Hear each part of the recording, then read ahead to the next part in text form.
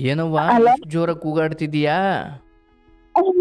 ಸ್ವಾಮಿ ಇದು ಫೋನು ಯಾವಾಗೂ ಎತ್ತುತ್ತಿರ್ಲಿಲ್ಲಲ್ಲ, ಅದಕ್ಕೆ ನಿಮ್ಗೆ ಲೈನ್ ಕಲೆಕ್ಟ್ ಆಗ್ಬಿಡ್ತಲ್ಲ, ಆ ಸಂತೋಷದಿಂದ ಟಿವಿ ಆಫ್ ಮಾಡಕ್ ಹೋದೆ ಸ್ವಾಮಿ.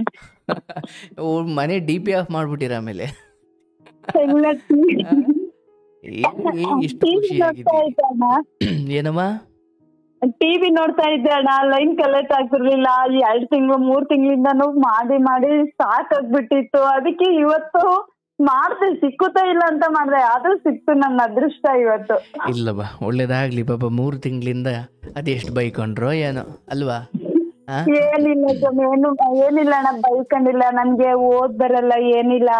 ವಾಟ್ಸಪ್ ನಾಗ ಇದನ್ ಮಾಡಕ್ಕೂನು ಹ್ಮ್ ಹೆಂಗೆ ಏನ್ ಕತೆ ಅಂತ ಸಖತ್ತು ಕಷ್ಟದಿಂದ ಇದ್ದೆ. ನನ್ಗ್ ದುಃಖ ಬಂದಾಗ ಜಾಸ್ತಿ ಫೋನ್ ಮಾಡ್ತಾ ಇದ್ದೆ, ಹ್ಮ್ ಯಾವಾಗೂ ಎತ್ತುತ್ತಾ ಇರ್ಲಿಲ್ಲ. ಅದಕ್ಕೆ ಇವಾಗ ಮಾಡ್ದೆ. ಇವಾಗ ಲೈನ್ ಕಲೆಕ್ಟ್ ಆಗಿಕ್ಕೆ ನನ್ಗೊಂಥರ ಸಂತೋಷ ಆಗ್ತೈತೆ. ಏನ್ ಹೇಳ್ಬೇಕನ್ನೋದನ್ನು ನನ್ಗೆ ಅರ್ಥ ಆಗ್ತಾ ಇಲ್ಲ. ಅಯ್ಯೋ, ಭಾಳ ಸಂತೋಷನವ. ನಿನ್ನ ಖುಷಿಯಲ್ಲಿ ನನಗೆ ಅರ್ಥವಾಗುತ್ತೆ. ನೀನು ಆ ಕಾರ್ಯಕ್ರಮವನ್ನು ಅಥವಾ ಮಾತುಗಳನ್ನು ಎಷ್ಟು ಗೌರವಿಸ್ತೀರಿ ಮತ್ತು ಎಷ್ಟು ಇಲ್ಲ, ಅಭಿಮಾನಿಸ್ತೀರಿ ಅಂತ. ಈ 4 ತಿಂಗಳಿಂದ 5 ತಿಂಗಳಿಂದ ಅಣ್ಣ ನನ್ಗೆ ನಿನ್ ವಿಡಿಯೋಸ್ ಕೇಳ್ತಾ ಇದ್ರೇನೆ ನನ್ ಕೆಲ್ಸ ಮಾಡ್ಕೊಂಬಕ್ ಇಂಟ್ರೆಸ್ಟ್ ಇರುತ್ತೆ. ಹ್ಮ್ ಇವತ್ತು ಕರೆನ್ಸಿ ನೆನ್ನೆ ಖಾಲಿ ಆಗಿತ್ತು, ನೆನ್ನೆ ಖಾಲಿ ಆಗಿರೋ ಕೆಲ್ಸನ ಮಾಡ್ಕೊಂಡಿರಲಿಲ್ಲ. ಇವತ್ತು ನಾನ್ ಮತ್ತೆ ಇದನ್ ಮಾಡ್ಕೊಂಡು ಕರೆನ್ಸಿ ಹಾಕಿಸ್ಕೊಂಡು ತಿರ್ಗಿ ಇವತ್ತು ಟ್ರೈ ಮಾಡಿದ್ಕೆ ನಿನ್ ಕಾಲ್ ಸಿಕ್ಕೇತಣ್ಣ.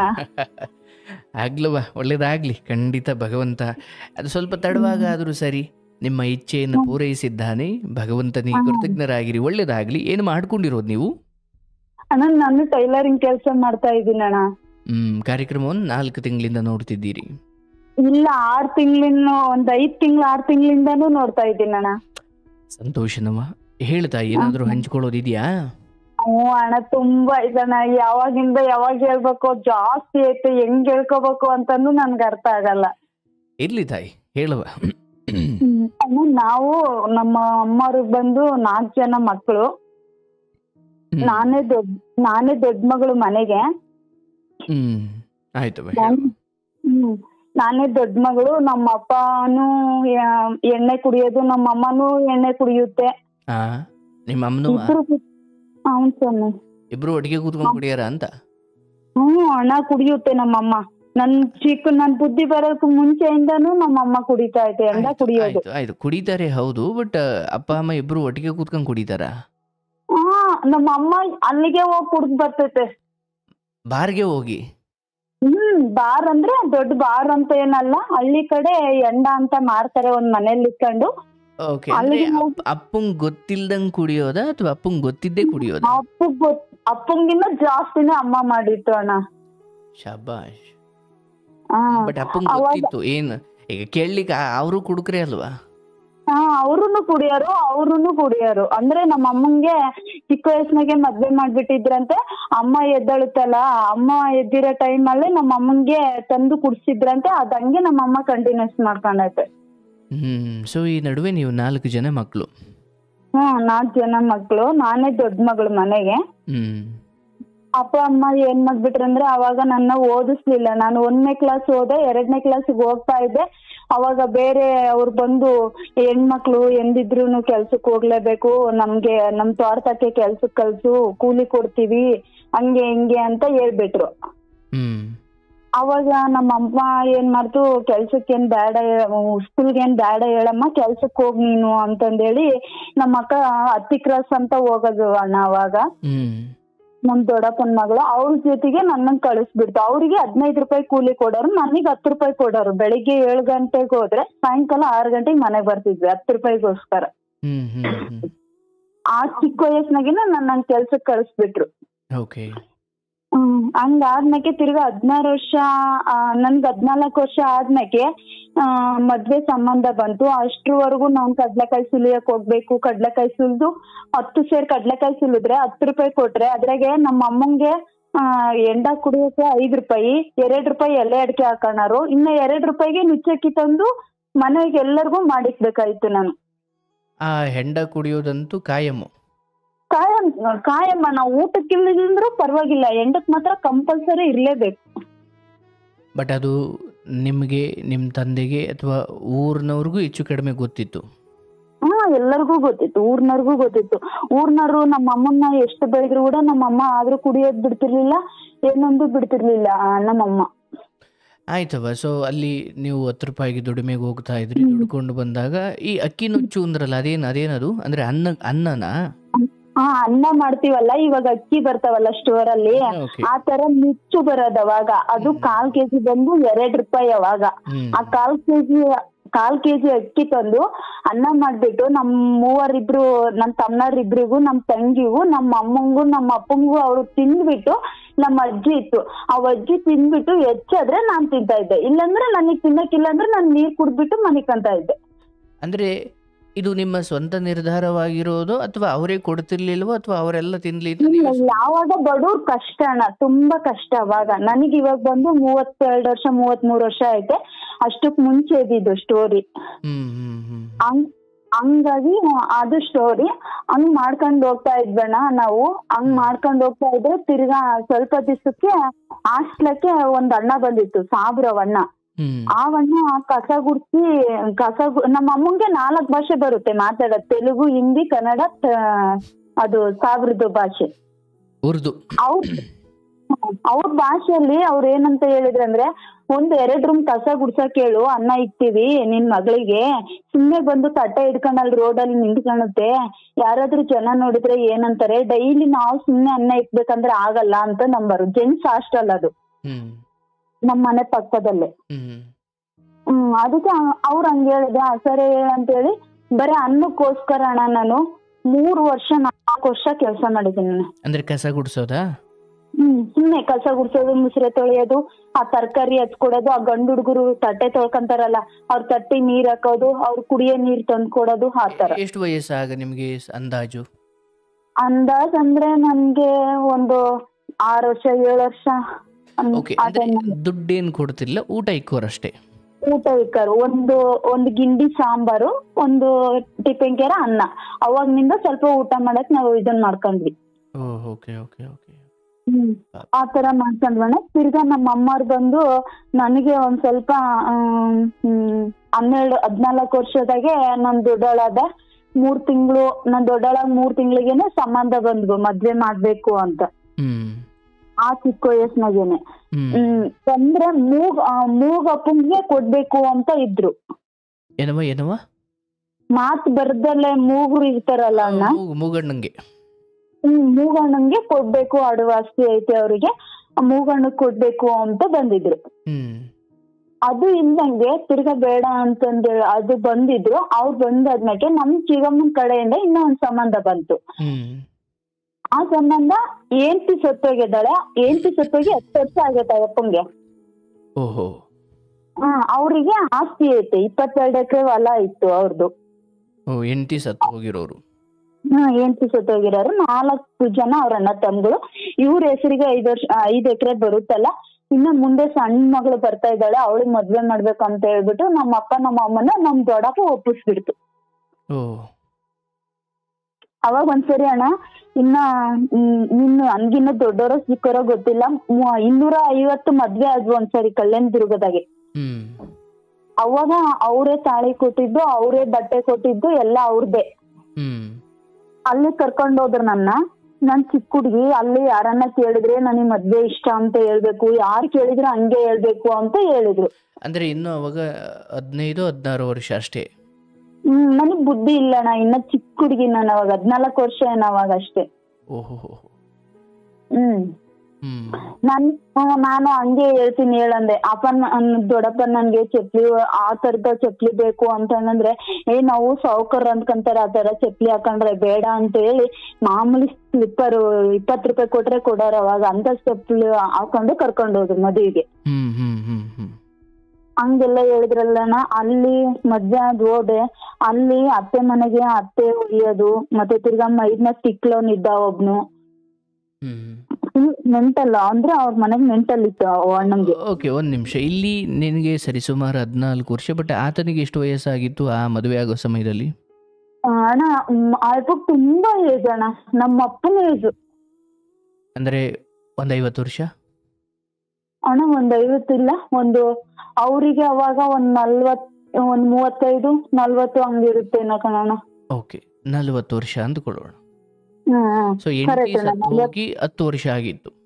ಹೆಂಡತಿ ಸತ್ತೋಗಿ 10 ವರ್ಷ ಆಯ್ತು, ಯಾರು ಹೆಣ್ಣು ಕೊಟ್ಟಿಲ್ಲ. ಅವ್ರ ತಂಗಿ ಮಕ್ಳು ಇದ್ರು, ಅವ್ರ ತಂಗಿ ಮಕ್ಳು 3 ಜನ ಇದ್ರು ಆಯಮ್ಮ ಕೊಡ್ಲಿಲ್ಲ. ಆಯ್ತು, ಇಲ್ಲಿ ಮದುವೆ ಆಗಿ ಬಂದ್ರಿ, ಬಟ್ ಇಲ್ಲಿ ಸ್ವಲ್ಪ ಅತ್ತೆ ಕಾಟ ಇತ್ತಾ? ಅತ್ತೆ ಕಾಟ ಫುಲ್ ಇತ್ತು, ಮಾಮನ್ ಕಾಟ. ನಮ್ಮ ಅಕ್ಕ ನಮ್ ಭಾವ ಇದ್ರು.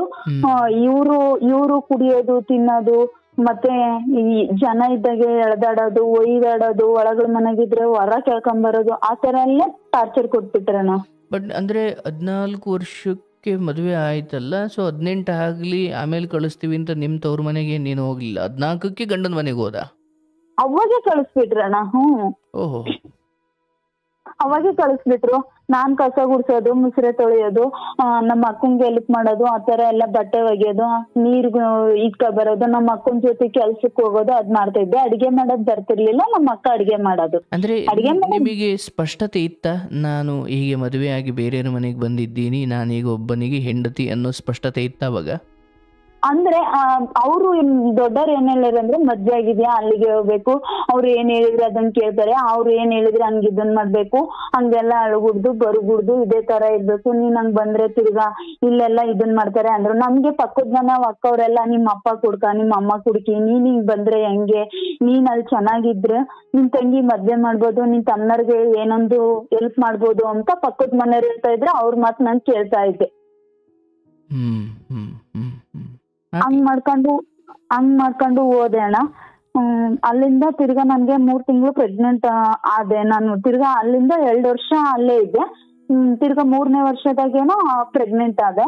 ಅರ್ಥಾತ್ ಅಷ್ಟೊತ್ತಿಗೆ ನೀವು 17 ವರ್ಷನಾ? 17 ವರ್ಷ, 16 ವರ್ಷ, 17 ವರ್ಷ ಇರುತ್ತೆ ಅಣ್ಣ. ಆಯ್ತು. ಆ ಟೈಮಲ್ಲಿ ಪ್ರೆಗ್ನೆಂಟ್ ಆದೆ. ಕರ್ಕೊಂಡ್ ಬಂದ್ರು ಅಮ್ಮರು. ಕರ್ಕೊಂಡ್ ಬಂದ್ರೆ ಮನೆ ಕರ್ಕೊಂಡ್ ಬಂದ್ರೆ, ಇಲ್ಲಿ ಹೆಂಗಾಗಿತ್ತು ಅಂದ್ರೆ, ನಾನು ಜೆಂಟ್ಸ್ ಹಾಸ್ಟೆಲ್ಗೆ ಹೋಗ್ತಾ ಇದ್ನಲ್ಲ, ಅಲ್ಲಿ ಒಂದ್ ಹುಡುಗ ನನ್ನ ಕೆಡಿಸ್ಬಿಟ್ಟಿದ್ದ ಅಣ್ಣ. ಅಂದ್ರೆ ಇದು ಮದುವೆಗೆ ಮುಂಚೆ ನಡೆದಿದ್ದ? ಮದ್ವೆಗ್ ಮುಂಚೆ. ನಾನು ಹಾಸ್ಟೆಲ್ಗೆ ಹೋಗ್ತಾ ಇದ್ದೆ, ಕಸ ಗುಡಿಸಿ ಅನ್ನ ಇಸ್ಕೊಂಡ್ ಬರ್ತಾ ಇದ್ರೆ, ಪಕ್ಕದವ್ರು ಅವ್ರನ್ನ ತೀರ್ಮತ್ತೆಲ್ಲ ಕೇಳಿ ಫ್ರೆಂಡ್ಸ್ ಮನೆಗ್ ಹೋಗಿದ್ದೆ. ಹುಣ್ಸೆ ಕುಟ್ಟಕ್ ಹೋಗಿದ್ವಿ, ಕೂಲಿ ಹೋಗಿದ್ದೆ. ಏನ್ ಕುಟ್ಟೋಕೆ? ಹುಣ್ಸೆ ಹಣ್ಣು. ಹುಣ್ಸೆ ಹಣ್ಣು, ಓಕೆ. ಅದಕ್ಕೆ ಹೋಗಿದ್ದೆ. ಫ್ರೆಂಡ್ ಮನೆ ಇತ್ತು. ಆ ಫ್ರೆಂಡ್ ಹುಡ್ಗಿ ಏನ್ ಮಾಡಿದ್ಲು, ಬಿಸಿ ಮುದ್ದೆ ಮಾಡ್ಬಿಟ್ಟಿದೀನಿ, ಊಟ ಮಾಡ್ಕೊಂಡು ಹೋಗ್ ಬಾರೆ ಅಂತ ಹುಡ್ಗಿ ಕರೀತು ನನ್ನ. ಅಷ್ಟಕ್ ಮುಂಚೆ ನಾನು ದೊಡ್ಡೊಳಾಗೋದ್ಕಿನ್ನ ಮುಂಚೆ ಎಲ್ಲಿ ಕೂಲಿ ಹೋದ್ರೆ ಅಲ್ಲಿಗೆ ಬರೋನು, ನಾನು ಎಲ್ಲಿ ಹೋದ್ರೆ ಅಲ್ಲಿಗೆ ಬರೋನು, ಕೈ ಮೇಲೆಲ್ಲ ಅಚ್ಚಿ ಹಾಕಿಸ್ಕೊಂಡಿದ್ದ, ಎಲ್ಲ ಇದನ್ ಮಾಡೋನು. ನಾನು ಅವ್ರ ಅಪ್ಪ ಅವ್ರ ಅಮ್ಮನ ದೊಡ್ಡಮ್ಮ ಅಂತ ಕರಿತಾ ಇದ್ದೆ. ಅಂದ್ರೆ ಗೊತ್ತಿರೋ ಹುಡುಗನೇ? ಅಂದ್ರೆ ನಾವಿಬ್ರು ಒಂದೊತ್ತೆ ಕೆಲ್ಸ ಮಾಡಾರೆ. ಅವನು ಕೆಲ್ಸ ಮಾಡೋಣ ಅನ್ನಕ್ಕೋಸ್ಕರ ನಾನು ಕೆಲ್ಸ ಮಾಡ್ತಾ ಇದ್ದೆ. ಅಣ್ಣ ಅಂತ ಆತ ನೀವು ಅಣ್ಣ ಅಂತ ಭಾವಿಸಿದ್ರಿ, ಬಟ್ ಅದ್ರ ಹೊರತಾಗಿಯೂ ಆತ ನನ್ನನ್ನು ಆಸೆ ಪಡುತ್ತಿದ್ದಾನೆ ಅನ್ನೋದೊಂದು ಚಿಕ್ಕ ಅರಿವಂತೂ ಇತ್ತು. ಇತ್ತು. ಅಂದ್ರೆ ನಾನು ಆಸೆ ಪಡ್ಲಿಲ್ಲ, ಅಣ್ಣನು ಆಸೆ ಪಡ್ತಿರ್ಲಿಲ್ಲ. ಬೇರೆಯವರು ಇರ್ತಾರಲ್ಲ, ಅವನ್ ಫ್ರೆಂಡ್ಸ್, ಅವ್ರೆಲ್ಲ ಏನಂತ ಹೇಳಿದ್ರೆ, ಆ ಹುಡ್ಗಿ ಬೇಕು, ನೀನು ಆ ಹುಡ್ಗಿ ಒಳಗಡೆನೆ ಊಟ ಮಾಡ್ತೀರಾ, ಬಾಕ್ಲಿಕ್ಕಂಡು ಊಟ ಮಾಡ್ತೀರಾ, ನೀನ್ ಆ ಹುಡ್ಗಿನ ಆತರ ಬಳಸ್ಕೋಬಹುದಲ್ಲ ಅಂತ ಅಣ್ಣಂಗೆ ಹೇಳಿದ್ರೆ, ಆ ಅಣ್ಣ ಏನಂದೈತೆ, ನಮ್ಗೆ ದೊಡ್ಡಮ್ಮ ಅಂಬುತ್ತೆ, ನಮ್ಮ ಅಪ್ಪ ನಮ್ಮ ಅಮ್ಮನ ನಾನು ಆತರ ಬಳಸಲ್ಲ ಅಂತ ಆ ಅಣ್ಣ ಎಂದೈತೆ. ಅಂದ್ರೆ ಆತನಿಗೆ ಎಷ್ಟು ವಯಸ್ಸಾಗ? ಇಷ್ಟ ಇಲ್ಲ, ತಂಗಿ ತರ ನೋಡಿ. ಎಷ್ಟು ವಯಸ್ಸು ಆತನಿಗೆ ಎಂದೆ? ಅವ್ರಿಗೆ ಅವಾಗ ಒಂದು 16, 17 ಇರುತ್ತಣ್ಣ. ನಾನಿನ್ನ ಅವಾಗಿನ ಚಿಕ್ಕಣ. ನನ್ ಕ್ಲಾಸ್ಗೂ ಅವ್ರ ಕ್ಲಾಸ್ಗೂ 1, 2 ಕ್ಲಾಸ್ 3 ಕ್ಲಾಸ್ ಹಿಂದೆ ಮುಂದೆ. ಆಯ್ತು. ಹಂಗಿತ್ತು ಅಣ್ಣ. ಆವಣ್ಣ ಏನ್ ಮಾಡ್ಬಿಡ್ತು, ಅವ್ರ ಗಂಡ್ ಹುಡುಗರ್ ಮತ್ತೆಲ್ಲ ಕಟ್ಕೊಂಡು, ನನ್ ಮುಂಚಿನ ಕುಟ್ಟಕ್ ಹೋಗಿದ್ನಲ್ಲ ಫ್ರೆಂಡ್ ಮನೆಗೆ, ಅಲ್ಲಿ ಕರ್ಕೊಂಡ್ ಹೋಗ್ಬಿಟ್ಟು ಊಟ ಮಾಡಕಂತ ಹೋದೆ ನಾನು. ಹುಡ್ಗಿ ಅಡ್ಗೆ ಮನೆಗೆ ಇದ್ಬಿಟ್ಟು ನನ್ನ ಎತ್ಕೊಂಡೋಗಿ ಬೇರೆ ರೂಮ್ನ ಕರ್ಕೊಂಡ್ ಹಾಳ್ ಮಾಡ್ಬಿಟ್ಟೆ ಅಣ್ಣ. ನಾನು ಅವತ್ತು ಕಿರ್ಚಿ ಒಯ್ದು ಅವನ್ನ ಕಾಲ್ಗೆ ಒದ್ದು, ಅವ್ನ್ಗೆ ಕೈಯಾಗೆಲ್ಲ ಗಿಬ್ರಿ, ಮಕ್ಕಕ್ಕೆಲ್ಲ ಹೊಡೆದು ಏನೇನೋ ಮಾಡ್ದೆ, ಆದ್ರೂ ಕೂಡ ಬಿಡ್ಲಿಲ್ಲ ಅಣ್ಣ. ಈಶ್ವರ. ಆಯ್ತು. ಸೊ ಅಂದ್ರೆ ಅದಾದ್ಮೇಲೆ ನೀವು ಅದನ್ನ ಯಾರಿಗೂ ಹೇಳಲಿಲ್ಲ? ಅಣ್ಣ, ನಂದು ಯಾರಿಗೂ ಹೇಳ್ಕೊಂಡಿಲ್ಲ. ನಾನು ಅವತ್ತಿನಿಂದ ಹಾಸ್ಟೆಲ್ಗೆ ಹೋಗೋದೇ ಕೈ ಬಿಟ್ಬಿಟ್ಟೆ ಅಣ್ಣ. ಕೈ ಬಿಟ್ಬಿಟ್ಟೆ. ಆದ್ರೆ ಊಟ ಮಾಡಕ್ಕೆ ಕಷ್ಟ ಆಗ್ಬಿಡ್ತು ನನ್ಗೆ. ಅದಕ್ಕೆ ನಾನು ಕೂಲಿನಲ್ಲಿ ಹೋಗಿ ತಂದಾಕ್ತೀನಿ ಅಂತೇಳಿ ಕೂಲಿನಲ್ಲಿ ಹೋಗ್ಬಿಟ್ಟೆ. ನಮ್ ತಂಗಿಗೆ ಅಷ್ಟೊತ್ತಿಗೆ ಒಂದು 4 ವರ್ಷ 5 ವರ್ಷ ಆಯ್ತಲ್ಲ. ನಮ್ ತಂಗಿ 6ನೇ ಕ್ಲಾಸ್ ಏನೋ ಹೋಗಳು, ಎಕ್ಸಾಮ್ ಬರೆಯಕ್ಕೆ ದುಡ್ಡು ಕಟ್ಟಿಲ್ಲ ಅಂತೇಳಿ ಅವಳನ್ನ ಬಿಡಿಸಿ ಅವಳನ್ನ ಹಾಸ್ಟೆಲ್ಗೆ ಹಾಕಿದ್ವಿ. ನಮ್ ಜೊತೆಗೆ ಆ ಹುಡ್ಗಿ ಹೋತು. ಆ ಹುಡ್ಗಿ ಏನ್ ಮಾಡ್ಬಿಡ್ತಂದ್ರೆ ತಿರ್ಗಾ ಆ ತರ ನಾನ್ ಕೆಡಿಸ್ಬಿಟ್ನಲ್ಲ, ನನ್ಗೆ ನಮ್ಮಪ್ಪ ನಮ್ಮಮ್ಮ ಕೊಟ್ಟಿದ್ದಾಗ ಆಗ್ಬೇಕು, ಇವ್ನ್ ಕೆಡ್ಸಿದಾನೆ, ಇವ್ನ್ ಮತ್ತೆ ನನ್ನ ಹಾಳ್ ಮಾಡ್ತಾನೆ, ಮತ್ತೆ ನನ್ನ ಹೊತ್ಕೊಂಡ್ ಹೋಗ್ತಾನೆ ಅಂತ ಹೇಳ್ಬಿಟ್ಟು ನಾನು ಈ ಏಂತಿ ಸತ್ತಾನಿ ಕೊಟ್ಟು ಮದ್ವೆ ಮಾಡ್ಬಿಟ್ರೆ ಆಗ್ಬಿಟ್ಟೆ ಅಣ್ಣ, ಹೋಗ್ಬಿಡಣ ಅತ್ತಗೆ ಅಂತ. ಆಯ್ತವ. ಸೊ ಅಲ್ಲಿ ಪ್ರೆಗ್ನೆಂಟ್ ವಿಚಾರ ಮಾತಾಡ್ತಿದ್ದೆ. ಸೊ ಅಲ್ಲಿ ಅಲ್ಲಿ ಅಲ್ಲಿ ಅಲ್ಲಿ ಹಂಗ ಆಯ್ತಲ್ಲ ಅಣ್ಣ, ಬಂದೆ ಇಲ್ಲಿ ಬಂದೆ. ನಮ್ ತಂಗಿ ತಿರ್ಗಾ ನಮ್ ತಂಗಿ ಅವನ್ ಕಡಿಕೆ ಐತೆ ಅಂತ ಗೊತ್ತಾಗ್ಬಿಡ್ತು ನನ್ಗೆ. ಬಿಡು ಹೆಂಗೋ ಆಗೈತೆ ಹೋಗೈತೆ ಮುಟ್ಟಿದ್ದಾನೆ, ಇವನ್ ಏಂತಿ ಸತ್ತನ್ನು ಕಟ್ಕೊಂಡ್ ಇದನ್ ಮಾಡ್ದೆ, ಇವನಾದ್ರೂ ನೀಟಾಗಿ ನೋಡ್ಕೊಂತಾನೆ ಅಂದ್ಕೊಂಡೆ. ಅಷ್ಟೊತ್ತಿಗೆ ನಮ್ ತಂಗಿ ಅವನ್ ಕಡಿಕೆ ಇದ್ಲಣ್ಣ ತಿರ್ಗಾ. ಯಾರ ಕಡಿಕೆ? ಅದೇ ಹುಡ್ಗ ನನ್ನ ಹಾಳ್ ಮಾಡಿದ್ದಾನಲ್ಲ. ಸೊ ಆತನ್ ಪ್ರೀತಿಸುತ್ತಿದ್ಲ ನಿನ್ ತಂಗಿ? ಆತನ ಕಡೆಗೆ ನಮ್ ತಂಗಿನೇ ಅವಾಗ ನಮಗೆ ಮಾತಾಡಕ್ಕೂ ಎಲ್ಲ ಹೆಲ್ಪ್ ಮಾಡ್ದಳು. ನಮ್ ತಂಗಿನೇ ತಿರ್ಗಾ ಆತನ ಕಡೆಗೆ ಇದ್ಲಣ್ಣ. ಅದು ನನಗ್ ಗೊತ್ತಾಯ್ತು. ಅದು ಗೊತ್ತಾದ ತಕ್ಷಣ ನಂದು ನೋಡಿ ಯಾವ ತರ ಬಾಳು ಯಾವ ತರ ಇದಾಯ್ತು ಅಂತಂದ್ ಅನ್ಕೊಂಡು ನಾನು ಊಟ ಬಿಟ್ಬಿಟ್ಟು ನಾನು ಇರ್ಲೇ ಬಿಡ್ತು ಸಾಯ್ಬೇಕು ಅಂತ ಅನ್ಕೊಂಡೆ. ತಿರ್ಗಾ ನಾನ್ ಹೆಂಗ್ ಸಾಯ್ಬೇಕು, ಅವ್ರವ್ರ ಮೋಸ ಮಾಡ್ಕೊಂಡಿರೋದು, ಅವ್ಳು ಇರ್ಲಿ ಬಿಡು ನನ್ಗೇನಂತೆ ಅಂತಂದ್ ಅನ್ಕೊಂಡು. ಅಂದ್ರೆ ಇಲ್ಲಿ ನಿನಗೆ ಬೇಜಾರಾಗಿದ್ದು ತಂಗಿ ಅವನನ್ನ ಇಷ್ಟಪಡ್ತಿರೋದ ಅಥವಾ ಏನು? ಆ ವಿಚಾರದಲ್ಲಿ ಏನ್ ಬೇಜಾರಾಯ್ತು ನಿಮಗೆ? ಅಂದ್ರೆ ನನ್ನ ಇವಾಗ ಹಾಳ್ ಮಾಡಿದ ಅಣ್ಣ, ಹಾಳ್ ಮಾಡಿ ನಾನು ಏಂತಿ ಸತ್ತನ್ಗ ಕೊಟ್ ಮಾಡ್ಬಿಟ್ರು. ಏಂತಿ ಸತ್ತನ್ ಕೊಟ್ ಮಾಡಿದಾಗ 3 ವರ್ಷ ನನ್ನ ಗಂಡನ ಮನೆಗಿದ್ದ ಅನುಭವಿಸ್ ಬಂದ್ನಲ್ಲ, ಬಂದಾದ್ಮೇಲೆ ಇವ್ನ್ ಮುಟ್ಟಿದ್ದಾನೆ, ಇವ್ನ್ ಇದನ್ ಮಾಡಿದಾನಲ್ಲ, ಇವನು ಚೆನ್ನಾಗ್ ಕಷ್ಟ ಸುಖ ನಾನು ನೋಡ್ಕೊಂತಾನೆ, ಇವ್ನ್ ಚೆನ್ನಾಗಿರಾನೆ ಬಿಡು ಅಂತ ಅನ್ಕೊಂಡ್ ಅವಾಗ ಏಜ್ ಅಂತಾನೆ ಕೊಟ್ ಮದ್ವೆ ಮಾಡಿದಾರಲ್ಲ. ಓಕೆ ಓಕೆ, ಒಂದ್ ನಿಮಿಷ. ಅಂದ್ರೆ ಈ ಮದುವೆಯಾಗಿರೋ ವ್ಯಕ್ತಿಯನ್ನ ಬಿಡುವ ನಿರ್ಧಾರ ಮಾಡಿ ಈತನ ಜೊತೆ ಇರೋದ್ರ ಬಗ್ಗೆ ಯೋಚನೆ ಮಾಡ್ತಿದ್ರಿ? ಯೋಚನೆ ಮಾಡಿಲ್ಲ. ಅಂದ್ರೆ ಅಲ್ಲೂ ಹೋಗ್ತಾ ಬರ್ತಾ ಇರೋನ ಇಲ್ಲಿ ಇವ್ರು ನೋಡ್ಕೊಂತಾರೆ ಅನ್ನೋ ತರ ಹಂಗ ಅನ್ಕೊಂಡೆ ನಾನು ಅವಾಗ. ಅಂದ್ರೆ ಆ ಹುಡುಗನ್ನು ಮತ್ತೆ ನೀನ್ ಸಂಪರ್ಕಿಸಿದ್ದ? ಇಲ್ಲ ಇಲ್ಲ, ಇರ್ಬೇಕು ಅಂತ ನನ್ಸ್ ಅವಾಗ ಹುಟ್ಟಿತ್ತು, ನನಗೆ ಅವಾಗ ಆಸೆ ಹುಟ್ಟಿತ್ತು. Okay okay. ಪ್ರೆಗ್ನೆಂಟ್ ಆಗಿ ನಾನ್ ಮನೆಗ್ ಬಂದ್ಬಿಟ್ನಲ್ಲ, ಅವಾಗ ಆಸೆ ಹುಟ್ಟಿತ್ತು ನನಗೆ ಇರ್ಬೇಕು ಅಂತ. ಅವ್ನ್ ಅವತ್ತಿನಿಂದ ಇವತ್ತಿನವರೆಗೂ ಮಾತಾಡಿಸ್ತಾ ಇದ್ದಾನಲ್ಲ, ನನ್ ಕೈ ಬಿಟ್ಟಿಲ್ಲ, ಇರ್ಬೇಕು ಅಂತ ನನಗೆ ಅವಾಗ ಆಸೆ ಹುಟ್ಟಣ. ಹಂಗ ಅನ್ಕೊಂಡೆ. ತಿರ್ಗಾ ನನಗೆ ಹಂಗ್ ಗೊತ್ತಾಯ್ತು. ಗೊತ್ತಾದ ತಕ್ಷಣ ನೋಡಿ ಎಷ್ಟು ಮೋಸ ಅಂತಂದ್ ಅನ್ಕೊಂಡೆ. ಇರ್ಲೇಬಾರ್ದು, ಸಾಯ್ಬೇಕು ಅಂತ ಅನ್ಕೊಂಡೆ. ತಿರ್ಗಿ ಏನಕ್ ಸಾಯ್ಬೇಕು, ನಾನು ಏನ್ ತಪ್ಪು ಮಾಡಿದೀನಿ, ಇವಳು ಇದ್ದಾಳೆ ತಾನೇ, ಇರ್ಲಿ ಬಿಡು ನನ್ನ ಹಣೆ ಬರ ಅಂತಂದ್ ಅನ್ಕೊಂಡೆ. ಅಮ್ಮರ ಮನೆಗೆ ಅವಾಗ 9 ತಿಂಗಳಿಗೆ ತಿರ್ಗಾ ನಮ್ಗೆ ಪಾಪು ಆಯ್ತಣ್ಣ. ಪಾಪು ಆದ್ಮೇಲೆ ನಾನು ನಮ್ಮ ಅಮ್ಮರೆಲ್ಲ ಕೂಲಿ ಹೋಗೋರು. ನಾನು 5 ತಿಂಗಳು ಪಾಪುನ್ ಬಿಟ್ಟು ನಾನ್ ಕೂಡ ಕೆಲ್ಸಕ್ಕೆ ಹೋಗ್ತಾ ಇದ್ದೆ ನಮ್ಮ ಅಮ್ಮರ ಜೊತೆಗೆ. ಈ ಬದಿನ್ ಕೆಲ್ಸ ಅಂತ ಬರ್ತೈತಣ್ಣ ಊರ್ ಕಡೆ, ಬೆಳಿಗ್ಗೆ 6 ಗಂಟೆಗೆ ಹೋಗಿ 10 ಗಂಟೆವರೆಗೂ ಕೆಲಸ ಮಾಡೋದು. ಅಂದ್ರೆ ಬೆಳಿಗ್ಗೆ 6 ಗಂಟೆಯಿಂದ ಬೆಳಿಗ್ಗೆ 10 ಗಂಟೆವರೆಗೂ? 10 ಗಂಟೆವರೆಗೂ ಹೊಲ್ದಾಗೆ ಒಂದ್ ಸ್ವಲ್ಪ ಗುದ್ರ ತರ ತೆಗಿಯೋದು, ಅದು ಗೌರ್ಮೆಂಟ್ ಇಂದ ದುಡ್ಡು ಕೊಡೋರು. Okay okay. ಆ ತರ ಕೆಲ್ಸಕ್ಕೆ ಹೋಗ್ತಾ ಇದ್ದೆ. ಆ ತರ ಮಾಡ್ದೆ. ಒಡವೆ ವಸ್ತು ಎಲ್ಲ ಮಾಡ್ಸಿದ್ವಿ, ನಾವು 2 ಜೊತೆ ಮಾಡ್ಸಿದ್ವಿ, ನಮ್ಮ ಅಮ್ಮರು ಕೊಟ್ರು. ತಿರ್ಗಾ ಅದ್ ಹೆಂಗಾಯ್ತಂದ್ರೆ ಅಣ್ಣ, ಒಂದು ತಿರ್ಗಾ ನಮ್ಮ ಅಮ್ಮರು ಕಳಿಸ್ಬಿಟ್ರು ಗಂಡನ ಮನೆಗೆ ತಿರ್ಗಾ ಮಡ್ಲಕ್ಕಿ ಹಾಕಿ. ಬಟ್ ಇಲ್ಲಿ ಗಂಡ ಓಕೆ, ಅತ್ತೆ ಕಾಟ ಇತ್ತು, ಅದು ಬೇರೆ. ಗಂಡ ಸ್ವಲ್ಪ ಚೆನ್ನಾಗಿ ನೋಡ್ಕೊಳ್ತಿದ್ರ ಅಥವಾ ಅವ್ರದ್ದೇನಾದ್ರು ಕಿರಿಕಿರಿ? ಇಲ್ಲ ಅಣ್ಣ, ಅವರು ಒಳಗ್ ಮನ್ಕೊಂಡಿದ್ರೆ ಇವಾಗ ರೂಮ್ ಇತ್ತು, ರೂಮ್ ಒಳಗಡೆ ಮನ್ಕೊಂಡ್ರೆ ನಮ್ಮ ಅಕ್ಕ ನಮ್ಮ ಭಾವ ಒಂದಾಗೆ, ನಾನು ನಮ್ಮ ಯಜಮಾನ್ರು ಒಂದಾಗೆ, ನಮ್ಮ ಅತ್ತೆ ಒಂದ ಮನ್ಕೊಂಡ್ರೆ ಒಳಗಳಿಂದ ಕೂರ್ಲಿಟ್ಕೊಂಡು ಹೊರಕನ್ನ ಹೇಳ್ಕೊಂಡ್ ಬರೋದು ಅಣ್ಣ. ಯಾರು? ನಮ್ ಗಂಡ. ಓ, ಗಂಡನಿಂದಲೂ ಕಾಟ ಇತ್ತು ಅಲ್ಲಿ? ತುಂಬಾ ಕಾಟ ಅಣ್ಣ. ಎಲ್ಲಂದ್ರೆ ಅಲ್ಲಿ ಕಚ್ಚೋದು, ಹೆಂಗಂದ್ರೆ ಹಂಗ ಇದನ್ ಮಾಡೋದು, ತುಂಬಾ ಶಿಕ್ಷೆ ಕೊಡೋರು ಅವ್ರು. ಆದ್ರೆ ನಾನು ಹೋಗ್ಬಿಡ್ದು, ನಮ್ಮಪ್ಪ ನಮ್ಮಮ್ಮ ಕುಡಿತಾರೆ, ಕೆಟ್ಟ ಹೆಸರು ಬರುತ್ತೆ ಅಂತ ಹಂಗೆ ಅನ್ಭವ್ಸಿದೆ ನಾನು. ಹಂಗೆ ಅನ್ಭವ್ಸ್ದೆ ಹೋದೆ. ತಿರ್ಗಾ ನಮ್ಮ ಅಮ್ಮರ್ ಬಂದ್ರು, ಮಡ್ಲಕ್ಕಿ ಹಾಕಿದ್ರು, ತಿರ್ಗಾ ಕಳ್ಸಿದ್ರಣ್ಣ ನನ್ನ ಅಲ್ಲಿಗೆ. ಪಾಪನ್ ಕರ್ಕೊಂಡ್ ಹೋದೆ. 3 ದಿವಸ 4 ದಿವಸ ಇದ್ದೆ. ನನ್ ಕೈಲಿ ಇರಕ್ ಆಗಲ್ಲ, ಅಲ್ಲಿ ಫುಲ್ ಟಾರ್ಚರ್ ಕೊಡ್ತಾ ಇದಾರೆ, ನಾನು ಹೋಗೋದೇ ಇಲ್ಲ ಅಂತ ಹೇಳಿ ಬಂದ್ಬಿಟ್ಟೆ ಅಣ್ಣ ಊರಿಗೆ. ಊರಿಗೆ ಬಂದ್ಬಿಟ್ಟು ಪಾಪುನ ವರ್ಷದ ಪಾಪುನ್ ಬಿಟ್ಟು ನನ್ ಬೆಂಗಳೂರಿಗೆ ಹೋದೆ. ಮತ್ತೆ ಇವ್ರು ಅಗ್ಲಗ್ಲ ಬರ್ತಾರೆ ಕರಿಯಕ್ಕೆ, ನನ್ ಕೈಲಿ ಇಲ್ಲಿ ಇರಕ್ ಆಗಲ್ಲ, ನಾನ್ ದುಡ್ಕ ಬಂದು ನಿಮ್ಗೆ ದುಡ್ಡು ಕೊಡ್ತೀನಿ ಅಂತ ಹೇಳಿ ನಮ್ ತಂಗಿನೂ ನಮ್ ತಮ್ಮರ್ನು ಬೇರೆ ತಗ ಬೆಂಗಳೂರಿಗೆ ಕಳ್ಸಿದ್ದೆ ನಾನೇ ಹೇಳಿ. ಅದಕ್ಕೆ ನಾನು ಹೋಗ್ಬಿಟ್ಟೆ ಅಣ್ಣ. ಪಾಪುಗೆ ಹಾಲ್ ಕುಡ್ಸೋದ್ ಬಿಟ್ಟು ಬೆಂಗಳೂರಿಗೆ ಹೋಗಿ ಗಾರ್ಮೆಂಟ್ಸ್ ಹೋದೆ ಅಣ್ಣ, ಹಾಸ್ಟೆಲ್ ಅಲ್ಲಿದ್ದು. ಬಟ್ ಗಂಡನ ಮನೆಯವ್ರು ಕರೀಲಿಲ್ವಾ? ಅವ್ರು ಅಗ್ಲಗ್ಲ ಬರೋರು, ಪಂಚಾಯತಿ ಮಾಡೋರು, ಕರಿಯೋರು ಎಲ್ಲ ಮಾಡಾರಣ್ಣ. ನಾನ್ ಬೆಂಗ್ಳೂರ್ಗೆ ಹೋಗ್ಬಿಟ್ಟೆ. ಮತ್ತೆ ಬೆಂಗ್ಳೂರಿಂದ ನನಗ್ ಕರ್ಸಿದ್ರು. ಊರಾಗೆ ದೊಡ್ಡ ಮನ್ಸ್ರು ಇರ್ತಾರಣ್ಣ, ಆಗ ಪಂಚಾಯತಿ ಮಾಡಕ್ಕೆ ದೊಡ್ಡವರು, ಹ್ಮ್ ಅವ್ರೆಲ್ಲ ಪಂಚಾಯತಿ ಮಾಡಿದ್ರು. ಅವ್ರ ತಾಗೆಲ್ಲ ಪಂಚಾಯತಿ ಮಾಡಿಸ್ಕೊಂಡ್ವಿ. ಪಂಚಾಯತಿ ಮಾಡಿಸಿದ್ಮೇಲೆ ತಿರ್ಗಾ ಅಲ್ಲಿಗೆ ನಿಮ್ ಯಜಮಾನ್ರನ್ನೇ ಕರ್ಕೊಂಡೋಗಿ ನೀನೇ ಇಕ್ಕ ಅಂತಂದ್ ಹೇಳಿದ್ರು. ಬೆಂಗ್ಳೂರಿಗೆ ಕರ್ಕೊಂಡ್ ಹೋದ್ವಿ ನಮ್ಮ ಯಜಮಾನ್ರನ್ನ. ಹ್ಮ್ ಅಲ್ಲಿ ಅದೇ ಕಷ್ಟನೇ ಆಗ್ಬಿಡ್ತಣ್ಣ.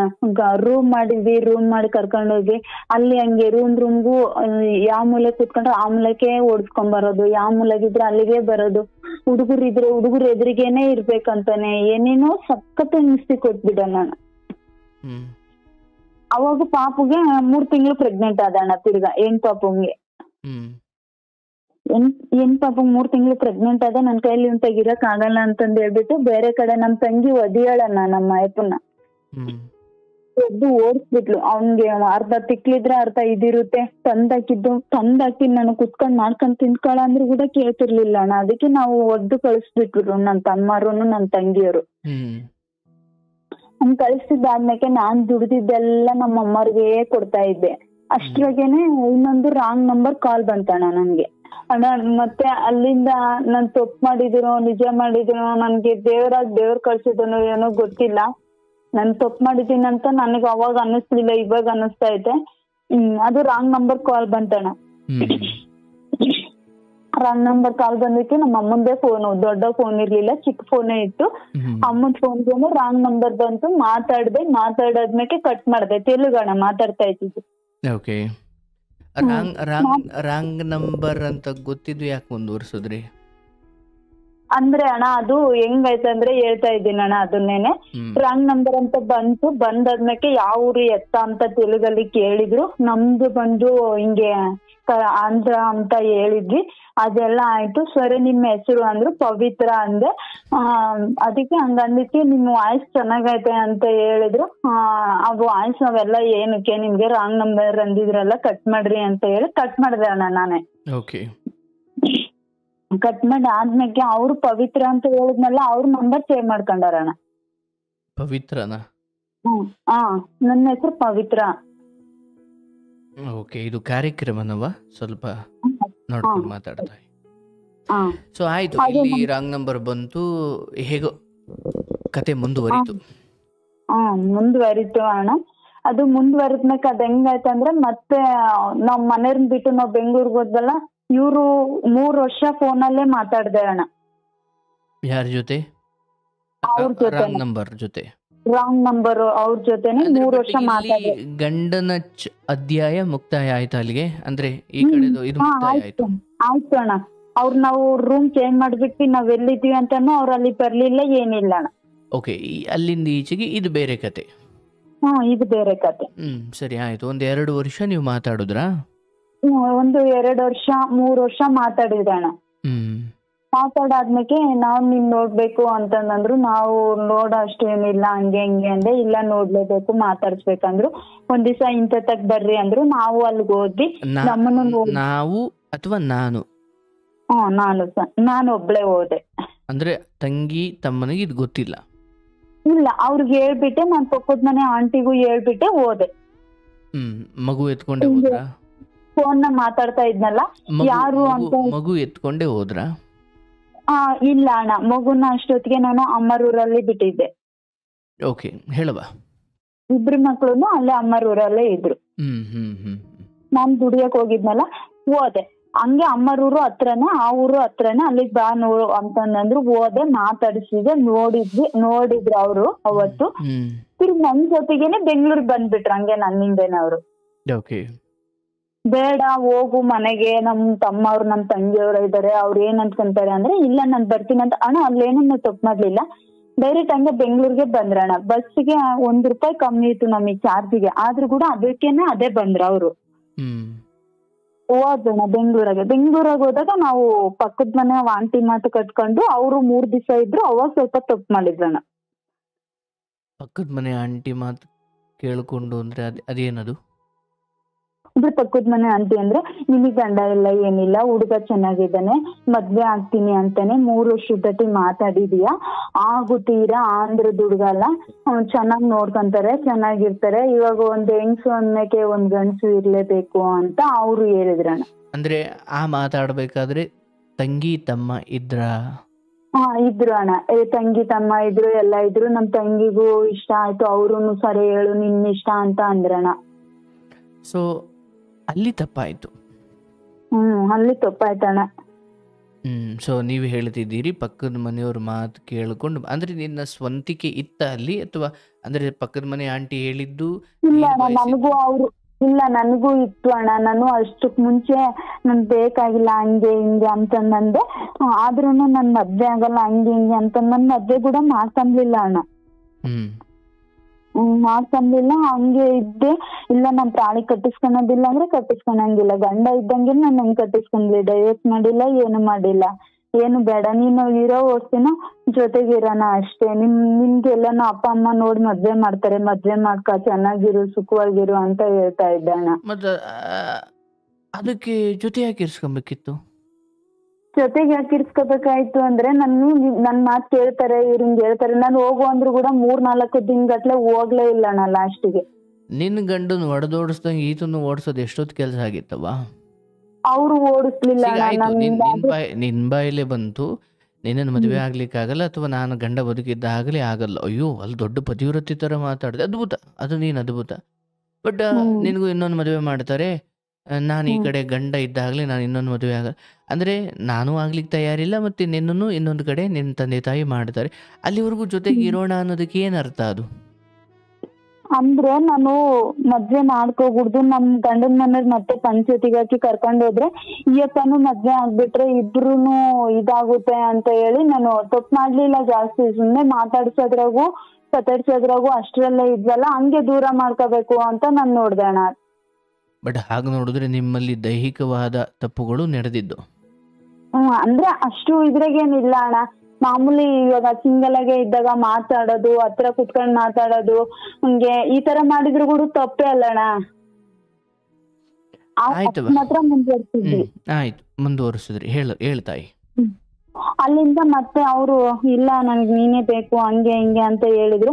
ತಿರ್ಗಾ ಅವ್ರ ಊರಿಗೆ ಹೋದ್ರಣ್ಣ. ನಾ 3 ದಿವಸ ಇದ್ಬಿಟ್ಟು ಊರಿಗೆ ಹೋದ್ರು. ಊರಿಗೆ ಹೋಗಿ ಅವ್ರ ಊರಾಗೆ ಅವ್ರ ಅಮ್ಮ ಅವ್ರತಾಗೆಲ್ಲ ನನಗ್ ಮದ್ವೆ ಆಗೈತೆ, 2 ಮಕ್ಳಿದಾರೆ ಅಂತ ಅವ್ರು ಹೇಳ್ಕೊಂಡ್ಬಿಟ್ರಣ್ಣ. 2 ಮಕ್ಳು ಇದಾರೆ ನನ್ಗೆ. ನಿನ್ ಮಕ್ಳನ್ನ? ನನ್ ಮಕ್ಳು, ನನ್ ಮದ್ವೆ ಆಗೈತೆ, ನನ್ ಬೇರೆ ಕಡೆ ನಾನ್ ರೂಮ್ ಮಾಡಿ ಇಟ್ಟಿದ್ದೀನಿ, ನಾನು ಹೇಳ್ತೀನ, ನಾನ್ ಹೋಗ್ತಾ ಬರ್ತಾ ಇದ್ದೀನಿ, ನನ್ಗೆ 2 ಮಕ್ಳಿದಾರೆ ಅಂತ ಹೇಳಿದ್ರಣ್ಣ. ಅವರು ಅತ್ತೆ ಮಗಳನ್ನ ಮದ್ವೆ ಮಾಡ್ಬೇಕಂತ ಅವ್ರು ಮುಂದುವರ್ಸಿಕ್ಕೆ ಈ ಮಾತು ಹೇಳಿದ್ದಾರೆ. ನನಗಿದು ಗೊತ್ತಿಲ್ಲ ವಿಷಯ. ಅಮ್ಮಿ ನೀನು ಊರಿಗೆ ಬರಮ್ಮಿ ಅಂತ ನಂದು. ಇಲ್ಲ ನಾನ್ ಬರಲ್ಲ, ಏನಕ್ಕೆ, ಯಾವ ಊರು ಅಂತ ನಂದೆ. ಅವ್ರ ಊರು ಬೇರೆ ಊರಣ್ಣ. ನಾನು ಅವ್ರ ಊರು ಟಿವಿಯಾಗ ಮಾತ್ರ ಕೇಳಿದ್ದೆ, ನಾನು ಅವ್ರ ಊರ ಹೆಸರು ಕೂಡ ನೋಡಿರ್ಲಿಲ್ಲ ನಾನು. ಕರ್ಕೊಂಡ್ ಹೋಗ್ಬಿಟ್ರಣ್ಣ. ಕರ್ಕೊಂಡೋಗಿ ಹಿಂಗ್ ನನ್ನ ಹೆಂಡತಿ ನನ್ ಮಕ್ಳು ಅಂತ ಅವ್ರ ಅಪ್ಪ ಅವ್ರ ಅಮ್ಮಂಗೆ ಹೇಳ್ಬಿಟ್ರಣ್ಣ. ನಿನ್ನನ್ನು ನಿನ್ನ ಮಕ್ಕಳನ್ನು ಕರ್ಕೊಂಡು ಜೊತೆಲಿ ಹೋಗಿ ಅಲ್ಲಿ ನನ್ನ ಹೆಂಡತಿ ಮಕ್ಕಳು ಅಂತ ಅಂದ್ರೆ ನಮ್ಮ ಅಮ್ಮಂಗೆ ಪರಿಚಯ ಮಾಡಿಸ್ತೀನಿ ಅಂತ ಅವ್ರು ನನ್ಗೆ ಹೇಳಿಲ್ಲ ಅಣ್ಣ. ನನ್ ಮಗ ಬಂದಿದ್ದ ಅವಾಗ ಬೆಂಗಳೂರಿಗೆ ಊರಿಗೆ, ನಿನ್ ಮಗನ್ ಕರ್ಕೊಂಡ್ ಬಾ ಅಂತಂದ್ರೆ ನನ್ ಮಗನ್ ಕರ್ಕೊಂಡು ನಾನು ಊರಿಗೆ ಹೋದೆ ಅಣ್ಣ. ಅಂದ್ರೆ ಆತ ನಿಮ್ಮ ವಯಸ್ಸವರ ಅಥವಾ ದೊಡ್ಡವರ ಅವರು? ಇಲ್ಲ ಅಣ್ಣ, ನನ್ನ ವಯಸ್ಗೂ ಅವ್ರ ವಯಸ್ಗೂ 3 ವರ್ಷ 4 ವರ್ಷ ಡಿಫ್ರೆನ್ಸ್ ಅಷ್ಟೇ ಅಣ್ಣ. ಅಂದ್ರೆ ಅವ್ರು 3 ವರ್ಷ ದೊಡ್ಡವರ? ದೊಡ್ಡವ್ರಣ್ಣ. ಆಯ್ತು, ಕರ್ಕೊಂಡು ಹೋದೆ. ಅವ್ರ ಮನೇಲಿ ಏನಂದ್ರು? ಅವ್ರ ಮನೇಲಿ ಹಂಗೆ ಹಿಂಗೆ ಇದು ಮದ್ವೆ ಆಗಿಲ್ಲ ಅಂತಂದೆಲ್ಲ ಹೇಳಿದ್ರು. ಇಲ್ಲ ಆಗಿದ್ದೀನಿ, ನನ್ ಮಗನೇ ನನ್ನ ಹೆಂಡ್ತಿನೇ ಅಂತ ಹೇಳಿದ್ರು. ಅವರು ಎಲ್ಲ ಹೊಡೆದು ಬೈದು ನನ್ನ ಒಂದ್ ಏಟನ್ನು ಕೈ ಮಾಡಿಸ್ಲಿಲ್ಲ ಅಣ್ಣ. ಅವಪ್ಪನ್ನೇ ಹೊಡೆದ್ರು ಬಡಿದ್ರು. ಮತ್ತೆ ಕರ್ಕೊಂಡ್ ಬಂದ್ರು. ನಿಮ್ ಮನೆ ಎಲ್ಲಿ, ನಿಮ್ ಅಡ್ರೆಸ್ ಎಲ್ಲಿ ಅಂದ್ರೆ ಕರೆಕ್ಟ್ ಆಗಿ ಅಡ್ರೆಸ್ ಹೇಳ್ದೆ ಅಣ್ಣ ನಾನು. ಅಷ್ಟೊತ್ತಿಗೆ ನಮ್ಮಪ್ಪ ಏನ್ ಮಾಡಿದ್ದು, ಮದ್ವೆದು ಫೋಟೋ ಇತ್ತಲ್ಲ, ಮದ್ವೆ ಫೋಟೋ ಮನೆಗೆ ತಗ್ಲಾಕ್ ಬಿಟ್ಟಿದ್ರು ಅಣ್ಣ. ಯಾರು? ನಿಮ್ಮ ತವ್ರ ಮನೆಯಲ್ಲಿ? ತವ್ರ ಮನೇಲಿ. ಸೊ ನೀನ್ ಅಲ್ಲಿ ಕರ್ಕೊಂಡು ಬಂದ ಅವ್ರನ್ನ? ಅವ್ರನ್ನ ಅಲ್ಲಿ ಕರ್ಕೊಂಡ್ ಬಂದ್ರು. ಸೊ ಅಲ್ಲಿವರೆಗೂ ಅವ್ರು ನನ್ನನ್ನ ಬಿಟ್ಟು ಹೋಗ್ಬೇಕು ಅಂತ ಬಂದಿದ್ರು ಅಣ್ಣ. ಓಕೆ, ಬಿಟ್ಟು ಹೋಗ್ಬೇಕು ಅಂತ ಬಂದಿದ್ರು. ಬಟ್ ಅಲ್ಲಿವರೆಗೂ ನಿನ್ ತಾಯಿಗೆ ಇದೆಲ್ಲ ಗೊತ್ತಿಲ್ಲ? ನನ್ ತಾಯಿಗ್ ಗೊತ್ತಿಲ್ಲ ಅಣ್ಣ. ಸೊ ಅವ್ರ ಜೊತೆ ನೀನು ಅವ್ರ ತುಡಿತಾ ಇದ್ರಲ್ಲ ಅಣ್ಣ, ನಾನು ಅವ್ರಿಗೆ ಏನು ಹೇಳಿಲ್ಲ. ಇವ್ರು ನಮ್ಮ ಅಮ್ಮನ್ ಪರಿಚಯ ಮಾಡಿಸ್ನಂತ ಇವ್ರು ಏನು ಹೇಳಿಲ್ಲಲ್ಲ ನನ್ಗೆ. ಹಂಗಾಗ್ಬಿಟ್ಟು ಹೋದ್ವಿ ಅಣ್ಣ. ಅಲ್ಲೆಲ್ಲ ಫೋಟೋದು ಎಲ್ಲ ನೋಡಿದ್ರು ಮದ್ವೆ ಆಗಿರೋದ್ನ. ಅವ್ರ ಊರಾಗ ತಕೊಂಡೋಗಿ ಮದ್ವೆ ಆಗೈತೆ ಅಂತ ಎಲ್ಲ ಪ್ರಚಾರ ಮಾಡಿದ್ರು. ಮತ್ತೆ ನಾನು ಹಾಸ್ಟೆಲ್ಗೆ ಹೋದೆ. ಮತ್ತೆ ಬೆಂಗಳೂರಲ್ಲೇ ಇದ್ದೆ. ತಿರ್ಗಾ ನಮ್ಮ ಮನೆಯವ್ರು ಅಲ್ಲಿಗೆ ಬಂದ್ರಣ್ಣ, ಹುಡಿಕೊಂಡ್ರು ಇವ್ರು. ಎರಡನೇವರು ರಾಂಗ್ ಮೊದಲನೇವರು? ರಾಂಗ್ ನಂಬರ್ ಇತ್ತಲ್ಲ ಓಕೆ ಅವರು. ಓಕೆ. ಅವರು ನನ್ ತಾಳಿ ಕಟ್ಟಿರೋ ಹೇಳ್ತೀನಿ ನಾನು ಹೇಳ್ತೀನಿ ನಾನು ಬಿಟ್ಟಿರಲ್ಲ ಅಂತ ಅಲ್ಲಿಗೆ ಬಂದ್ಬಿಟ್ರಣ್ಣ. ಅಲ್ಲಿಗೆ ಬಂದು ರೂಮ್ ಮಾಡಿ ಎಲ್ಲ ಜೊತೆಗೆ ಇದ್ವಿ ಅಣ್ಣ. ಓಕೆ. ತಂಗಿಯವರು ತಮ್ಮರು ನಾವು ಎಲ್ಲ ಜೊತೆಗೆ ಇದ್ವಿ. ಒಂದು ಅಲ್ಲಿ ಬೆಂಗಳೂರಲ್ಲಿ ಒಂದ್ 5 ವರ್ಷ ಇದ್ವಿ ಅಣ್ಣ. ಹ್ಮ್. ಅಲ್ಲಿಂದ ಮತ್ತೆ ನಾನ್ ದುಡ್ದು ನಮ್ಮ ಅಮ್ಮರ್ಗೆ ಕೊಡ್ತಾ ಇದ್ದೆ. ಅವರು ಅಲ್ಲ ದುಡ್ದು ಅಮ್ಮರ್ಗೆ ಕೊಡ್ತೀಯ ನೀನು ಇಷ್ಟ ಏನಾದ್ರು ಇಕ್ಕೋಬೋದಲ್ಲ ಅಂದ್ರೆ ಇರ್ಲಿ ಬಿಡು ಅವ್ರಿಗೆ ಇನ್ಯಾರು ಇದಾರೆ ಅಂತ ನಾವೇ ದುಡ್ಡು ಕೊಡ್ತಾ ಇದ್ವಿ. ಯಾರಿಗೆ? ನಮ್ಮ ಅಮ್ಮರಿಗೆ ದುಡ್ಡು ಕೊಡ್ತಾ ಇದ್ದೆ ನಾನು. ಓಕೆ. ತಿರ್ಗಾ ಅವ್ರು ಅಲ್ಲಿಂದ ಬಂದು ಅವ್ರ ಫ್ರೆಂಡ್ಸ್ ಬಂದು ನಮ್ಮೂರಿಗೆ ಇವ್ರೂರಿಗೆ ಅವ್ರ ರಾಂಗ್ ನಂಬರ್ ಇತ್ತಲ್ಲ ಅವ್ರೂರಿಗೆ ನಾವೇನಾದ್ರು ಒಂದ್ ದಾರಿ ಮಾರ್ಗ ಮಾಡ್ಕೊಡ್ತೀವಿ ಬಾ ಊರಿಗೆ ಅಂತ ಅವ್ರು ಕರೆದ್ರಣ್ಣ. ಹ್ಮ್. ಅವ್ರ ಏನ್ ಮಾಡ್ಬಿಟ್ರು ನಮ್ಮ ಮನೆಯವರು ಪಾಪುನು ಕರ್ಕೊಂಡು ನಮ್ ಸಣ್ಣ ಪಾಪು ಇತ್ತಲ್ಲ ಹೆಣ್ ಪಾಪು ಅವ್ರನ್ನು ಕರ್ಕೊಂಡು ಅದೇ ಬಂದ್ಬಿಟ್ವಿ ಇವ್ರೂರಿಗೆ. ಹ್ಮ್. ಇವ್ರು ಬಂದು ಇಲ್ಲಿ ಚೆನ್ನಾಗೆ ಮಾಡ್ಕೊಂಡು ತಿನ್ಕೊಂಡು ಇರ್ತಾ ಇದ್ವಣ್ಣ. ಕುಡಿತಾ ಇದ್ರು ಒಂದ್ ಸ್ವಲ್ಪ. ಇವ್ರೂರಿಗೆ ಬಂದಾಗ ಕುಡಿಯೋದ್ ಅಭ್ಯಾಸ ಆಯ್ತು. ಶುಗರ್ ಬಂದ್ಬಿಡ್ತು ಅವರಿಗೆ. ಅಂದ್ರೆ ಅಷ್ಟೊತ್ತಿಗೆ ನಿಮಗೆ ತಾಳಿ ಕಟ್ಟಿದ್ರ? ಅಣ್ಣ ತಿರ್ಗಿ ನಾವು ದೇವಸ್ಥಾನದ ಹತ್ರ ಸುಮ್ನೆ ಹಾಕೊಂಡ್ವಣ್ಣ ತಾಳಿನ. ಇದು ಗ್ಯಾರಂಟಿ ಚೈನ್ ಇರ್ತಾವಲ್ಲ ಆ ತರ ಚೈನ್ಗೆ ತಾಳಿ ಬಟ್ಟೆ ಹಾಕೊಂಡ್ವಣ್ಣ ಗುಡಿ ಹತ್ರ. ಅಲ್ಲಿ ಹೇಳಿದ್ರಿ ನನ್ನ ಗಂಡ ಇನ್ನೂ ಬದುಕಿದ್ದಾರೆ ಅಂತ. ಸೊ ಅಲ್ಲೇನು ಅದೊಂದು ಮುಖ್ಯವಾಗಿಸ್ಕೊಡ್ಲಿಲ್ಲ, ಸೊ ತಾಳಿ ಕಟ್ಟಿಸ್ಕೊಂಡ್ರಿ? ಹಾಕಿಸ್ಕೊಂಡ್ಲೆ ಅದೇ ಇನ್ನ ಗಂಡ ಅಂತ ಹೇಳ್ಕೊಂಡಲ್ಲ. ಇವ್ರು ನನ್ ಗಂಡ, ಇವಳು ನನ್ನ ಹೆಂಡತಿ, ಇವ್ರು ನನ್ ಮಕ್ಳು ಅಂತ ಹೇಳ್ಕೊಂಡ್ರಲ್ಲ ಅದು ದೇವಸ್ಥಾನದಾಗೇನೆ. ಸುಮ್ನೆ ಒಂದ್ ದೇವಸ್ಥಾನಕ್ಕೆ ಹೋಗಿರ್ತೀವಲ್ಲಣ್ಣ ಅಲ್ಲಿ ನನ್ಗ ಅವಾಗೂ ಕೂಡ ನಾನ್ ಬೇಡ ಅಂತಾನೆ ಇದ್ದೆ. ಅವರು ಗ್ಯಾರಂಟಿ ಚೈನಿಂದ ಅದನ್ನ ತಗೊಂಡು ಹಾಕಿದ್ರಣ್ಣ. ಸೊ ಆ ಸಮಯದಲ್ಲಿ ನಿನ್ನ ಕೊರಳಲ್ಲಿ 2 ತಾಳಿ ಇದ್ವಾ? ಅಂದ್ರೆ ನನ್ ಕೊಳ್ಳಲ್ಲಿ ಅವಾಗೆ ಮುಂಚೆ ಕಟ್ಟಿರೋ ಇದ್ವು. ಅವನ್ ತೆಗೆದ್ಬಿಟ್ಟು ಬೇರೆ ಚೈನ್ ತಗೊಂಡು ಅದ್ರಕ್ಕೆ ಒಂದು ಹೊಸದ್ ಇನ್ನೊಂದು ತಗೊಂಡು ಸುಮ್ಮನೆ ಚೈನ್ ಇಂದ ಹಾಕಿದ್ರು ಕೊಳ್ಳಕ್ಕೆ. ಆಯ್ತವ. ಹೇಳುವ. ನನಗೆ ಅಣ್ಣ ಇಷ್ಟು ಬುದ್ಧಿ ಇಷ್ಟು ಜ್ಞಾನ ಇದ್ದಿದ್ರೆ ನಾನು ಏನ್ ಮಾಡ್ತಾ ಇದೀನಿ ಅಂತ ನನ್ಗೇನು ಅರ್ಥನೇ ಆಗ್ತಾ ಇಲ್ಲ ಅಣ್ಣ. ನಾನು ಅದ್ರ ಬಗ್ಗೆ ಆಮೇಲೆ ಮಾತಾಡ್ತೀನಿ. ಮುಂದೆ ಕತೆ ಮುಂದುವರ್ಸು. ಅದೆಲ್ಲ ಆಯ್ತಣ್ಣ. ಅದಾದ್ಮೇಲೆ ಮತ್ತೆ ಹೋದ್ವಿ. ಅಲ್ಲಿ ಚೆನ್ನಾಗೆ ಇದ್ವಿ, ಚೆನ್ನಾಗೆ ಮಾಡ್ಕೊಂತಿದ್ರು. ಅಲ್ಲಿ ನಮ್ಮ ಅತ್ತೆ ನಮ್ಮ ಮಾಮ ಫುಲ್ ಟಾರ್ಚರ್ ಕೊಡಕ್ ನಿಂತ್ಕೊಂಡ್ರಣ್ಣ. ಕೆಲ್ಸಕ್ಕೆ ಹೋಗು ಕೂಲಿ ಹೋಗು ಅಂತ. ನಮ್ಮ ಅತ್ತೆ ನಮ್ಮ ಮಾಮ ಕೂಡ ಹೊಡೆದ್ರು ಬಡಿದ್ರು ಏನೇನೋ ಮಾಡಿದ್ರು. ಅಂದ್ರೆ ನಮ್ ಮನೆಯವ್ರು ಇವ್ರು ಇಲ್ದಾಗ ಒಡೆಯೋದು ಬಡಿಯೋದು ಹಂಗ್ ಮಾಡಿದ್ರು. ಇವ್ರಿಂದ ತುಂಬಾ ಚೆನ್ನಾಗೇ ನೋಡ್ಕೊಂಡ್ರಣ್ಣ ನನ್ನ. ಓಕೆ. ಶುಗರ್ ಬಂತು. ತಿರ್ಗಿ ಅಲ್ಲಿ ಮಿಷಿನ್ ಹೊಲಿತಾ ಇದ್ದೆ. ಬೇರೆ ಕಡೆ ಎಲ್ಲ ಬೇರೆ ಊರ್ಗ್ ಹೋಗಿ ಟೈಲರಿಂಗ್ ಕೋಚಿಂಗ್ ಕೊಟ್ಟೆ ನಾನು ಒಂದ್ 10 ಜನ ಹುಡುಗಿಯರಿಗೆ. 5 ಮಿಷಿನ್ ಸ್ವಂತವಾಗಿ ಇಟ್ಕೊಂಡು 10 ಜನ ಹುಡುಗಿಯರಿಗೆ ಟ್ರೈನಿಂಗ್ ಕೊಡ್ತಾ ಇದ್ದೆ. ಅದು ಎಲ್ಲ ಚೆನ್ನಾಗಿತ್ತು. ತಿಂಗಳಿಗೆ 15,000 20,000 ದುಡಿತಾ ಇದ್ದೆ. ದುಡಿದಿದ್ದೆಲ್ಲ ನಮ್ಮ ಇವ್ರಿಗೆ ಕೊಟ್ಬಿಡ್ತಾ ಇದ್ದಣ್ಣ ಎಲ್ಲ ಗಂಡನಿಗೆ. ಅಂದ್ರೆ ಮನೆ ಕಡೆಗೂ ಖರ್ಚಿಗೂ ತಿನ್ನಕ್ಕೂ ಹಂಗೆ ಅವ್ರು ಕೆಲ್ಸಕ್ಕೆ ಹೋಗ್ತಿರ್ಲಿಲ್ಲ ಜಾಸ್ತಿ. ಯಾವಾಗ ಹೋದ್ರೆ ಒಂದಿನ ಹೋದ್ರೆ ಒಂದಿನ ಹೋಗ್ತಿರಲ್ಲ. ಒಬ್ನೇ ಮಗಳಿಲ್ಲ, ಯಾರು ಇಲ್ಲ. ಮುದ್ದಾಗಿ ಬೆಳೆಸಿದ್ರು ಮಗನ್ನ. ಹಿಂಗಾಗಿ ಬಿಡು ನಾವ್ ಅನ್ಕೊಂಡು ಇವಾಗ ಬಂದಿದೀನಿ ಹೋಗ್ಬಾರ್ದಂತ ಹಂಗೆ ಅನುಭವಿಸ್ಕೊಂತ ಬಂದೆ ಅಣ್ಣ ಎಲ್ಲ. ಮತ್ತೆ ಬೇರೆ ಯಾವ್ದೋ ಒಂದು ನನ್ ಫ್ರೆಂಡ್ಸ್ ಹುಡ್ಗಿನೇ ಸಂಬಂಧ ಇಟ್ಕೊಂಡ್ರಣ್ಣ ಅವರು. ನಿಮ್ಮ ಫ್ರೆಂಡ್ಸ್ ಹುಡುಗಿನ ಅಂದ್ರೆ ನಮ್ಮ ಮನೆ ಚೆನ್ನಾಗ್ ನೋಡ್ಕೊಂತಾರೆ, ಅವ್ರು ದುಡಿತಾರೆ, ಚೆನ್ನಾಗ್ ನೋಡ್ಕೊಂತಾರೆ, ಎಷ್ಟ್ ಚೆನ್ನಾಗ್ ಮಾತಾಡಿಸ್ತಾರೆ ಅಂತ ನಾನು ಆ ಹುಡುಗಿ ಹತ್ರ ಹೇಳ್ಕೊಂಡಿದ್ರೆ ಆ ಹುಡುಗಿ ನಮ್ಮ ಮನೇಲಿ ಪರಿಚಯ ಆಗ್ಬಿಡ್ತು. ನಿನ್ ಫ್ರೆಂಡೇ? ಬೇರೆ ಕ್ಯಾಸ್ಟ್ ಹುಡುಗಿ. ಆ ಹುಡುಗಿ ಮನೆಗೆ ಕರ್ಕೊಂಡು ಬಂದಿದ್ದ ನೀನು? ಇಲ್ಲ ಅಂದ್ರೆ ನಾನು ಆ ಹುಡುಗಿ ಹೆಂಗಂದ್ರೆ ಎಲ್ಲೋ ಸೈಟ್ ಜಾಗ ಕೊಡ್ತಾರೆ ಗೌರ್ಮೆಂಟ್ ಜಾಗ ಅಂದ್ರೆ ಆ ಗೌರ್ಮೆಂಟ್ ಜಾಗ ಕೊಟ್ಟಕ್ಕೆ 6 ತಿಂಗಳು ತಿರುಗಿದ್ವಣ ಎಲ್ಲ ನಮ್ಮೂರವ್ರೆ ಹಳ್ಳಿ ಜನ. ಇವತ್ ಮನೆ ಸಿಕ್ಕುತ್ತೆ, ನಾಳೆಗ್ ಮನೆ ಸಿಕ್ಕುತ್ತೆ, ನಾಳೆಗ್ ಜಾಗ ಕೊಡ್ತಾರೆ ಅಂತ 6 ತಿಂಗಳು ತಿರುಗಿದ್ವಿ. ಆ ಗುಡಿ ತಕ್ಕ ಎಲ್ಲಾರು ಹೋಗಿರಿ, ಊಟ ಕಟ್ಕೊಂಡು ಹೋಗೋದು, ಗುಡಿ ಹತ್ರ ಕುತ್ಕೊಳೋದು, ತಿನ್ನೋದು, ಬರೋದು ಹಂಗ್ ಮಾಡ್ತಾ ಇದ್ವಿ. ಕೊಡ್ತೀನಿ ಅಂತ ಯಾರು ಹೇಳಿದ್ರು? ಅಂದ್ರೆ ಬೇರೆಯವರು ತುಂಬಾ ಜನ ಹೋಗಿದ್ರಣ್ಣ. ಹಿಂಗ್ ರಾಜಕೀಯ ಮಾಡೋರು ಇರ್ತಾರಲ್ಲ, ಇದು ಸೈಟ್ ಯಾರ್ದೋ ಐತೆ ಅಲ್ಲಿ ಕೊಡ್ತಾರೆ ಅಂತಂದ್ರೆ ಆ ತರ ಮಾಡಿದ್ರಣ್ಣ. ತುಂಬಾ ಜನ ಹೋದವರು.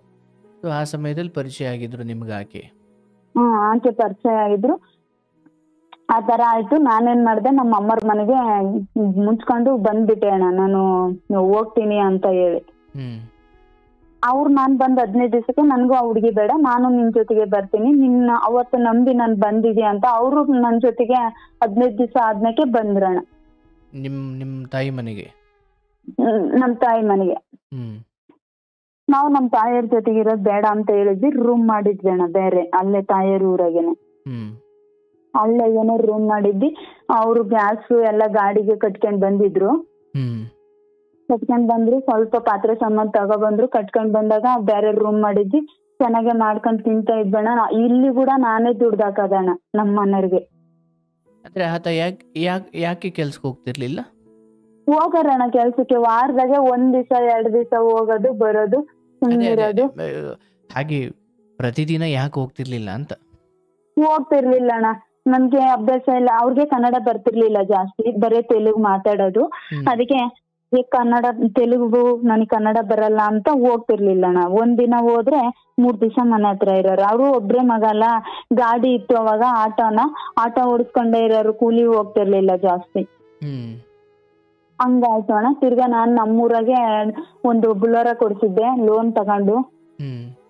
ಗಾಡಿ ಎಲ್ಲ ಕೊಡ್ಸಿದ್ದೆ. ಗಾಡಿಗೆ ಹೋಗ್ಬಿಡ್ದು ನೀನು, ಡ್ರೈವರ್ ನಿಕ್ಬೇಕು ಅಂತ ಅಂದ್ವಿ. ಡ್ರೈವರ್ ನಿಕ್ಕಿದ್ವಣ್ಣ. ಅದು ಹೈದ್ರಾಬಾದ್ನ ಬಿಟ್ಟಿದ್ದೀನಿ ಅಂತಂದ್ ಹೇಳಿದ್ರಣ್ಣ. ಅದು ನಮ್ಗೆ ಎಲ್ಲಿ ಬಿಟ್ಟಾರ ಅನ್ನೋದು ನನಗ್ ಗೊತ್ತಿಲ್ಲ ಅಣ್ಣ. ನಾಳೆ ತಿಂಗಳ ಕಂತು ಕ್ಲಿಯರ್ ಆಗ್ತವೆ, ಗಾಡಿ ಬರುತ್ತೆ, ನಿನ್ನ ಸಖತ್ತಾಗಿ ನೋಡ್ಕೊಂತೀವಿ, ನೀನ್ ಇಷ್ಟು ದಿನ ಕಷ್ಟಪಟ್ಟಿದ್ಕೆ ಇವಾಗ ಚೆನ್ನಾಗಿರ್ಬೋದು ಅಂತ ಹೇಳಾರಣ್ಣ. ಅಷ್ಟ್ರಾಗೆ ಯಾರೋ ಏನೋ ಕೆಡಕ್ ಮಾಡ್ತಾರೆ ಅಂತ ಗೊತ್ತಾಯ್ತು. ನಾನು ಮಿಷಿನ್ ಹೊಲಿತಾ ಇದ್ನಲ್ಲ, ಆ ಮಿಷಿನ್ ಮನೆ ಹತ್ರ ಕೂಲಿ ಕರ್ಕೊಂಡ್ ಹೋಗಿದ್ರಲ್ಲ ಪೇಂಟಿಂಗ್ ಕೆಲಸ ಮಾಡಕ್ಕೆ. ಯಾರು? ಬೇರೆಯವ್ರ ಜೊತೆ ಕೆಲ್ಸಕ್ಕೆ ಹೋಗಿದ್ರಲ್ಲ ಇವ್ರು ಪೇಂಟಿಂಗ್ ಕೂಡ ಮಾಡ್ತಿದ್ರ? ಪೇಂಟಿಂಗ್ ಕೆಲಸ ಮಾಡೋರು, ಡ್ರೈವರ್ ಕೆಲಸ ಬರೋದು, ಎಲ್ಲ ಕೆಲಸ ಬರೋದಣ್ಣ. ಯಾವ್ದು ನಾವೇ ಮಾಡ್ತಿರ್ಲಿಲ್ಲ. ಸೊ ಆ ದಿನ ಪೇಂಟಿಂಗ್ ಕೆಲಸಕ್ಕೆ ಯಾರೋ ಮೇಸ್ತ್ರಿ ಜೊತೆ ಹೋಗಿದ್ರು. ಅವರು ಬೆಳಿಗ್ಗೆ 7 ಗಂಟೆಗೆ ಹೋದ್ರೆ 10 ಗಂಟೆ 10:30 ಅಷ್ಟೊತ್ತಿಗೆ ನಿಂಗೆ ಪೇಂಟ್ ಮಾಡುವಾಗ ಕೈ ತೊಳ್ಕೊಳಕ್ ಹೋಗಿ, ಊಟಕ್ಕೆ ಕೈ ತೊಳ್ಕೊಳಕ್ ಹೋಗಿ ಬಿದ್ಬಿಟ್ಟಿದ್ದಾನೆ ಅಂತ ಬಂದು ಮನೆಗೆ, ನಾನ್ ಕೆಲ್ಸ ಮಾಡ್ತಾ ಇದ್ನಲ್ಲ ಅಂಗಡಿ ಬಾಡಿಗೆ ತಕೊಂಡು, ಅಲ್ಲಿ ಬಂದ್ರಣ ಅವರು. ಅವ್ರು ಬಂದಾದ ತಕ್ಷಣ ಏನ್ ಕೆಲ್ಸ ಹಂಗೆ ಹಿಂಗೆ ಅಂತ ನಾನ್ ಹಾಸ್ಪಿಟ್ಲಿಗೆ ಕರ್ಕೊಂಡೋದ್ರೆ. ಅವ್ರಿಗೆ ಶುಗರ್ ಇತ್ತು ಮುಂಚೆ. ಅವ್ರು ಅಲ್ಲಿ ಬರೋಷ್ಟೊತ್ತಿಗೆ 3 ವರ್ಷ ಶುಗರ್ ಇತ್ತು. ಇಂಜೆಕ್ಷನ್ ಹಾಕಮಾರ ಬೆಳಿಗ್ಗೆ ಸಾಯಂಕಾಲ. ಹಂಗಾಯ್ತು ಅಣ್ಣ. ಬಂದ್ರು. 3 ದಿವಸ ಇದ್ರಣ. 4ನೇ ದಿವಸದಾಗೆ ಅವ್ರು ತೀರ್ಕೊಂಡ್ಬಿಟ್ರಣ. ಅಯ್ಯೋ, ಅಂತದೇನಾಯ್ತವ? ಅದು ಏನಾಯ್ತು ಅಂತಾನು ಅರ್ಥ ಆಗ್ತಾ ಇಲ್ಲ ಅಣ್ಣ. ನಮ್ಮ ಅತ್ತೆ ಫೋನ್ ಮಾಡಿದ್ವಿ, ಬಂದ್ರು.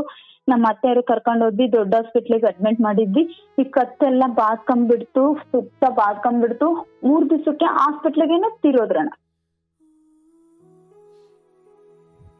ಬಟ್ ಆ 2 ಮಕ್ಕಳನ್ನೇ ತನ್ನ ಮಕ್ಕಳು ಅಂತ ಸಾಕ್ತಿದ್ರ ಅಥವಾ ನಿಮಗೆ ಬೇರೆ ಮಗು ಆಗಿತ್ತಾ?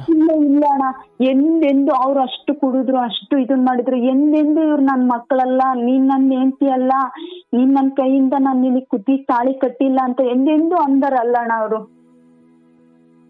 ಅಷ್ಟು ಚೆನ್ನಾಗಿ ನೋಡ್ಕೊಂಡಾರ ನನ್ನ, ಅಷ್ಟು ಚೆನ್ನಾಗಿ ಮಾತಾಡ್ತಾರ. ನಾನು ಊಟ ಮಾಡಲ್ಲ ಅಂದ್ರೆ ನನಗೋಸ್ಕರ ಅವ್ರ ಅಮ್ಮನ್ನೇ ಹೊಡೆದಿದ್ದಾರೆ. ಇನ್ನ ಆ ಹುಡುಗಿ ಊಟ ಮಾಡಲ್ಲ ಅಂತಾರ. ಆ ಹುಡುಗಿ ನಮ್ಮ ಅತ್ತೆ ಬೈಯೋದು, ಇವಳು ಅಂದಿ ತಿಂದಂಗ್ ತಿಂತಾಳೆ, ಗಂಡ ಇಲ್ದಾಗ ಒಂದ್ಸರಿ ತಿಂತಾಳೆ, ಗಂಡ ಇದ್ದಾಗ ಒಂದ್ಸರಿ ತಿಂತಾಳೆ ಅಂತ ಬೈತಾ ಇದ್ರೆ ಅವ್ರ ಅಮ್ಮನ್ನೇ ಹೊಡೆದಿದ್ದಾರೆ ನನಗೋಸ್ಕರ.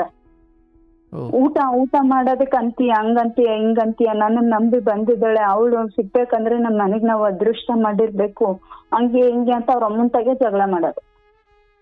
ಸೊ ನಿಮ್ಮ ಕುರಿತಾಗಿ ಆ ಮಟ್ಟಿನ ಒಂದು ಪ್ರೀತಿ ಇತ್ತು, ಬಟ್ ಸ್ವಲ್ಪ ವ್ಯಕ್ತಿ ಬೇಜವಾಬ್ದಾರಿ ಮನುಷ್ಯ ಅನ್ನೋದು ಬಿಟ್ರೆ ಅಣ್ಣ, ನಾನು ಊಟ ಮಾಡಲ್ಲ, ನನ್ನೇನಾದ್ರೂ ಹುಷಾರಿಲ್ಲ ಅಂತ ನನ್ ಮನೆ ಕಂಡ್ರೆ ನನಗೆ ಮಾಡಿ ತಂದು ಮುಂದಕ್ಕಿಕ್ಕಿ ಊಟ ಮಾಡ್ತಾರಣ್ಣ. ನನ್ಗೆ ನನ್ ತಂದೆ ಪ್ರೀತಿ, ತಾಯಿ ಪ್ರೀತಿ ನೋಡಿರೋದಂದ್ರೆ ನಾನು ಇವ್ರ ಹತ್ರನೇ ಅಣ್ಣ ನೋಡಿದ್ದು. ಇವ್ರ ಹತ್ರನೇ ನೆಮ್ಮದಿಯಾಗಿ ಇದ್ದಿದ್ದು ಕೂಡ. ನಾನು ಎಷ್ಟು ದುಡ್ದಿದ್ದಾಗ್ಲೂ ಎಲ್ಲ ಇವ್ರಿಗೋಸ್ಕರನೇ, ಇಕ್ಲಿ ಬಿಡು, ಏನು ನಾವೇ ಸತ್ತಾಗ ಉತ್ಕೊಂಡ್ ಹೋಗಲ್ಲ, ಅಷ್ಟು ಚೆನ್ನಾಗಿ ನೋಡ್ಕೊಂತಾರಲ್ಲ, ಒಬ್ನೇ ಮಗ ನನಗ್ ಮೋಸ ಮಾಡ್ಲಿಲ್ಲಲ್ಲ ಅನ್ನೋ ತರ ನನ್ಗೆ ಆ ತರ ಆಸೆ ಹುಟ್ಬಿಡ್ತಾಣ. ಮತ್ತೆ ಅವರು ಹೊರಟೋದ್ರು. ಅವ್ರು ತೀರ್ಕೊಂಡ್ಬಿಟ್ರು. ಅವತ್ತು ನಾನು ವಿಧವೆ ಮಾಡ್ತಾರಣ, 3 ಕಡೆ ಎಲ್ಲ ತಾಳಿ ತೆಗ್ದು ಎಲ್ಲ ತೆಗೆದ್ಬಿಟ್ಟು ಆ ತರ ಮಾಡುವಾಗ ನನಗೆ ನನ್ ತಾಳಿ ಕಟ್ಟಿಸ್ಕೊಂಡಿಲ್ಲ, ಅವ್ನು ನನ್ ಗಂಡಲ್ಲ, ನನ್ ಗಂಡ ಬದುಕಿದಾನೆ ಅಂತ ಹೇಳ್ಕೊಳಕ್ಕೂ ಆಗ್ತಾ ಇಲ್ಲ. ನನಗೆ ಇಷ್ಟ ಬಿಡಕ್ಕೂ ಆಗ್ತಾ ಇಲ್ಲ. ಏನ್ ಮಾಡ್ಬೇಕಂತಾನು ನನ್ಗೆ ಆಗ್ತಾ ಇಲ್ಲ ಅಣ್ಣ. ನನ್ ಗಂಡ ಅಲ್ಲ ಅನ್ನೋ ಭಾವನೆ ಆ ಕ್ಷಣಕ್ಕೆ ಇತ್ತ, ಅಥವಾ ನೀನು ಪೂರ್ಣ ಪ್ರಮಾಣದಲ್ಲಿ ತಾಳಿ ಕಟ್ಟಿದವನಿಗಿಂತ ಆ ಪ್ರೀತಿ ಕೊಟ್ಟವನಿಗೆ ಗಂಡ ಅನ್ನೋ ಭಾವನೆ ಇತ್ತ, ಅಥವಾ ಇಲ್ಲ ನನ್ನ ಗಂಡ ಇನ್ನೂ ಸತ್ತಿಲ್ಲ? ಇಲ್ಲ ಅಣ್ಣ, ನನ್ ಗಂಡನೇ ಇವನು, ನನ್ ಸರ್ವಸ್ವನೇ ಇವನು ಅನ್ಕೊಂಡ್ಬಿಟ್ಟಿದ್ದೆ ನಾನು. ಮತ್ತೆ ಆ ಭಾವನೆ ಯಾಕೆ ಬಂತು ಅಲ್ಲಿ? ಯಾಕೆ ಬಂತು ಅಂದ್ರೆ ಇವಾಗ ತಾಳಿ ತೆಗಿತಾರೆ ಇದನ್ ಮಾಡ್ತಾರಲ್ಲ, ನಾನು ಇವಾಗ ತೆಗಿಸ್ಬೇಕಾ? ಮತ್ತೆ ಅವರು ಫಸ್ಟ್ನೇ ಗಂಡ ಇದಾರಲ್ಲ, ಅವ್ರು ಸತ್ತೋದ್ರೆ ಅವಾಗೂ ಕರೆಸ್ತಾರ, ಅವಾಗೂ ಇದನ್ ಮಾಡ್ತಾರ, ಆ ತರ ಹುಡ್ತು. ಆದ್ರೂ ನಮ್ಗೆ ಹೇಳಿಲ್ಲ ಅಣ್ಣ. ನನ್ ಗಂಡ ಅಂತ ಸ್ವೀಕರಿಸಿದ್ನಲ್ಲ, ಗಂಡನ್ ತರನೇ ನನ್ ಮತ್ತೆ ವಿಧವೆ ಮಾಡಿದ್ರಣ್ಣ ಅಲ್ಲಿ. ನಾನು ಹೇಳಿಲ್ಲ ಅವ್ರು ನನ್ ಗಂಡನ ಸ್ಥಾನ, ಅವ್ರು ನನ್ಗೆ ಎಂತ ಸ್ಥಾನ ಕೊಟ್ಟಾರಂದ್ರೆ ನಾನು ಅವ್ರ ಗಂಡನ ಸ್ಥಾನನೇ ಕೊಡ್ಬೇಕಂತ ನಾನು ಹಂಗೆ ಇದ್ವಿ ಆಗ್ಬಿಟ್ಟೆ. ಬಟ್ ತಾಳಿ ಕಟ್ಟಿದ್ದು ಹೌದಲ್ವಾ? ಒಂದು ಚಿಕ್ಕದೋ ಅಥವಾ ಚಿನ್ನದೋ ದಾರದ್ದೋ ಒಟ್ನ ಕಟ್ಟಿದ್ರಲ್ಲಿ ಆ ದೇವಸ್ಥಾನ ಮುಂದೆ ಅಂತ ಹೇಳಿದ್ರಲ್ಲ. ದೇವಸ್ಥಾನ ಮುಂದೆ ಹಾಕಿದ್ರು. ಅಂದ್ರೆ ನಾನು ಅದನ್ನ ಹೆಂಗ್ ಅನ್ಕೊಂಡಿದ್ದೀನಿ ಅಂದ್ರೆ ಅಣ್ಣ, ನನ್ಗೆ ಇದು ತಾಳಿ ಕಟ್ದಂಗೆ ಅಂತ ನನ್ಗೆ ಅನ್ಸಿಲ್ಲ. ಇವಾಗ ಯಾರು ಒಬ್ರು ಇಲ್ಲ, ಏನಿಲ್ಲ, ಸುಮ್ನೆ ಒಂದು ಚೈನ್ ತಂದಿನ ಕುತ್ತಿಗಳಿಗೆ ಹಾಕಿದಾರೆ ಅಷ್ಟೇ ಅನ್ನೋ ತರ ಅನ್ಕೊಂಡೆ.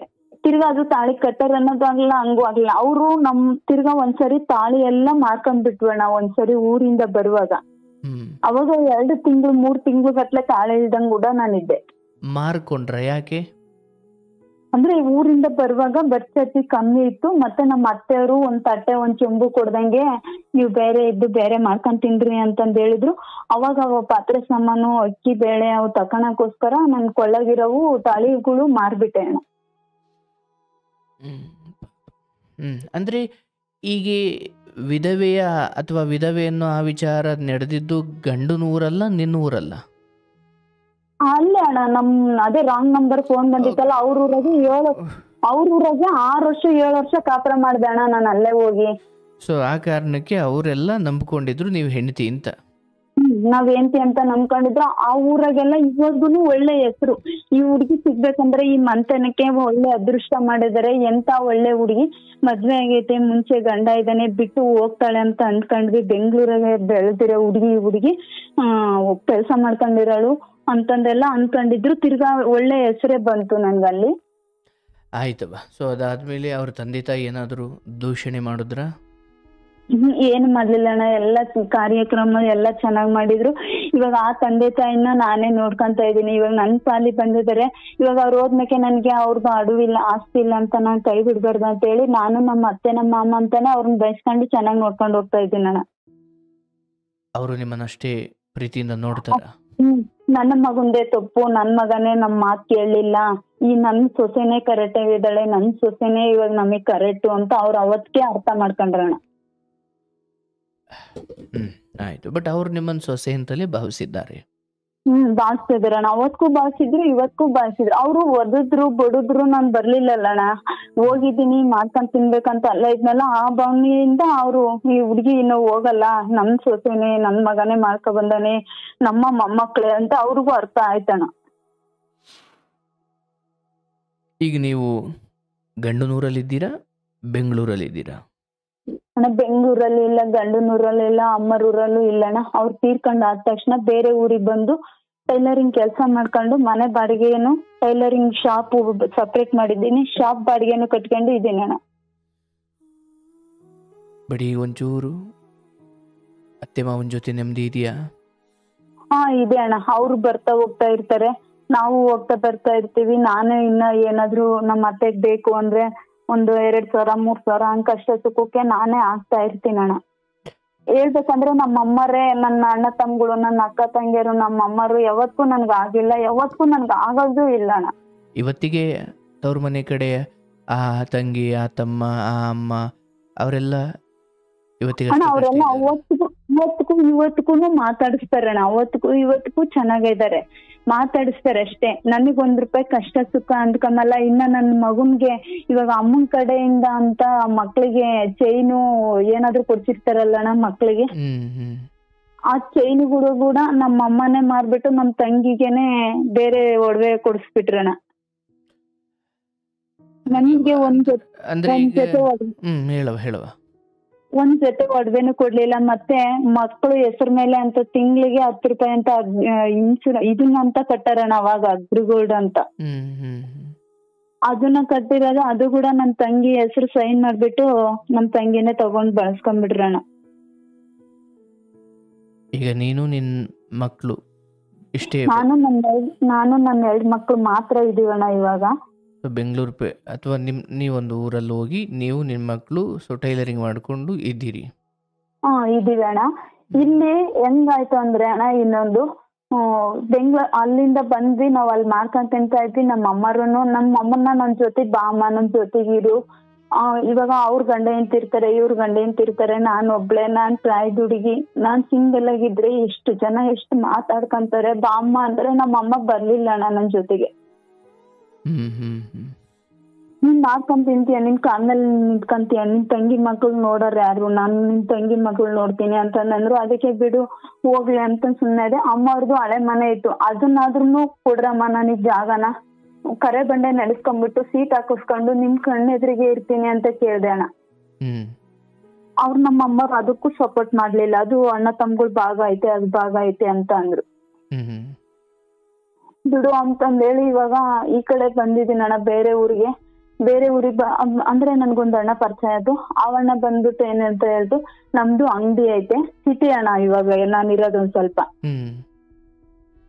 ಅದು ಸಿಟಿ ಅಂಗಡಿ ಐತೆ ನಮ್ದೇನ, ಅವ್ ಅಂಗಡಿಗೆ ಮಾಡ್ಕೊಂಡ್ ತಿನ್ಮಂತೆ, ಬಾ ಅಮ್ಮ ಅಂಗಡಿ ಕೊಡ್ತೀನಿ ಅಂತಂದ್ ಹೇಳ್ತು. ಅಡ್ವಾನ್ಸ್ ಇಲ್ಲ ಏನು ಇಲ್ಲ ಅಣ್ಣ ಅಂದೆ. ಏನ್ ಪರವಾಗಿಲ್ಲ, ಅಡ್ವಾನ್ಸ್ ಏನ್ ಬೇಡ, ನಾನ್ ನಮ್ಮ ಅಮ್ಮಂಗೆ ಹೇಳ್ತೀನಿ ಗೊತ್ತಿರೋರೆ ಅಂತ, ಮಾಡ್ಕೊಂಡ್ ತಿನ್ ಬಾ ಅಮ್ಮ ಅಂದಿದ್ಕೆ ನಾನು ಏನ್ ಮಾಡ್ದೆ, ಅವಣ್ಣ ಅಂಗಡಿ ಕೊಡುತ್ತಂತಲ್ಲ ಅಂತಂದ್ ಹೇಳಿ ಬಂದೆ ಅಣ್ಣ. ಅಂಗಡಿ ಕೊಡುತ್ತಲ್ಲ ಅಂತಂದ್ ಹೇಳಿ ಬಂದು ಅಂಗಡಿಗೆ ಕೆಲ್ಸ ಮಾಡ್ಕೊಂತ ಇದ್ರೆ, ಈ ಜನ ಇರ್ತಾರಲ್ಲ ಈ ಊರಿನ ಜನನೇ ಅವರು, ಅವನಿಗೂ ಏನೋ ಐತೆ, ಅಷ್ಟಿಲ್ದಲೆ ಅವ್ರು ಮನೆ ಕೊಟ್ಟಿದಾರ, ಅಷ್ಟಿಲ್ದಲೆ ಅಂಗಡಿ ಕೊಟ್ಟಿದ್ದಾನ ಅಂತ ಜನ ಆಡ್ಕೊಂಬಕ್ ನಿಂತ್ಕೊಂಡ್ರ. ಅಂಗಡಿ ಕೊಟ್ಟಿದ್ದಾನ ಅಂದ್ರೆ ನೀನು ಬಟ್ಟೆ ಹೊಲಿಯೋಕೆ? ಶಾಪು. ಓಕೆ, ಸ್ವಂತ ಮಾಡ್ಕೊಂಡಿರೋ ತರ. ಸುಮ್ಮನೆ ಕೆಲಸ ಮಾಡ್ಕೊಂಡಿರೋ ತರ. ಓಕೆ, ನೀ ಅವ್ರಿಗೆ ಎಷ್ಟು ಕೊಡೋದು ಅಂತ? ಅವ್ರಿಗೆ ತಿಂಗಳಿಗೆ 1,500,000 ಕೊಡ್ತಾ ಇದ್ದಣ್ಣ ಶಾಪಿನ ಬಾಡಿಗೆ. ಓಕೆ. ಅದು ನಾನು ಅಣ್ಣನ್ ಕೂಡ ಹೇಳಿದೀನಿ. ಅವು ಈ ಅಣ್ಣ ಎಂತನೋ ಏನೋ ಕ್ಯಾರೆಕ್ಟರ್ ಸರಿ ಆಯ್ತೋ ಇಲ್ಲೋ, ನನ್ಗೆ ಅಣ್ಣ ಅಂತ ಪರಿಚಯ ಆಗಿದ್ದಾನೆ, ಹೇಳ್ತಾ ಇದ್ದಾನೆ ಅಂತ ಹೇಳ್ಬಿಟ್ಟು, ನಾನು ನಿನ್ ಕೈ ಕೊಡಲ್ಲ, ನಿಮ್ಮ ಅಮ್ಮನ್ ಕೈ ಕೊಡ್ತೀನಿ, ನಾನು ನಿಮ್ಮ ಅಮ್ಮ ಇಸ್ಕೊಂತಾಳೆ ಅಂದ್ರೆ ಮಾತ್ರ ನಾನ್ ಬರ್ತೀನಿ, ಇಲ್ಲ ಅಂದ್ರೆ ಬರಲ್ಲ ಅಂತ ಹೇಳ್ದಣ್ಣ. ಸರಿ ಹೇಳಮ್ಮ ಬಾ ನಮ್ಮ ಅಮ್ಮನ್ ಕೈಗೆ ಕೊಡ್ಮಂತೆ ಅಂದ್ರು. ಅವ್ರ ಅಮ್ಮಂತ ಕರ್ಕೊಂಡು ಹೋತು ಅಣ್ಣ, ಪರಿಚಯ ಮಾಡಿಸ್ತು. ಅಮ್ಮ ಹಿಂಗೆ ಅವ್ರ ಯಜಮಾನ್ರಿಲ್ಲ, ಅವ್ರಿಗೆ ಹಿಂಗ್ ಮಾಡ್ಕೊಂಡ್ ತಿನ್ನುತ್ತಂತೆ, ಅಂಗಡಿ ಬಾಡಿಗೆ ಅಂತೆ ಕೊಡೋಣಮ್ಮ ಅಂತ ಅಂದ್ರು. ಸರಿ ಹೇಳಪ್ಪ ಬಾಡಿಗೆ ಕೊಡು ಅಂತಂದ್ರು. ಬಾಡಿಗೆ ಕೊಟ್ಟು ಮಾಡ್ಕೊಂಡ್ ತಿಂತಾ ಇದ್ದಣ್ಣ. ಆ ಊರಿಗೂ ನಮ್ಮೂರಿಗೂ 10 ಕಿಲೋಮೀಟರ್ ಆಗುತ್ತಣ್ಣ. ನಾನಿರೋ ಮನೆಗೆ, ನಾನು ಮುಂಚೆ ನಮ್ಮ ಅಮ್ಮವ್ರ ಮನೆ ಪಕ್ಕ ಇದ್ನಲ್ಲ, ಬಾತ್ರೂಮ್ ಇಲ್ಲ, ಬಸ್ ಇಲ್ಲ, ಏನು ಇಲ್ಲ ಅಣ್ಣ. ಎಲ್ಲಕ್ಕೂ ಹೊರಗಡೆ ಹೋಗ್ಬೇಕು ನಾನು. ಅಮ್ಮ ಮನೆ ಹತ್ರ ಬಾತ್ರೂಮ್ ಐತೆ, ಬಸ್ ರೂಮ್ ಐತೆ, ಇನ್ನ ಒಂದು ರೂಮ್ ಸಪ್ರೇಟ್ ರೂಮ್ ಐತೆ, ಆದ್ರೂ ನಮ್ಮ ಅಮ್ಮರು ಇರು ಅದ್ರಾಗ ಅಂಬ್ಲಿಲ್ಲ. ನನ್ ಇವ್ರ ಕಣ್ಣೆದ್ರಿಗೆ ಇರ್ಬಾರ್ದು, ಹೆಂಗಿದ್ರು ಬೇರೆ ಕಡೆ ಮಾಡಿದ್ದೀನಲ್ಲ, ಅಲ್ಲಿಗೆ ಹೋಗೋಣ ಅಂತೇಳಿ ಒಂದು 4 ತಿಂಗಳು ಅಪ್ ಅಂಡ್ ಡೌನ್ ಮಾಡಿದೆ. ನನಗೆ ತಿರ್ಗಾ ಮಕ್ಕಳನ್ನ ಕ್ಲಾಸಿಗೆ ಕಳಿಸ್ಬೇಕು, ಚೀಟಿ ಕಟ್ಬೇಕು, ಮನೆ ಕಡೆ ನೋಡ್ಕೋಬೇಕು, ಕಷ್ಟ ಆಗ್ಬಿಡ್ತಾಳೆ ತುಂಬಾ. ಅಲ್ಲಿ ಇವಾಗ ನಾನು ಅಪ್ ಅಂಡ್ ಡೌನ್ಗೆ ಆಟಕ್ಕೆ ವೆಯ್ಟ್ ಮಾಡೋಷ್ಟೊತ್ತಿಗೆ ಒಂದ್ ಬ್ಲೌಸ್ ಹೊಲಿತೀನಲ್ಲ, ಅದೇ ಬಾಡಿಗೆ ಇಲ್ಲೇ ದುಡಿತೀನಲ್ಲ, ಇಲ್ಲೇ ಮನೆ ಮಾಡೋಣ ಅಂತೇಳಿ ಮನೆ ನೋಡಿ ಮನೆ ಮಾಡಿದ್ ನಾನು. ಮನೆಗೂ ಅಡ್ವಾನ್ಸ್ ಸ್ವಲ್ಪ ನಾನ್ ಅರೇಂಜ್ ಮಾಡ್ಕೊಂಡೆ, ಇನ್ನ ಅಡ್ವಾನ್ಸ್ ಸ್ವಲ್ಪ ಅಣ್ಣನೇ ಕೊಡ್ತು. ಅಣ್ಣ ನಾನು ಮತ್ತೆ ಕೊಡ್ತೀನಿ, ರಿಟರ್ನ್ ಇಸ್ಕೋಬೇಕು ಅಂದ್ರೆ ಸರಿ ಹೇಳಮ್ಮ ಇಸ್ಕೊಂತೀನಿ ಹೇಳು ಅಂತಂದ್ರು. ಅವಣ್ಣನೇ ಮಾಡ್ಕೊಡ್ತು. ಇಲ್ಲಿ ಈ ಊರಾಗೆ ಪ್ರತಿ ಒಬ್ರು ಇವಾಗ ಅವಣ್ಣನ್ನೇ ಆಡ್ಕಂತಾರೆ, ಅವ್ರ ಕಡೆ ಕೈ ಇದ್ದಾಳೆ ಇವಳು, ಅವ್ನ್ ರೂಮ್ ಮಾಡ್ಕೊಟ್ಟಾನೆ, ಅವನೇ ಬಾಡಿಗೆ ಕಟ್ತಾ ಇರೋದು, ಅವನೇ ಎಲ್ಲಾ ನೋಡ್ಕೊಂತಾ ಇರೋದು ಅಂತ. ನಾನು ಅಣ್ಣ ಚೆನ್ನಾಗೆ ದುಡಿದೆ. ಮತ್ತೆ ನಾನು ಒಂದ್ ಸ್ವಲ್ಪ ನಮ್ದು ಅಂತ ಏನಾದ್ರು ಇರ್ಬೇಕಲ್ಲ ಅಂತ ಹೇಳ್ಬಿಟ್ಟು ನಾನು ಒಂದ್ ಸ್ವಲ್ಪ ಒಡವೆ ಮಾಡಿಸ್ಕೊಂಡೆ ಅಣ್ಣ. ನನ್ಗೇನು ಇವಾಗ ಮನೆ ಇಲ್ಲ ಏನಿಲ್ಲ, ಮನೆಗೆ ಇಟ್ಕೋಬೇಕು ಅಂತಂದ್ ಹೇಳಿ ದುಡ್ಡು ಬೇರೆಯವ್ರಿಗೆ ಸೈಟ್ ತಕೊಂಬಕ್ ಇಟ್ಕೊಂಡವ್ರು, ಅದನ್ನ ಬೇರೆಯವ್ರು ದುಡ್ಡು ಮೋಸ ಮಾಡಿ ಇಸ್ಕೊಂಡ್ರು. ನಾಳೆ ತಿಂಗಳ ಕೊಡ್ತೀವಿ, ನಾಳೆ ತಿಂಗಳ ಕೊಡ್ತೀವಿ ಅಂತ. ಅವ್ರು ₹1,00,000 ದುಡ್ಡು ಕೊಟ್ಟಿದ್ದೀನಿ ಅಣ್ಣ ಬಾಡಿಗೆ. ಅದು ಬಡ್ಡಿ ಇಲ್ಲ ಏನಿಲ್ಲ, 1 ವರ್ಷ ವರ್ಷದ ಬಡ್ಡಿ ಕೊಡ್ತೀವಿ ಅಂದ್ರೆ ಹಂಗ್ ಮೋಸ ಹೋಗ್ಬಿಟ್ಟೆ, ದುಡ್ಡಿದ್ರೆ ಹಿಂಗ್ ಮೋಸ ಹೋಗ್ತೀನಿ ಅಂತ ಹೇಳ್ಬಿಟ್ಟು ಒಡವೆ ಮಾಡಿಸಿ, ಒಡವೆ ಎಲ್ಲ ಬ್ಯಾಂಕ್ ಅಲ್ಲಿ ಇಟ್ಟಿದ್ದೀನಿ ಅಣ್ಣ. ಆ ದುಡ್ಡು ಕೊಡ್ತಾರಂತ? ಕೊಡ್ತಾರಣ್ಣ. ವರ್ಷದ್ದು ಪತ್ರ ವರ್ಷಕ್ಕೆ ಕೊಡೋದಿಲ್ಲ, ವರ್ಷದ ಮಾತ್ರ ಪತ್ರ ಬರ್ಕೊಟ್ಟಾರೆ, ವರ್ಷಕ್ಕೆ ಕೊಡ್ತೀವಿ ಅಂತ ಹೇಳಿದ್ರು. ನಾನು ಏನ್ ಅವನ್ ತಗ ಮೋಸ ಹೋಗ್ಬೇಕಾಯ್ತಣ್ಣ, ಅವನನ್ನ ಫುಲ್ ಇಷ್ಟಪಟ್ಟಿದ್ದೆ ನಾನ್ ಕೂಡ ಇರ್ಬೇಕು ಅಂತ. ಅಷ್ಟ್ರಾಗೇನೆ ದುಡ್ಡು ಇಸ್ಕೊಂಡ್ ಮೋಸ ಮಾಡಿದ್ರಲ್ಲ, ನನಗ್ ಗೊತ್ತಾಯ್ತು. ಯಾರನ್ನ ಇಷ್ಟಪಟ್ಟಿದ್ದಿ?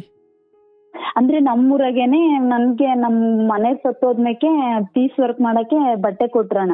ಹ್ಮ್ ಅವರು ದುಡ್ಡು ಇಸ್ಕೊಂಬಕ್ಕೂ ಮುಂಚೆಲೆ ಅವರು ಆತರ ಇದನ್ ಮಾಡಾರು, ನಮಗೆ ಅಂಗಡಿ ಮಾಡ್ಕೊಡ್ತಾರೆ ಹಂಗೆ ಹಿಂಗೆ ಅಂತ ಹೇಳಿದ್ರು. ಅವಾಗ ನೋಡೋಣ ಹೇಳು ಅಂತ ನನ್ ಮನ್ಸು ಒಂಚೂರ್ ಹಂಗಿತ್ತಾಣ. ಓಕೆ, ಬದುಕಿಗೆ ಸ್ವೀಕಾರ ಮಾಡೋ ಇಚ್ಛೆ.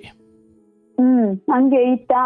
ದುಡ್ಡು ಇಸ್ಕೊಂಡ್ ಆದ್ಮೇಲೆ ಕೊಡ್ತೀವಿ ಅಂತ ಹೇಳಿದ್ರಲ್ಲ, ತಿಂಗಳು ಕೊಡ್ತೀವಿ, ಒಂದು ತಿಂಗಳು ಕೊಡ್ಲಿಲ್ಲಲ್ಲ, ಅವಾಗ ಗೊತ್ತಾಯ್ತು ಅವ್ರ ಹಣೆ ಬರ ಏನು ಅಂತ. ಅದ್ರಿಂದ ನಾನು ತಪ್ಪು ಮಾಡ್ತಾ ಇದ್ದೀನಿ.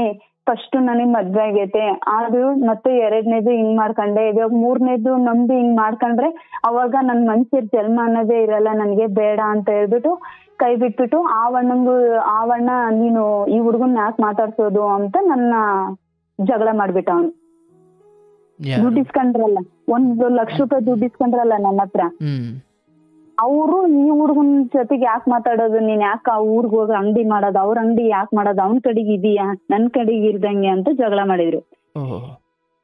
ನಾನ್ ಅಂದೆ, ನಾನು ಅವ್ನ ಕಡೆಗೂ ಇಲ್ಲ ನಿನ್ ಕಡೆಗಿಲ್ಲ, ನನ್ಗೆ ಯಾವನ್ನೂ ಬೇಕಾಗಿಲ್ಲ, ನನ್ ಕಷ್ಟ ಏನೋ ನಾನ್ ಮಾಡ್ಕೊಂತೀನಿ, ನಾನ್ ತಿಂತೀನಿ, ನನಗ್ ಪ್ರೀತಿ ವಿಶ್ವಾಸದಾಗೆ ನನ್ಗೆ ಸುಖನೇ ಇಲ್ಲ, ಸಂತೋಷನೇ ಇಲ್ಲ, ಬೇಡ ನಾನ್ ನಿಂದೆ ಮಾಡ್ಕೊಂಡ್ ತಿಂತೀನಿ, ನನ್ ಕಟ್ಕೊಂಡ್ ಗಂಡನೂ ಇಲ್ಲ, ತಂದೆ ತಾಯಿನೂ ಇಲ್ಲ, ಯಾರಿಗೋಸ್ಕರ ಬದುಕ್ಬೇಕು ನಾನು? ಏನಂದ್ರೆ ದೇವ್ರಮ್ಮ ನನಗೆ ಮಕ್ಕಳು ಕೊಟ್ಟದ, ನನ್ ಮಕ್ಳಿಗೋಸ್ಕರ ಬದುಕ್ಬೇಕು ಅಂತ ಹೇಳಿ ನೀನ್ ಅಂತ ಅವ್ನ ಕಡೆಗೆ ಇದಾನಂತ ಅಂತಂದು ಹೇಳ್ದೆ. ಆ ಊರ್ ಬಿಟ್ಬಿಟ್ಟು ಬಂದ್ಬಿಟ್ಟೆ ಅಣ್ಣ. ಈಗ ಗಂಡನ ಕಡೆಯಿಂದ ಏನು ಇಲ್ವಾ? ಐ ಮೀನ್ ಕರೆಯೋದು ಅಥವಾ ಮತ್ತೆ ಕರೆಯೋ ಪ್ರಯತ್ನ ಮಾಡೋದು ಇಲ್ವಾ? ಅವ್ರು ಏನು ಮಾಡ್ಲಿಲ್ಲ ಅಣ್ಣ, ಬಿಟ್ಬಿಟ್ರು. ಅವ್ರು ಇವಾಗ ಮಾತಾಡಿಸ್ತಾ ಇದಾರಣ್ಣ. ಅಂದ್ರೆ ಗಂಡನ ಕಡೆಗಳರು ಈಗೀಗ ನಮ್ಮ ಅಕ್ಕ ಅವರು ನಮ್ಮ ಭಾವ ಅವರು ಮಾತಾಡಿಸ್ತಾ ಇದಾರೆ. ನಮ್ಮ ಹೆಣ್ಮಗಳು ಆಸ್ತಿ ಎಲ್ಲ ಮಾರ್ಕೊಂಡ್ಬಿಟ್ಟು ನಮ್ಮ ಮನೆಯರ್ದು ಅವಳು ನಮ್ ಜಾಗದಾಗೆ ಅವಳು ಮನೆ ಕಟ್ಕೊಂಡಿದ್ದಾಳೆ ನಮ್ಮ ಹೆಣ್ಮಗಳು. ಇವಾಗ ನಿನ್ ಗಂಡನ್ ಕರ್ಕೊಂಡ್ ಹೋಗು ಇಕ್ಕ್ಯಾ, ಇಲ್ಲಾಂದ್ರೆ ನಿನ್ ಗಂಡನ್ ಜೊತೆಗಿರು ಅಂತಾರೆ. ನಾನು ಗಂಡ ಬೇಡ ಅಂತ ಅವತ್ ಬಿಟ್ಟಿದ್ದೀನಿ, ಅವತ್ ಅನ್ಭೋಗ್ಸಿದೀನಿ. ಈಗ ಇವತ್ ಕರ್ಕ ಬಂದು ನಾನು ಇಕ್ಕಣಂಗಿಲ್ಲ, ನನಗ್ ಬೇಕಾಗಿಲ್ಲ ಅಂತ ನಾನು. ಇವಾಗ ಇವನ್ ಸೊತ್ತೋದ್ಮೇಕೆ ಅವನಿಗೋಸ್ಕರ ಹೋದ್ರೆ ಇವನ್ ಸೊತ್ತೋದ್ಮೇಕೆ ಆಸ್ತಿಗೋಸ್ಕರ ಬಂದ್ರು ಅಂತಾರೆ. ನನ್ಗೆ ಆಸ್ತಿ ಬೇಡ, ಆಡು ಬೇಡ, ಏನ್ ಬೇಡ, ನನ್ಗೆ 2 ಮಕ್ಳಿದಾವೆ, ಮಾಡ್ಕೊಂಡ್ ತಿಂತೀನಿ, ನನ್ ಕಾಲ್ ಮೇಲೆ ನಾನು ಇರ್ತೀನಿ, ನನ್ ಮಾತಾಡಿಸ್ಬಿಡ್ರಿ ಅಂತ ನಾನು. ಈಗ ಆತನಿಗೆ ವಯಸ್ಸಾಗಿದೆ, ಫುಲ್ ವಯಸ್ಸಾಗೈತಣ್ಣ. ಅವ್ರಿಗೆ ತಲೆ ಕೂಡ ಅವಾಗೂನು ಸರಿ ಇಲ್ಲ. ಅದೇ ಹೇಳಿದ್ನಲ್ಲ, ಹೊರಗ್ಲಿಂದ ಒಳಗ್ ಕರ್ಕೊಂಡು ಹೋಗೋದು, ಒಯ್ಯೋದು ಆತರ ಮಾಡ್ತಾರೆ, ಇದನ್ ಮಾಡ್ತಾರೆ ಅಂತ.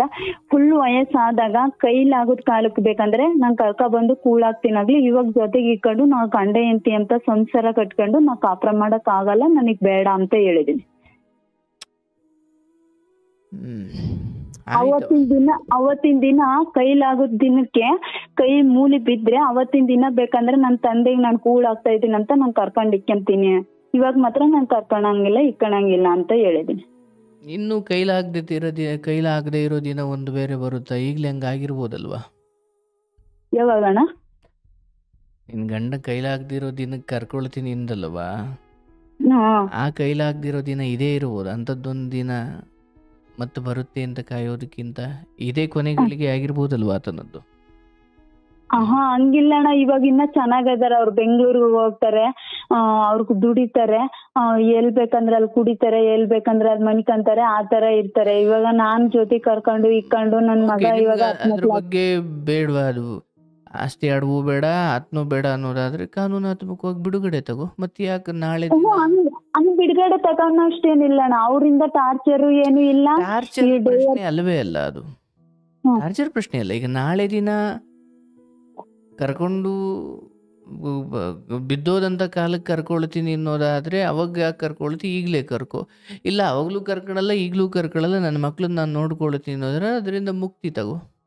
ನಾನು ಅದ್ರಿಂದ ಮುಕ್ತಿನೇ ತಗೊಂಡಿದ್ದೀನಿ ಅಣ್ಣ. ಅವ್ರು ಏನಂತಾರಂದ್ರೆ, ಹೊಲ ಐತಲ್ಲ, ನಿನ್ ಮಗ ಇವಾಗ 10ನೇ ಕ್ಲಾಸ್ ಅಲ್ಲ, ನಿನ್ ಮಗ ಇದನ್ನಲ್ಲ, ಕರ್ಕ ಬಾ ತಕ ಅಂದ್ರು. ಬೇಡ, ನನ್ಗೆ ಹೊಲನು ಬೇಡ, ಏನು ಬೇಡ ಅಂದೆ. ಮತ್ತೆ ಕೈಲಾಗೋದ್ ಕಾಲಕ್ಕೆ ಅವ್ರ ಅಮ್ಮರು ಇಲ್ಲ, ಅವ್ರ ಅಣ್ಣ ತಮ್ಗಳು ಅವ್ರಿಗೆ ಊಟ ಹಾಕಲ್ಲ, ಏನಿಲ್ಲ. ಅವಾಗ ಏನ್ ಮಾಡ್ತೀಯ ಅಂತಂದ್ರ, ಅವಾಗ ಮಗ ಇರ್ತಾನೆ, ಮಗ ಬೇಕಂದ್ರೆ ಕರ್ಕೊಂಡ್ ಬಂದ್ ಹಾಕ್ತಾನೆ, ಇಲ್ಲ ಅಂದ್ರೆ ನಾನೇ ಅಷ್ಟೊತ್ತಿಗೆ ಹೋದ್ರೆ ನನ್ಗೆ ಸಾಕು ಅಷ್ಟೊತ್ತಿಗೆ ಅಂತ ಹಿಂಗ್ ಅಂದ್ಕೊಂಡಿದ್ದೀನಿ ಅಣ್ಣ. ಅವ್ರು ಆಸ್ತಿ ಸಿಕ್ಕುತ್ತೆ, ಅವ್ರನ್ನ ಜೊತೆಗೆ ಇಕ್ಕಬೇಕನ್ನೋದು ನನ್ಗಿಲ್ಲ ಅಣ್ಣ.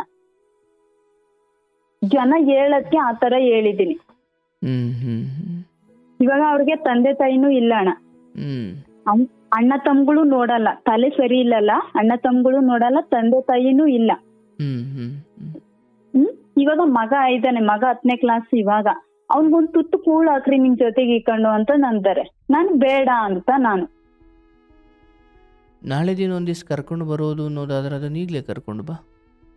ನಾಳೆ ದಿನ ಅಂದ್ರೆ ಅಣ್ಣ ನಾನು ಹೆಂಗ್ ಹೇಳ್ತಿದ್ದೀನಿ ಅಂದ್ರೆ, ಅವ್ರು ಚೆನ್ನಾಗಿದ್ದಾಗೆ, ಅವ್ರು ದಿನಾಗಿದ್ದಾಗೆ, ಅವ್ರು ಅಡ್ಡಾಡುವಾಗೇನೆ ನಾನ್ ಕರ್ಕೊಂಡ್ಬಂದ್ ಇಕ್ಕಬೇಕು. ಅವ್ರು ಇವತ್ತಿಗೆ ನಿನ್ ಹೆಸರ ಮೇಲೆ ಇವತ್ತಿಗೆ ಹೊಲ ಬರೀತೀನಿ ಅಂದ್ರೂ ಕೂಡ ನನ್ ಬೇಡ ಅಂತಿದ್ದೀನಿ. ಕೈಲಾಗೋ ಕಾಲಕ್ಕೆ ಮೂಲಿ ಬೀಳ್ತಾರಲ್ಲ, ಎಲ್ಲಿ ಈಗ ನಾನ್ ಊಟ ಹೇಳೋದು ಕೊಡ್ಬಾರ್ದು. ಆಸ್ತಿ ವಿಚಾರ ನೀನ್ ತಗೊಳ್ಳೇಬೇಡವಾ, ತ್ಯಾಗಿ ಆಗ್ಬಿಡು, ತೊಂದ್ರೆ ಇಲ್ಲ. ಬಟ್ ಈಗ ಒಂದ್ ವೇಳೆ ಆತ ಬರೋಕ್ ತಯಾರಿದ್ದಾನೆ ಅಂದ್ರೆ ನಿನ್ನ ಮನೇಲಿ ಇಟ್ಕೊಂಡು ಅನ್ನ ಹಾಕು. ಅಣ್ಣ ನನ್ಗೆ ಇಟ್ಕೊಳಕ್ ಆಗಲ್ಲ ಅಣ್ಣ, ಯಾಕಂದ್ರೆ ಅವ್ರದ್ದು ತಲೆ ಸರಿ ಇಲ್ಲ. ಅವ್ರಿಗೆ ಅರ್ಧ ತಿಕ್ಲು ಅರ್ಧ ಮೆಂಟ್ಲು ತರ. ನಾನ್ ಹೊರಗಡೆ ಹೋಗ್ಬಿಡ್ದು, ನಾನ್ ದುಡಿಗುಡ್ದು, ನಾನ್ ಮಾಡ್ಕೋಗುಡ್ದು, ನನ್ ಮಕ್ಳೇ ಮಾಡಾಕೂಡ್ದು. ಅದೆಲ್ಲ ಇಲ್ಲ. ಈಗ ನೋಡುವ, ಹ್ಮ್. ಆತ ಬಂದು ರಿಸ್ಟ್ರಿಕ್ಷನ್ ಹಾಕೋ ಸ್ಥಿತಿಯಲ್ಲಿ ಆತ ಇಲ್ಲ, ಅದನ್ನ ಕೇಳೋ ಸ್ಥಿತಿಯಲ್ಲಿ ನೀನು ಇಲ್ಲ. ನಿನ್ನ ಬದುಕಿನ ಜವಾಬ್ದಾರಿಗಳು ಬೇರೆ ಇದ್ದಾವೆ. ಏನೋ ನಾನು ಮಾತಾಡ್ತಿರೋದು ಊಟ ಆಶ್ರಯದ ವಿಚಾರ ಮಾತ್ರ. ಅಣ್ಣ ನಾನ್ ಹೇಳೋದು ತಿನ್ನೋ ಕನ್ನಕ್ಕೆ ದಾರಿ ಇರೋಕ್ ಜಾಗಕ್ಕೆ ಇವೆರಡು ಕಂಡೀಷನ್ ಇಲ್ಲದೆ ಬಂದ್ ಅವೆರಡು ಮಾಡ್ಕೊಳ್ಳೋದಾದ್ರೆ ಅದು ಮಾಡ್ಲೇಬೇಕು ನೀನು, ಆಯ್ತಲ್ಲ. ನಾಳೆ ದಿನ ಆಯ್ತು ಈ ವಿಚಾರವಾಗಿ ಅವತ್ತು ಧರ್ಮಪತ್ನಿ ಅಂತ ಸ್ವೀಕಾರ ಮಾಡ್ಕೋ ಅಥವಾ ಸ್ವೀಕರಿಸಲ್ಪಟ್ಟಿದ್ದೀಯ, ಮತ್ತೆ ಆ ಕಾರಣಕ್ಕೆ ನಿನಗೆ 2 ಮಕ್ಕಳಾಗಿದ್ದಾವೆ. ಅದು ಒಬ್ಬ ಸತಿಯಾಗಿ ನಿನ್ನ ಧರ್ಮ ಕೂಡ ಹೌದು. ಇಲ್ಲಿ ಒಬ್ಬ ಪುರುಷ ತಾಳಿ ಕಟ್ಟದವ ವ್ಯಕ್ತಿ ಅಥವಾ ತಾಳಿ ಕಟ್ಟದೆಯೂ ಜೊತೆ ಇದ್ದ ಒಬ್ಬ ವ್ಯಕ್ತಿಯನ್ನ ಗಂಡ ಅಂತ ಭಾವಿಸಿ ನೀನು ಅಷ್ಟು ಪ್ರೀತಿಯಿಂದ ಇದ್ದೆ. ನಾನೀಗ ಅದ್ರ ಬಗ್ಗೆ ಮಾತಾಡ್ಲಿಕ್ಕೆ ಹೋಗಲ್ಲ. ಮನುಷ್ಯ ಯಾಕಂದ್ರೆ ನೆಮ್ಮದಿ ಎಲ್ಲಿ ಸಿಗುತ್ತೋ ಅಲ್ಲಿ ಕಂಡುಕೊಳ್ಳೋದು ಹೌದು. ಬಟ್ ಇಲ್ಲಿ ಗಂಡ ಅಂತ ಬದುಕಿದ್ದ ಸಮಯದಲ್ಲಿ ನೀನು ಹಾಗೆ ಇನ್ನೊಬ್ಬ ವ್ಯಕ್ತಿಯ ವಿಚಾರದಲ್ಲಿ ಹೋದೆ, ಮುಂದುವರೆದೆ, ಆಯಿತು. ಅದನ್ನೂ ಕೂಡ ಆಯಿತು. ನಿನ್ನ ನೆಮ್ಮದಿಗೆ ಎಲ್ಲೂ ಅಥವಾ ನಿನ್ನ ಬದುಕಲ್ಲಿ ಒಂದು ನೆಮ್ಮದಿ ಅಂತ ಇರಬೇಕಿತ್ತು. ಈ ಕಡೆ ಗಂಡ ಕೂಡ ಯೋಗ್ಯನಲ್ಲ, ಗಂಡ ಕೂಡ ಆ ಪ್ರೀತಿ ಕಾಳಜಿ ಸುಖ ಸಂತೋಷವನ್ನು ನೀಡುವವನಲ್ಲ. ಹಾಗಾಗಿ ನೀನು ಆ ಕಡೆ ನೆಮ್ಮದಿ ಹುಡುಕೊಂಡೆ, ಅದನ್ನೂ ಮನ್ನಿಸೋಣ. ಈಗ ತೀರಾ ಮೂಲ ಹುಡುಕ್ತಾ ಹೊರಟ್ರೆ ನಿನ್ನ ಯಾರಿಗೂ ಹುಟ್ಟಿದ 2 ಮಕ್ಕಳನ್ನು ತನ್ನ ಮಕ್ಕಳು ಅಂತ ಪೋಷಿಸಿದ ಆತ ದೊಡ್ಡವನಾಗಿ ನಿಲ್ತಾನೆ ಹೌದು. ಆದ್ರೆ ಒಬ್ಳು ಗರತಿಯಾಗಿ ತನ್ನ ಗಂಡ ಬದುಕಿದ್ದ ಸಮಯದಲ್ಲಿ ಇನ್ನೊಬ್ಬನನ್ನ ಮನೆಯೊಳಗಡೆ ಇಟ್ಕೊಂಡು ಅಥವಾ ಆತನೊಂದಿಗೆ ಸುಖ ಸಂತೋಷ ನೆಮ್ಮದಿಯನ್ನು ಪಡ್ಕೊಳ್ಳೋ ಆ ಮೂಲ ಧರ್ಮ ಮತ್ತಲ್ಲಿ ಕೆಡುತ್ತೆ. ಮತ್ತು ನೀನಲ್ಲಿ ಕೆಟ್ಟವಳೇ ಆದೆ. ಬಟ್ ಅದನ್ನು ತೆಗೆದಾಕಿ ನೀನು ಒಂದು ಜೀವ, ನಿಂದು ಒಂದು ಬದುಕು, ನಿನಗೂ ಸುಖ ನೆಮ್ಮದಿ ಸಂತೋಷ ಅನ್ನೋದು ಎಲ್ಲಾದರೂ ಒಂಚೂರು ಬೇಕಲ್ವ. ನಿನ್ನನ್ನು ಕಾಳಜಿ ಮಾಡೋರು, ನಿನ್ನನ್ನು ಪ್ರೀತಿ ಮಾಡೋರು, ನಿನ್ನನ್ನು ಉಂಡ ತಿಂದ ಅಂತ ಕೇಳೋರು ಒಂದು ಜೀವ ಸಿಕ್ತು, ನೀನು ಅದಕ್ಕೆ ಹೋದೆ, ಏನು ತಪ್ಪಿಲ್ಲ. ಅದನ್ನು ನಾನು ಚರ್ಚೆ ಮಾಡ್ಲಿಕ್ಕೆ ಹೋಗಲ್ಲ. ಯಾಕಂದರೆ ಕೆಲವೊಮ್ಮೆ ಆ ಬರೆದಿಟ್ಟ ಶಾಸ್ತ್ರ ಧರ್ಮಗಳಿಗಿಂತ ನಿನ್ನ ಮನುಷ್ಯನಾಗಿ ನಿನ್ನ ನೆಮ್ಮದಿಯನ್ನೇನು ಹುಡುಕೊಂಡಿದೆಯಾ ಅಲ್ಲಿ ನೀನು ಯಾರ ಮನೇನೂ ಹಾಳು ಮಾಡಿಲ್ಲ. ಅದ್ರ ಬಗ್ಗೆ ನಾನು ಚರ್ಚೆ ಮಾಡ್ಲಿಕ್ಕೆ ಹೋಗಲ್ಲ. ಅದು ತಪ್ಪು ಅಂತಲೂ ನಾನು ನಿನ್ಗೆ ಹೇಳಲ್ಲ. ಬಟ್ ಇಲ್ಲಿ ಗಂಡನ ವಿಚಾರದಲ್ಲಿ ನೀನೀಗಿರೋ ಪರಿಸ್ಥಿತಿಯಲ್ಲಿ ಆತನನ್ನು ಕರ್ಕೊಂಡು ಬಂದು ಎಸ್ಕೊಳ್ಳೋಕೆ ಆಗದೆ ಇರ್ಬೋದು, ತೊಂದರೆ ಇಲ್ಲ. ನಿನ್ನ ಪರಿಸ್ಥಿತಿ ನನಗೆ ಅರ್ಥವಾಗುತ್ತೆ, ಆಯ್ತಾ. ಊರಿನ ಜನ ನಿನ್ನನ್ನು ಕರ್ಕೊಂಡು ಬಂದು ಆಶ್ರಯ ಕೊಟ್ಟು ಅಥವಾ ಏನೋ ಒಂದು ಜಾಗ ಕೊಟ್ಟು ಏನೋ ಒಂದು ಬೆಂಬಲ ನೀಡಿದ್ದಾನಲ್ವ, ನೀನು ಅದಕ್ಕೆ ಆತನಿಗೆ ಕೃತಜ್ಞನಾಗಿರೋ ಹೊರತು ಊರಿನ ಜನ ಏನು ಕತೆ ಕಟ್ಟುತ್ತಾರೆ, ಅವ್ರು ನೀನು ಒಂಟಿ ಇದ್ರೂ ಕಟ್ಟುತ್ತಾರೆ. ಇವಳು ಗಂಡನ ಬಿಟ್ಟು ಯಾರು ಪುರುಷನ್ನು ಹತ್ರಕ್ಕೆ ಸೇರಿಸಲ್ಲ ಅಂದರೆ ಇವ್ರು ಯಾವನ್ನೋ ನೋಡ್ಕೊಂಡಿರ್ಬೇಕು ಬಿಡೋ ಅಂತಲೂ ಮಾತಾಡ್ತಾರೆ. ನೀನು ಯಾರ ಸವಾಸಕ್ಕೆ ಹೋಗದೇ ಇದ್ರೂ ಮಾತಾಡ್ತಾರೆ. ಅಂಡ್ ಈಗ ನೀನು ಅವ್ರು ನಿನಗೆ ಜಾಗನೋ ಅಥವಾ ಏನೋ ಒಂದು ಮಾರ್ಗದರ್ಶನ ನೀಡಿದ್ರು, ಹೌದಲ್ಲವಾ, ಇರು ಅಥವಾ ಅದನ್ನು ಮಾಡು ಇದನ್ನು ಮಾಡು, ಫೈನ್. ಈಗ ನೀನು ಯಾವ ಪುರುಷನ ಸಂಕೋಲೆಗೂ ಬೇಡ. ಯಾಕಂದರೆ ನಿನ್ನ ಮಗನೇ ನಿನ್ನ ಭುಜದ ನೇರಕ್ಕೆ ಬರೋಷ್ಟು ಬಂದಿದ್ದಾನೆ ಅಂದಾಗ ಈಗ ನೀನು ಹೊರಗಿನ ಪುರುಷರನ್ನು ಆ ದೃಷ್ಟಿಯಲ್ಲಿ ಸ್ವೀಕರಿಸೋದು ತಿರಸ್ಕರಿಸೋದು ಈಗ ನೀನು ಆ ಸ್ಥಿತಿಲಿಲ್ಲ. ನಿನಗೀಗ ತಾಯಿ ಸ್ಥಾನ, ನೀನು ತುಂಬ ಎತ್ತರದಿಂದ ಯೋಚನೆ ಮಾಡಬೇಕು ನಿನ್ನ ಮಕ್ಕಳ ಭವಿಷ್ಯದ ದೃಷ್ಟಿಯಿಂದ. ನೀನು ಅದನ್ನೇ ಮಾಡಿದ್ದೀಯ ಕೂಡ. ಬಟ್ ಈ ಮಧ್ಯೆ ನನ್ ಕೊರತೆ ಏನಂದ್ರೆ ಅಣ್ಣ, ಜನ ಹಿಂಗ್ ಆಡ್ಕಂತ ಇದಾರೆ, ಹಿಂಗ್ ಅಂತ ಇದಾರಲ್ಲ, ಕ್ಷಣಕ್ಕೂ ನರ್ಕ ಅನ್ಭವಿಸ್ತಾ ಇದ್ದಣ್ಣ. ನಾನು ನೀ ಸ್ಟೋರಿ ಕೇಳ್ಕೊಂಡು ನಾನು ಜೀವನ ಮಾಡ್ತಾ ಇದ್ದೀನಿ ಅಣ್ಣ. ನನ್ಗೆ ಅರ್ಥವಾಗುತ್ತೆ ತಾಯಿ. ಜನರ ಅದು ಹೇಳ್ತಾರಲ್ಲ, ದೊಡ್ಡ ದೊಡ್ಡ ಪಾತ್ರೆಗಳ ಬಾಯಿನೇ ಮುಚ್ಚಿಸ್ಬೋದು, ಆದರೆ ಜಗತ್ತಿಲಿ ಎಲ್ಲವನ್ನ ಮುಚ್ಚಬಹುದು, ಆದರೆ ಜನರ ಬಾಯಿಗೆ ಮುಚ್ಚಲ ಹಾಕ್ಲಿಕ್ಕೆ ಆಗಲ್ಲ. ಆದರೆ ನಿನಗೆ ನಾನು ಹೇಳೋದವ್ವ, ಎಲ್ಲೂ ನೀನು ಪಶ್ಚಾತ್ತಾಪ ಪಡುವಂಥ ತಪ್ಪನ್ನು ನೀನು ಎಲ್ಲೂ ಮಾಡಿಲ್ಲ. ಯಾಕಂದರೆ ಗಂಡ ಯೋಗ್ಯನಾಗಿದ್ದು, ಗಂಡ ನಿನ್ನ ವಯಸ್ಸಿನ ಆಸುಪಾಸಿನಲ್ಲಿದ್ದು, ಗಂಡ ಎಲ್ಲ ರೀತಿಯಲ್ಲೂ ಯೋಗ್ಯ ಪುರುಷನಾಗಿ ಅವರು ಗೌರವಾನ್ವಿತವಾಗಿ ನಡೆಸ್ಕೊಂಡು ಎಲ್ಲ ಚೆನ್ನಾಗಿದ್ದು, ಆಮೇಲೆ ನೀನು ಯಾವುದೋ ರಾಂಗ್ ನಂಬರು ಕಡೆ ಹೋಗಿ ಅಲ್ಲಿ ಯಾರನ್ನೋ ಸ್ವೀಕರಿಸಿ ಅಲ್ಲಿ ಅವನ ಜೊತೆ ಕೂತೋ ನಿಂತೋ ಬಂದಿದ್ರೆ ಅದನ್ನು ತಪ್ಪು ಅಂತ ಹೇಳಿನಿ. ಆಯಿತು, ಅದಕ್ಕೆ ನಿನಗೆ ನಾನು ಬೈದೇ ಬುದ್ಧಿ ಹೇಳ್ತಿದ್ದೆ. ಬಟ್ ಇಲ್ಲಿ ಏನೂ ಅರಿಯದ 14 ವರ್ಷದ ಒಂದು ಹೆಣ್ಮಗಳನ್ನು ತಾಂಡೋಗಿ 40 ಅಥವಾ 43 ಅಥವಾ 35 ವರ್ಷದ ಒಬ್ಬ ಹುಡುಗನಿಗೆ ಕಟ್ಟಿ 17 ವರ್ಷಕ್ಕೆ ಕೈಗೆ 2 ಮಕ್ಕಳು ಕೊಟ್ಟುಬಿಟ್ಟು, ಯಾರು ಈ ಕಡೆ ತಾಯಿ ಕಡೆನೂ ಈ ಕಡೆ ನೆಮ್ಮದಿ ಇಲ್ಲ, ಈ ಕಡೆ ಗಂಡ ಅತ್ತೆ ಇಲ್ಲೂ ನೆಮ್ಮದಿ ಇಲ್ಲ. ಅರೆ, ಒಂದು ಮನುಷ್ಯಗೆ ನೆಮ್ಮದಿ ಬೇಕಲ್ಲವಾ? ನೀನು ಅದನ್ನು ಹುಡುಕೊಂಡಿದ್ಯಾ, ತಪ್ಪೇ ಅಲ್ಲ. ಅದನ್ನು ಯಾರು ಏನಾದರೂ ಅನ್ಲಿ, ಆದರೆ ನಾನು ನಿನಗೆ ಸ್ಪಷ್ಟವಾಗಿ ತಿಳಿಸ್ತಾ ಇದ್ದೀನಿ, ಅಲ್ಲಿ ನೀನು ಏನೇನು ಮಾಡಿದೆ ಅಥವಾ ಒಂದು ಸಮಯದಲ್ಲಿ ತಾಳಿ ಕಟ್ಟಿಸ್ಕೊಳ್ಳೋ ಹಂತಕ್ಕೂ ಹೋಯಿತು, ನೀನು ಜೊತೆಗೆ ಇಟ್ಟುಕೊಂಡೆ. ಇವನ್ ಅಲ್ಲಿ ಮಧ್ಯೆ ನಾನು ಪ್ರಶ್ನೆಗಳ ಹಾಕಿದೆ, ಯಾಕೆ ಹಂಗೆ ಮಾಡಿದೆ, ಯಾಕಂದರೆ ನನಗೊಂದು ಕ್ಲಾರಿಟಿ ಬೇಕಿತ್ತು, ನಿನ್ನ ಹೃದಯದಲ್ಲಿ ಏನು ಓಡ್ತಿತ್ತು ಆ ಸಮಯದಲ್ಲಿ ಅಂತಷ್ಟೇ. ಆದರೆ ನನ್ನ ಬಾಯಿಂದ ನಾನು ನುಡಿತಾ ಇದ್ದೀನಿ, ನೀನು ಅಲ್ಲೆಲ್ಲೂ ಅಸಹ್ಯ ಪಡುವಂತ ಏನ್ ತಪ್ಪನ್ನು ನೀನು ಮಾಡಿಲ್ಲ. ಲೋಕ ಏನಾದ್ರು ಅನ್ಲಿ, ಗುರುದೇವ ನನಗೆ ಅನ್ಸುತ್ತಲ್ಲ, ನನಗೆ ಅಸಹ್ಯ ಪಡೋ ಕೆಲ್ಸ ಇವಾಗ ನನಗೆ ಅನ್ಸೋದು ನನ್ ಮನ್ಸಲ್ಲಿ ನನಗೆ ಕಾಡ್ತಾ ಇರೋದಣ್ಣ. ನಾನು ಅಸಹ್ಯ ಪಡೋ ಕೆಲ್ಸ ಮಾಡಿದಿನ, ನಾನ್ ಸರಿ ಇದೀನ ಇಲ್ಲ. ಹೆಂಗಾಯ್ತು ಅಂದ್ರೆ, ಫಸ್ಟ್ಗೆ ತಂದೆ ತಾಯಿ ಕೊಟ್ಟಿದ್ದಾಗ ಆಗ್ಬೇಕು ಅಂತ ಆದೆ, ಹಂಗಾಯ್ತು. ಅವ್ನ್ ಯಾವನೋ ನನ್ನ ಹೊತ್ಕೊಂಡೋಗಿ ಹಾಳ್ ಮಾಡ್ಬಿಟ್ಟ, ಅವ್ನ್ ತಗೋ ಅದು ತಪ್ಪಾದಂಗಾಯ್ತು. ಈಗ ಲವ್ ಮ್ಯಾರೇಜ್ ಮಾಡ್ಕೊಂಡೆ, ರಾಂಗ್ ನಂಬರ್ ಬಂದು ಇದು ಹಿಂಗಾಯ್ತು.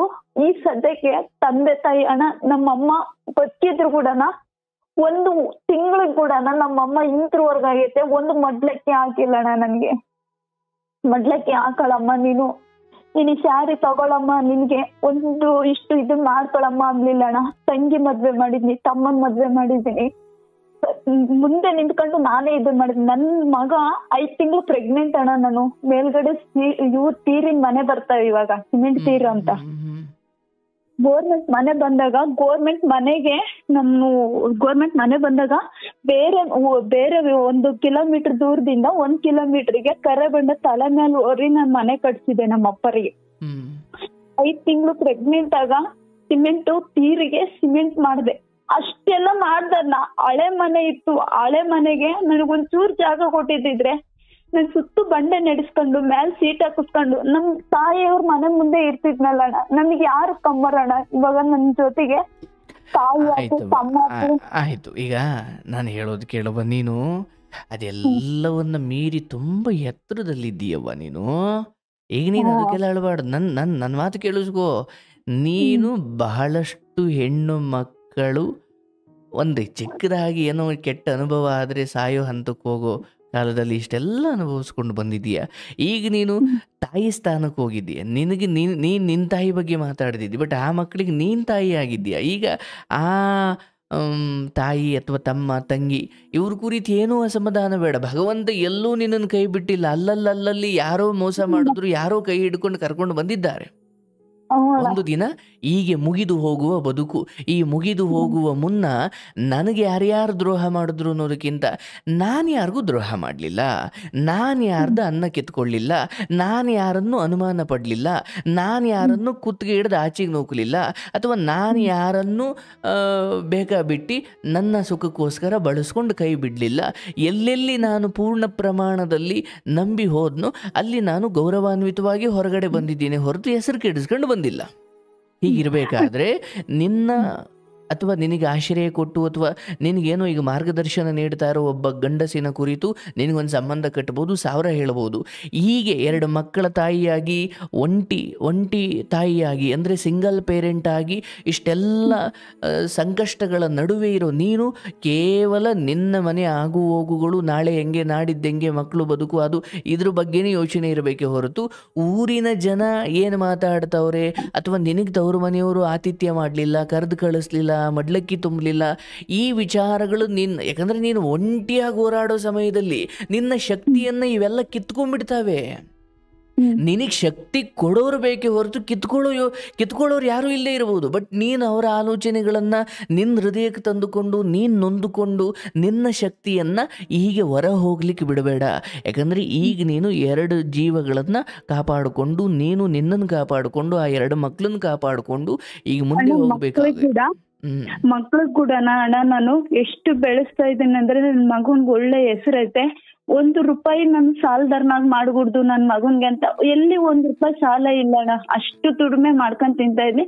ನಾನು ಇವಾಗ ಇನ್ನೊಂದು ತಪ್ಪು ಮಾಡ್ತಾ ಇದ್ದೀನಿ ಅನ್ಸುತ್ತೆ. ಅದನ್ನ ನಾನು ಡೌಟ್ ಕೇಳ್ತೀನಿ. ಅದನ್ನ ನಾನು ತಪ್ಪು ಮಾಡ್ತಾ ಇದೀನೋ ತಪ್ಪು ಮಾಡಿದಿನೋ ನಾನು ಅನ್ಕೊಂಡಿರೋದೇ ತಪ್ಪೇನೋ, ನೀನ್ ಅದೊಂದು ಕ್ಲಾರಿಟಿ ಕೊಡೋಣ ನನ್ಗೆ.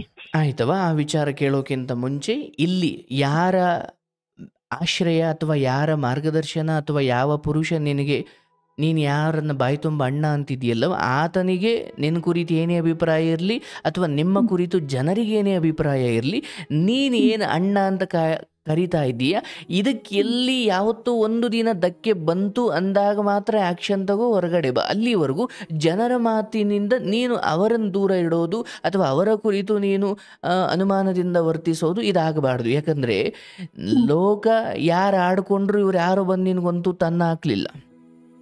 ಅಣ್ಣ ನಾನು ಅವು ಅಣ್ಣನ್ನ ಯಾವ ತರ ಅನ್ಕೊಂಡಿದೀನಿ ಅಂದ್ರೆ, ಈ ಜನ ಅಂತಾರಲ್ಲ ಇವನ ಇದಾನೆ ನಿನ್ಗೆ ಅಂತ, ಅದು ಅವ ಅಣ್ಣ ಏನಂತ ಹೇಳ್ಕೊಟ್ಟೈತಂದ್ರೆ ನನಗೆ, ಯಾರಾದ್ರೂ ಆತರ ಅಂದ್ರೆ ಇದಾನೆ ಅಂತ ಹೇಳು. ನಾನು ಹಂಗೆ ಹೇಳ್ತೀನಿ ಅಂತ ಅವಣ್ಣನು ಹಂಗೆ ಹೇಳೈತೆ. ಅವಣ್ಣನ ರೂಮ್ ಮತ್ತೆ ನಾನು ಖಾಲಿ ಮಾಡಿದೆ, ಬೇರೆ ಕಡೆ ಬಂದೆ. ಕೇಳಿಸ್ಕೊ, ಆಯ್ತು, ನನಗೆ ಅರ್ಥವಾಯ್ತು. ಯಾರೋ ಬಂದು ಅದನ್ನು ಕೇಳುವಷ್ಟು ನೀನು ತೀರಾ ಹಗುರ ಅಥವಾ ಸಲುಗೆಯನ್ನು ಯಾರಿಗೂ ಕೊಡಬೇಡ. ಹಂಗೂ ಕೇಳಿದ್ರೆ ಉತ್ತರ ಕೊಡೋ ಅವಶ್ಯಕತೆನೇ ಇಲ್ಲ. ಹಂಗೆ ಅಂದ್ಬಿಟ್ಟು ನಾನು ಇನ್ನೊಂದು ಆಲೋಚನೆಗೆ ಅವ್ರಿಗೆ ದಾರಿ ಮಾಡಿಕೊಡೋದು ಬೇಡ. ನಾನು ಮಾತು ಬದಲಾಯಿಸಬೇಕು, ಇಲ್ಲ ಜಾಗ ಖಾಲಿ ಮಾಡಬೇಕು. ಅದನ್ನು ತುಂಬಾ ಪ್ರಬುದ್ಧವಾಗಿ ನಿಭಾಯಿಸು. ಅದು ನಾನ್ ದಾರಿ ಮಾಡ್ಕೊಟ್ಟಿರೋದಲ್ಲ, ಊರಿನ ಜನ ಅನ್ಕೊಂಡಿರೋದು. ಮತ್ತೆ ನಮ್ಮಮ್ಮ ಏನಂದೈತೆ ಗೊತ್ತಾ, ಏನಪ್ಪ ನೀನ್ ಹಾಕೊಂಡ್ ಎದ್ಬಿಟ್ಟ ನನ್ ಮಗಳನ್ನ ಅಂತ ಕೇಳೋದಂತೆ ಅವಣ್ಣನ. ಆಯ್ತು, ಆ ವಿಚಾರವಾಗಿ ನೋಡವ, ನಾನು ಅದನ್ನೇ ಹೇಳ್ತೀನಿ. ನಿನ್ನ ತಾಯಿಯಿಂದ ಬಂದ ಮಾತು, ಊರಿನ ಜನರಿಂದ ಬಂದ ಮಾತು, ಆ ವ್ಯಕ್ತಿ ಅದನ್ನು ಎದುರಿಸೋಕೆ ತಯಾರಿದ್ದಾನೆ ಮತ್ತು ಆತ ನಿನ್ನ ಜೊತೆ ಗೌರವಾನ್ವಿತವಾಗಿದ್ದಾನೆ ಎಂದಾಗ ನೀನು ನಿನ್ನ ಹೃದಯದ ಆಳದಿಂದಲೂ ಅದಕ್ಕೆ ನೀನು ಪ್ರಾಮಾಣಿಕಳಾಗಿರು. ಊರಿನ ಜನ ಅಥವಾ ಈ ತಾಯಿಯ ಮಾತು, ಹೆಂಡ ಕುಡಿದು ತಾಯಿ ಮಗಳ ಬದುಕಿನ ಕುರಿತು ಚಿಂತೆ ಮಾಡದಿರೋ ಆಕೆಯ ಕುರಿತು ಆಕೆಯ ಮಾತನ್ನು ತುಂಬ ಮಹತ್ವ ಕೊಡೋದೇ ಮೊದಲ ಮೂರ್ಖತನ. ಆಯ್ತಲ್ಲ, ಅದನ್ನು ಬಿಟ್ಟು ನೀನು ಮೊದಲು ಆತನಿಗೆ ಗೌರವವನ್ನು ಕೊಡು. ಅಥವಾ ಆತನ ಕುರಿತು ಆತ ಹೇಳಿದ್ದಾನಲ್ವ, ಆತನೇ ಏನು ನಿಮ್ಮ ಕುರಿತು ಏನೋ ಒಂದು ಹೊಸ ಇಲ್ಲ ಸಲ್ಲದ್ದು ಹೇಳಿಕೊಂಡು ಅಥವಾ ಅಪಪ್ರಚಾರ ಅಥವಾ ಕಳಂಕವನ್ನು ಹೊರಿಸುವ ಪ್ರಯತ್ನ, ಇದೆಲ್ಲ ನಿನ್ನನ್ನು ಗಟ್ಟಿಗೊಳಿಸುವ ಪ್ರಯತ್ನ. ಇದು ಭಗವಂತನೇ ನಿನಗೆ ಕೊಡ್ತಾ ಇರೋ. ಯಾಕಂದರೆ ಈ ಸಮಯದಲ್ಲಿ ನಿನ್ನನ್ನು ಅಲುಗಾಡಿಸಿ, ಈ ಸಮಯದಲ್ಲಿ ನಿನ್ನನ್ನು ಪರೀಕ್ಷೆ ಮಾಡಿ ನಿನ್ನ ಶಕ್ತಿಯನ್ನು ನೀನು ತಿಳ್ಕೊಳ್ಳೋ ಸಮಯ. ಎಂತೆಂಥ ದೊಡ್ಡ ದೊಡ್ಡ ವಿಚಾರದಲ್ಲಿ ಬಚಾವಾಗಿ ಇಲ್ಲಿಗೆ ಬಂದಿದೆಯವ, ಇಲ್ಲಿ ನೀನು ಈಗ ಅದಕ್ಕೆ ಹೇಳೋದು, ಗೊತ್ತಿರೋರು ಸುತ್ತಮುತ್ತ ಇದ್ರೆ ಇದೆಲ್ಲ ಇದ್ದಿದ್ದೆ. ನನ್ ಫ್ರೆಂಡ್ ಅಣ್ಣ ಇನ್ನೊಬ್ಳು ಇಲ್ಲಿ ನಮ್ಗೆ ಫ್ರೆಂಡ್ ಆಗ್ಬಿಟ್ಲು, ಕ್ಲೋಸ್ ಆಗಿ ಮಾತಾಡ್ಸಕ್ ನಿಂತ್ಕೊಂಡ್ಬಿಟ್ಲು. ಅವಳು ಏನ್ ಮಾಡಿದ್ಲು ಗೊತ್ತಾ, ಬೇರೆ ಗಂಡ್ ಮಕ್ಳಿಗೆ ಫೋನ್ ನಂಬರ್ ಕೊಟ್ಬಿಟ್ಟು ಆ ಹುಡುಗಿ ಅದೇ ತರ ಹುಡುಗಿ, ಆ ಹುಡುಗಿ ಬೀಳುತ್ತೆ, ಆ ಹುಡುಗಿನ ಟ್ರೈ ಮಾಡ್ರಿ ಅಂತ ಬೇರೆಯವರಿಗೆ ಫೋನ್ ನಂಬರ್ ಕೊಟ್ಟು ಕಳ್ಸಿದ್ದಾಳೆ ಅಣ್ಣ. ಅವ್ರು ಫೋನ್ ಮಾಡ್ಬಿಟ್ಟು ಹೆಂಗ್ ಕೇಳ್ತಾರಣ್ಣ ಬಾಯ್ಬಿಟ್ಟು, ಮತ್ತೆ ಬರ್ತೀಯಾ ನೀನು ನನ್ನ ಹತ್ರ ಅಂತ ಕೇಳ್ತಾರಣ್ಣ. ನನ್ಗೆ ಎಷ್ಟು ನರಕ ಅನ್ಭವಿಸ್ದಂಗೈತಣ್ಣ ನಿಜ ಅಂದ್ರೆ. ನಾನು ಫೋನ್ ನಂಬರ್ ತೆಗ್ದಾಕಣ್ಣ, ಸಿಮ್ ತೆಗ್ದಾಕಣ್ಣ ಅನ್ನಕ್ಕೆ ನಾನು ಟೈಲರ್ ಕೆಲಸ ಮಾಡ್ತಿರೋದು. ಮೇನ್ ಬಜಾರ್ಗೆ ವಾಲ್ ಪೇಪರ್ಗೆ ನಂಬರ್ ಇರ್ಬೇಕು ನಂದು. ಕಸ್ಟಮರ್ಸ್ ಫೋನ್ ಮಾಡ್ತಾರಲ್ಲ, ಇರ್ಲೇಬೇಕಲ್ಲ. ಯಾರೋ ಹಿಂಗೊಬ್ನು ಕೇಳಿದಾನೆ, ಇಬ್ರು ಕೇಳಿದಾರೆ ಅಂತೇಳಿ ನಾನು ನಂಬರ್ ತೆಗ್ದಾಕ್ ಬಿಟ್ರೆ, ನನ್ ಸಿಮ್ ತೆಗ್ದಾಕ್ ಬಿಟ್ರೆ ನನ್ ಕಸ್ಟಮರ್ಸ್ ಇಲ್ಲಿ ನಿನಗೆ ಬೆಂಬಲವಾಗಿ ನೀನು ಬಾಯಿ ತುಂಬ ಅಣ್ಣ ಅಂತೀಯಲ್ಲ, ಈ ವಿಚಾರವನ್ನ ಅವ್ರಿಗೊಮ್ಮೆ ಮುಟ್ಸು. ಅಥವಾ ನಾನು ಹೇಳ್ತೀನಿ, ಬೊಗಳೋ ನಾಯಿಗಳು ಕಚ್ಚೋಕೆ ಬರಲ್ಲ ಅಣ್ಣ. ಅವ್ರಿಗೆ ಮುಟ್ಟಿದ್ರೆ ಅವ್ರು ಏನಂದ್ರು ಗೊತ್ತಾ, ನೀನು ಆನೆ ಹೋಗುತ್ತಂದ್ರೆ ನಾಯಿ ಬೊಗಳ್ತವೆ, ಬೊಗ್ಲಿಕ್ಕೆಂಬ್ಲಿ. ಇವಾಗ ನನಗೆ ಫೋನ್ ನಂಬರ್ ಕೊಟ್ಟಿದೀಯ ತಾನೆ, ನಾನ್ ಮಾತಾಡ್ತೀನಿ ಕೊಡು ಅವ್ರ ಹತ್ರ ಅಂತಾರೆ. ಫೋನ್ ಮಾಡ್ಬಿಟ್ಟು ಅವ್ರಿಗೂ 1-2-3 ಕೇಳಿದಾನೆ, ಆ ಹುಡುಗಿ ನನ್ನ ಹುಡುಗಿ, ನನ್ನೊಳವಳು, ನಿಮಗ್ ಯಾಕ್ ಬೇಕು, ನಿಮ್ ಮನೆಗ್ ಅಕ್ಕ ತಂಗಿಯರಿಲ್ವಾ, ನಿಮ್ ಅಕ್ಕ ತಂಗಿಯರಿದ್ರೆ ನೀವ್ ಇದನ್ ಮಾಡ್ಕೊಳ್ರಿ, ನನ್ ಹುಡುಗಿ ಸುದ್ದಿ ನಿಮ್ಗೇನೋ ಬೇಕು ಅಂತ ಅವಣ್ಣ ಅವ್ರನ್ನೂ ಎದುರಿಸಿದ್ದೇನೆ ಅಣ್ಣ. ಆಯ್ತು ತಾಯಿ, ಅದನ್ನ ಆ ರೀತಿನೇ ಗೌರವದಿಂದ ಕಾಪಾಡ್ಕೋ. ಬಟ್ ನೀನೆಲ್ಲೂ ಕೂಡ ನಿನ್ನ ಆತ್ಮಸಾಕ್ಷಿಯಾಗಿ ಮತ್ತೆ ಆ ಎಡವಟ್ಟು ಮಾಡ್ಕೊಳ್ಳೋಕೆ ಹೋಗಬೇಡ. ಇಷ್ಟು ಮಾತ್ರ ಹೇಳ್ತೀನಿ. ಅದನ್ನು ಬಿಟ್ಟು ನಾನು ಮತ್ತೆ ಇದನ್ನು ಮುಂದುವರ್ಸೋಕೆ ಹೋಗಲ್ಲ. ಯಾಕಂದರೆ ಲೋಕದ ಅಪವಾದಗಳು, ಜನರ ಅಪವಾದಗಳು, ಚೆನ್ನಾಗಿ ಬೆಳೀತಾ ಇರೋರನ್ನು ಅಥವಾ ಗೌರವಾನ್ವಿತವಾಗಿ ಹೋಗ್ತಾ ಇರೋರನ್ನು ಹೀಗೆ ಅಲ್ಲಗಳಿ ಅಥವಾ ಅವರನ್ನು ಡಿಸ್ಟರ್ಬ್ ಮಾಡಿ ಅವರಿಗೆ ಸ್ವಲ್ಪ ಮನಸ್ಸು ಅಥವಾ ಅವರ ಹಾದಿಗೆ ಅಡ್ಡ ಬರೋ ಪ್ರಯತ್ನಗಳು ನಡೀತವೆ. ಹಾಗಂತ ನೀವು ನಡೆಯೋದನ್ನು ನಿಲ್ಲಿಸಬೇಡ. ಸ್ವಲ್ಪ ನಿಧಾನವಾಗಲಿ, ಆದರೆ ನಡೆಯೋದನ್ನು ನಿಲ್ಲಿಸಬೇಡ. ನಿನ್ನ ಮಗ, ನಿನ್ನ ಸಂತಾನಗಳು ನಿನಗೆ ಈ ಸಮಾಜ ತಲೆ ಎತ್ತಿ ಅಥವಾ ನಮಸ್ಕಾರ ಮಾಡಬೇಕು. ಹಾಗೆ ನಿನ್ನ ಮಕ್ಕಳು ನಿನ್ನನ್ನು ತುಂಬ ದೊಡ್ಡ ಮಟ್ಟಕ್ಕೆ ನಿನ್ನ ಹೆಸರನ್ನು ತಗೊಂಡು ಹೋಗ್ತವೆ. ಆ ಮಕ್ಕಳಿಂದ ನೀನು ನೆಮ್ಮದಿಯನ್ನು ಪಡೆಯೋ ಕಾಲ ಬರುತ್ತೆ. ಈಗ ನೀನು ಆ ಮಕ್ಕಳಿಗೋಸ್ಕರ ಅಲ್ಲಿಂದ ಮುಷ್ಟಿಯಲ್ಲಿ ಇಟ್ಕೊಂಡು ಬಂದಿದ್ದೀಯ. ಅದೇ ಸಂತಾನಗಳು ನಿನ್ನನ್ನು ಕಾಪಾಡ್ತವೆ. ಈಗ ಮಾತ್ರ ಅಲ್ಲು ಕಚ್ಕೊಂಡು ಈ ಎಲ್ಲವನ್ನ ಪಾರ್ವತಿ ಪರಮೇಶ್ವರನಿಗೂ ಬಿಡಲಿಲ್ಲ, ರಾಮ ಸೀತೆಗೂ ಬಿಡಲಿಲ್ಲ, ಕೃಷ್ಣನಿಗೂ ಬಿಡಲಿಲ್ಲ. ಇನ್ನು ನಂದಿ ಯಾವುದು? ಎಲ್ಲರನ್ನೂ ಅನುಮಾನ ಪಡ್ತು. ಲೋಕದ ಈ ಈ ಈ ಯುದ್ಧ ಭೂಮಿಯಲ್ಲಿ ಎದುರುಗಡೆ ನಿಂತು ಹೋರಾಟ ಮಾಡೋ ಶಕ್ತಿ ಇಲ್ಲ ಅಂದಾಗ ಈ ಅಪಪ್ರಚಾರಗಳು ಅಥವಾ ನಿಮ್ಮನ್ನು ಚುಡಾಯಿಸೋದು, ನಿಮ್ಮನ್ನು ಆ ರೀತಿ ಕುಗ್ಗಿಸುವ ಪ್ರಯತ್ನವೇ ಹೊರತು ಬೇರೆ ಏನಿಲ್ಲವ. ನೀನು ಕೃಷ್ಣನನ್ನು ನಂಬು. ಭಗವಂತ ಕಾಯುವವನೇ ಅಲ್ಲಿಂದ ಕಾಪಾಡಿಕೊಂಡು ಬಂದಿದ್ದಾನೆ ಅಂದರೆ ಕೊಲ್ಲೋದಾದ್ರೆ ಅಲ್ಲೇ ಕೊಲ್ಲೋಣ. ಹಂಗೂ ಇಲ್ಲೂ ಕೊಲ್ಲಬೇಕು ಅಂದ್ರೆ ನಾನು ಅವನ ಇಚ್ಛೆಗೆ ನಾನು ಯಾಕೆ ವಿರುದ್ಧ ಹೋಗ್ಲಿ? ನಮ್ಮ ಅಮ್ಮರ ಊರಾಗ ಒಂದ್ ದೇವಸ್ಥಾನ ಐತಣ್ಣ. ಆ ದೇವಸ್ಥಾನ ನಾನ್ ನಮ್ಮ ಅಮ್ಮವ್ರನ್ನ ನಂಬಿದೀನಿ. ಆಯಮ್ಮನ ಮಾರಮ್ಮ ಅಂತ. ಆಯಮ್ಮನೇ ನನ್ ಕೈ ಹಿಡ್ಕೊಂಡ್ ಬರ್ತಾಳಣ್ಣ. ಪ್ರತಿ ದಿವಸನು ನನ್ಗೆ ಏನಾದ್ರು ಕಷ್ಟ ಐತೆ, ನಾನು ಏನಾದ್ರು ಇವಾಗ ಒಬ್ಬ ಮನುಷ್ಯರ್ ಇರ್ಬೇಕು, ಒಬ್ಬ ಮನುಷ್ಯರ್ಗೆ ಏನಾದ್ರು ಹೇಳ್ಕಣಕ್ ಅಂತಾರ. ಹಂಗೆ ನನಗ್ ಗಂಡನು ನೀನೆ, ನನ್ ತಾಯಿನೂ ನೀನೆ, ನನ್ ತಂದೆನೂ ನೀನೆ ಅಂತ ಅವ್ರ ಹತ್ರ ಹೇಳ್ಕೊಳೋದು. ನಮ್ಮ ಅಪ್ಪನ ಫೋಟೋ ತಗೊಂಡ್ ನನ್ ಮ್ಯಾಕ್ ಇಕ್ಕೊಂಡು ಹತ್ಕೊಂಡ ನೀನು ಮನೆಗಿರೋ ಮಗ, ನೀನ್ ಮನೆಗಿರೋ ಮಗ ಅಂದು ನನ್ಗೆ ಎಷ್ಟು ಬುದ್ಧಿವಾದ ಕಲ್ಸಿದಲ್ಲಪ್ಪ. ನಾನು ಎಷ್ಟು ತಪ್ಪು ಮಾಡ್ದೆ ಅಂತ ನಮ್ಮ ಅಪ್ಪನ ಹತ್ರ ಹೇಳ್ಕೊಂಬೋದು, ಅಮ್ಮನ ಹತ್ರ ಹೇಳ್ಕೊಂಬೋದು. ಹಂಗೆ ಇದೀನಣ್ಣ. ಆಗ್ಲಿ ತಾಯಿ, ನನ್ನ ಮಾತು ನೆನ್ಪಿಟ್ಕೊ. ನಿನ್ನ ಮಕ್ಕಳಿಂದ ನೀನು ಎಲ್ಲ ರೀತಿಯ ನೆಮ್ಮದಿ, ಸಂತೋಷ ಹಾಗೂ ನೀನಿವತ್ತು ವಂಚಿತಳಾಗ್ತಾ ಇರೋ ಆ ಕುಟುಂಬದ ಅಥವಾ ಸಮಾಜದ ಗೌರವ ನಿನ್ನ ಮಕ್ಕಳಿಂದ ಮತ್ತೆ ನಿನ್ನ ಮನೆಗೆ ಅದು ಬರುತ್ತೆ. ಅಲ್ಲಿವರೆಗೂ ಹಲ್ಲು ಕಚ್ಕೊಂಡು ನಿನ್ನ ಕೆಲಸವನ್ನು ಶ್ರದ್ಧೆಯಿಂದ ಮಾಡ್ತಾ ಹೋಗು. ಭಗವಂತನನ್ನು ನಂಬು. ಜನರ ಮಾತು ನಿನ್ನ ಕಿವಿಗೆ ಕೇಳಿಸಿದರೂ ಹೃದಯಕ್ಕೆ ಹೋಗದಂಗೆ ಕಾಪಾಡ್ಕೊ. ಯಾಕಂದರೆ ಈ ಸಮಯದಲ್ಲಿ ಅದರ ಕುರಿತು ಚರ್ಚೆ ಮಾಡಿದಿ ಅಥವಾ ಯೋಚನೆ ಮಾಡ್ತಾ ಹೋದರೆ ನಿನ್ನ ಆರೋಗ್ಯ ಹಾಳಾಗುತ್ತೆ. ಸರಿ, ಇದೇನೋ ವಿಚಾರ ಇನ್ನೊಂದಿದೆ ಎಂದು ಬೇಗ ಹೇಳ್ಬಿಡವ. ಏನಿಲ್ಲಣ್ಣ, ಅದೇ ಇದನ್ ಕೇಳಕ್ಕೆ ಮೊನ್ನೆ ಅಣ್ಣ ರೀಸೆಂಟಾಗಿ ಒಂದ್ ಜಗಳ ಆಯ್ತು. ಅವ್ರು ಗಂಡ ಕುಡ್ಕೊಂಡ್ ಬಂದು ನಮ್ಮ ಅಂಗಡಿ ಹತ್ರ ಜಗಳ ಮಾಡ್ತಾ ಇದ್ರು. ನಾ ಹಂಗಂದೆ ಹಿಂಗಂದೆ ನಾನು ಹೆಂಡ್ತಿನ ಅಂತ. ನಾನು ಪೊಲೀಸ್ ಅಣ್ಣ ನನ್ ಕಡಿಕ ಇದ್ದಾನೆ, ನನ್ಗೆ ಎಣ್ಣೆ ತಂದು ಕೊಡ್ತಾನೆ, ನಾನ್ ಬೀರ್ ಕುಡಿತಾ ಇದ್ದೀನಿ, ನಾನು ಹಂಗಿದ್ದೀನಿ ಅಂತ ಎಲ್ಲರ ಹತ್ರ ಹೇಳ್ಕೊಂಡಿದ್ದೀನಿ. ಹಂಗಂತಂದ್ ಹೇಳಿ ಪೊಲೀಸ್ ಅಣ್ಣರ ಹತ್ರ ಹೇಳಿ ಖಾಲಿ ಮಾಡಿಸ್ಬೇಕು, ಇದನ್ ಮಾಡಿಸ್ಬೇಕು ಅಂತ ಮೇಗಳ ಮನೆಯರಣ್ಣ. ಅಂದ್ರೆ ನಮ್ಮ ಮೇಲೆ ಒಂದ್ ಆಂಟಿ ಐತೆ. ಅವ ಆಂಟಿ ಬೇರೆಯವ್ರಿಗೆ ಹೇಳಿದ್ರು, ಹಿಂಗೆ ಅವರು 5,000 ಕೊಡ್ತಾರೆ, ಅವ್ರ ಹತ್ರ ಇರು, ನೀನ್ ಮನೆ ಬಾಡಿಗೆಗಾಗುತ್ತೆ, ಶಾಪ್ ಬಾಡಿಗೆ ಕಟ್ಟಕ್ಕಾಗುತ್ತೆ, ನಾನ್ ನಿನ್ಗೆ ಹೆಲ್ಪ್ ಮಾಡ್ತೀನಿ ಅಂದ್ರು. ನನ್ಗೆ ಆ ತರ ಕೆಲ್ಸ ಬೇಡ. ನನ್ಗ ರಾತ್ರಿ ಹೇಳು ಬಟ್ಟೆ ಬರ್ಲಿ, ನೈಟು ಆಗ್ಲು ಹೊಲ್ಕೊಂಡಿರ್ತೀನಿ ಅಂತ ಹೇಳಿದ್ಕೆ ಅವ್ರು ನನ್ನ ಶತ್ರು ಹೊತ್ತು ಮಾಡ್ಕೊಂಡು ಈ ತರ ಅಂಗಡಿ ಹತ್ರನೇ ಬಂದ್ ಜಗಳ ಮಾಡಿದ್ರಣ್ಣ. ಮೊನ್ನೆ ಅಂಗಡಿ ಹತ್ರ ಜಗಳ ಮಾಡಿದ್ಕೆ ಮನೆ ಬಂದು ಏನಾದ್ರು ಉರ್ಲಾಕೊಂಡ್ ಸತ್ ಬಿಡೋಣ ಅನ್ನಿಸ್ಬಿಟ್ಟಿತ್ತು ಅಣ್ಣ ನನ್ಗೆ. ಯಾಕಂದ್ರೆ ಪಕ್ಕದಲ್ಲೇ ಶಾಪ್ಗಳು ಎಲ್ಲಾರು ಏನಂತಾರೆ, ಹೆಣ್ಣಿಂಗ್ಸು ಶಾಪ್ ಓಪನ್ ಮಾಡ್ಕೊಂಡು ಕೆಲಸ ಮಾಡ್ಕೊಂಡು ತಿಂತಾಳಂದ್ರೆ ಎಷ್ಟು ಧೈರ್ಯ ಹುಡುಗಿಗೆ, ಎಷ್ಟು ಒಳ್ಳೆ ಹುಡುಗಿ, ಎಷ್ಟು ಚೆನ್ನಾಗ್ ಮಾಡ್ಕೊಂಡ್ ತಿಂತಾಳೆ ಅನ್ನೋದೊಂದ್ ಹೆಸರೈತೆ. ಇವ್ರು ಬಂದ್ಬಿಟ್ಟು ಓನರ್ ಅಂಕಲ್ ತಕ್ ನೀನ್ ಹೋಗಿ ಅಲ್ಲಿಗೆ ಹೋಗಿ ಇಲ್ಲಿಗೆ ಹೋಗಿ ಅಂತ ಅವ್ನ ಅಂಗಡಿ ಹತ್ರ ಕುಡಿದ್ ಬಂದ್ ಜಗಳ ಮಾಡಿದ್ಕೆ ನನ್ಗೆ ಆತರ ಅನ್ನಿಸ್ಬಿಡ್ತಾಳ. ಅವಾಗ ಅವ್ರು ಸಾಯ್ಬೇಕು ಅಂತ ಅನ್ಸಿರೋದ್ಕೆ ನಿಮ್ ವಿಡಿಯೋ ಸಿಕ್ಕೊಂಡು ನಾನ್ ನೋಡ್ಕಂತ ನಾನ್ ಯಾಕೆ ಸಾಯ್ಬೇಕು? ನಾನ್ ಏನ್ ತಪ್ಪು ಮಾಡಿದ್ನಿ? ಯಾರು ಏನಾದ್ರು ಅನ್ಕೊಂಡ್ಲಿ ಬಿಡು, ನಾನ್ ಯಾಕೆ ಸಾಯ್ಬೇಕು? ನಾನ್ ಸತ್ರ ನನ್ ಮಕ್ಳು ಯಾರು ನೋಡ್ತಾರೆ? ಇನ್ನು ಧೈರ್ಯ ತಗೊಂಡಿದ್ ನಾನು. ಅರ್ಥವಾಯ್ತು. ಇಲ್ಲಿ ನಾನು ಇನ್ನೂ ಸ್ಪಷ್ಟವಾಗಿ ಹೇಳೋದಾದ್ರೆ, ಯಾರ್ಯಾರು ನಿನ್ನನ್ನು ಈ ಸಮಯದಲ್ಲಿ ಹೀಗೆ ನೊಂದಿರುವ ನಿನ್ನನ್ನು, ಏಕಾಂಗಿಯಾಗಿರುವ ನಿನ್ನನ್ನು, ಹಾಗೂ ಇನ್ನು ಮುಂದಾದರೂ ನಾನು ಎಲ್ಲೂ ಎಡವದೆ ಇನ್ನು ಮುಂದಾದರೂ ಸರಿದಾರಿಯಲ್ಲಿ ಹೋಗ್ತೀನಿ ಅಂತ ನಿರ್ಧರಿಸಿ ಇಷ್ಟೊಂದು ದೃಢವಾದ ಹೆಜ್ಜೆ ಇಟ್ಟು ಸ್ವತಂತ್ರವಾಗಿ ಬದುಕ್ತಾ ಇರೋ ನಿನ್ನನ್ನು ಈ ಸಮಯದಲ್ಲಿ ಅವರೆಲ್ಲರೂ ಹೆದರಿಸುವ, ಕಳಂಕ ಹೊರಿಸುವ ಅಥವಾ ಅವರ ಇಚ್ಛೆಯನ್ನು ನಿನ್ನ ಮೂಲಕ ಈಡೇರಿಸಿಕೊಳ್ಳುವ ಪ್ರಯತ್ನವನ್ನು ಮಾಡ್ತಾರೆ. ಆದರೆ ಇಷ್ಟು ಮಾತ್ರ ಹೇಳ್ತೀನಿ, ಯಾರೂ ನಿನ್ನನ್ನು ಕೊಲ್ಲೋಕ್ಕಾಗಲ್ಲ, ಯಾರೂ ನಿನ್ನನ್ನು ತುಳಿಯೋಕ್ಕಾಗಲ್ಲ. ಎಲ್ಲಿಯವರೆಗೂ ನೀನು ನಿನ್ನ ಕಾಯಕವನ್ನು ನಂಬಿ ನೀನು ಅವರ ಯಾವ ಕಳಂಕಗಳಿಗೂ ಅಥವಾ ಅವರ ಯಾರ ದೂಷಣೆಗಳಿಗೂ ಅಥವಾ ಅವರ ಯಾರ ಹೆದರಿಸುವಿಕೆಗೂ ಬೇಡ. ನೀನು ಯಾವ ಅಣ್ಣ ಅಂತ ಬಾಯಿ ತುಂಬ ಹೇಳ್ತಿದೀಯ, ಈತನಿಂದ ನಿನ್ನ ಬದುಕಲ್ಲಿ ಒಳ್ಳೆಯದೇ ಆಗುತ್ತೆ ಹೊರತು ಕೆಟ್ಟದ್ದಾಗಲ್ಲ. ಆ ವ್ಯಕ್ತಿಯ ವಿಚಾರದಲ್ಲಿ ನೀನೆಂದು ಅನುಮಾನಿಸ ಪಡಬೇಡ, ಅನುಮಾನಕ್ಕೊಳಗಾಗಬೇಡ. ಏನೇ ಬರಲಿ ಪ್ರತ್ಯಕ್ಷವಾಗಿ ಕಂಡರೂ ಪ್ರಮಾಣಿಸಿ ನೋಡು ಅಂತ ಮಾತಿದೆ. ಯಾರೋ ಒಂದು ನಾನು ಅವಳನ್ನು ಇಟ್ಕೊಂಡಿದ್ದೀನಿ ಅಂತ ಊರಲ್ಲೆಲ್ಲ ಹೇಳ್ಕೊಂಡು ಓಡಾಡ್ತಾವನೆ, ನೀನು ಮಾತ್ರ ಅಣ್ಣ ಅಂತಿದ್ದೀಯ ಅಂತ ನಿನಗೆ ಯಾರೋ ಬಂದು ಆತನ ಬಗ್ಗೆ ಹೇಳಿದ್ರು, ನಿನಗೆ ಅದು ನೇರವಾಗಿ ಕಂಡು ನಿನಗದು ಅನುಭವಕ್ಕೆ ಬರದ ಹೊರತು ಇವರನ್ನು ಒಂದು ವೇಳೆ ಹಂಗೆ ಅಂದಿದ್ರು ಕೂಡ ನಿನಗೇನು ನಷ್ಟ ಇಲ್ವೇ? ಯಾಕಂದರೆ ಅವರ ಅನಿಸಿಕೆಗಳು, ಅವರ ಮಾತುಗಳು ನೀನು ಸೀರಿಯಸ್ ಆಗಿ ತಗೊಂಡ್ರೆ ನೀನು ಎಲ್ಲ ಬಿಟ್ಬಿಟ್ಟು ಹೋಗಬೇಕಾಗುತ್ತೆ ಮಕ್ಕಳನ್ನ ಅನಾಥ ಮಾಡಿ.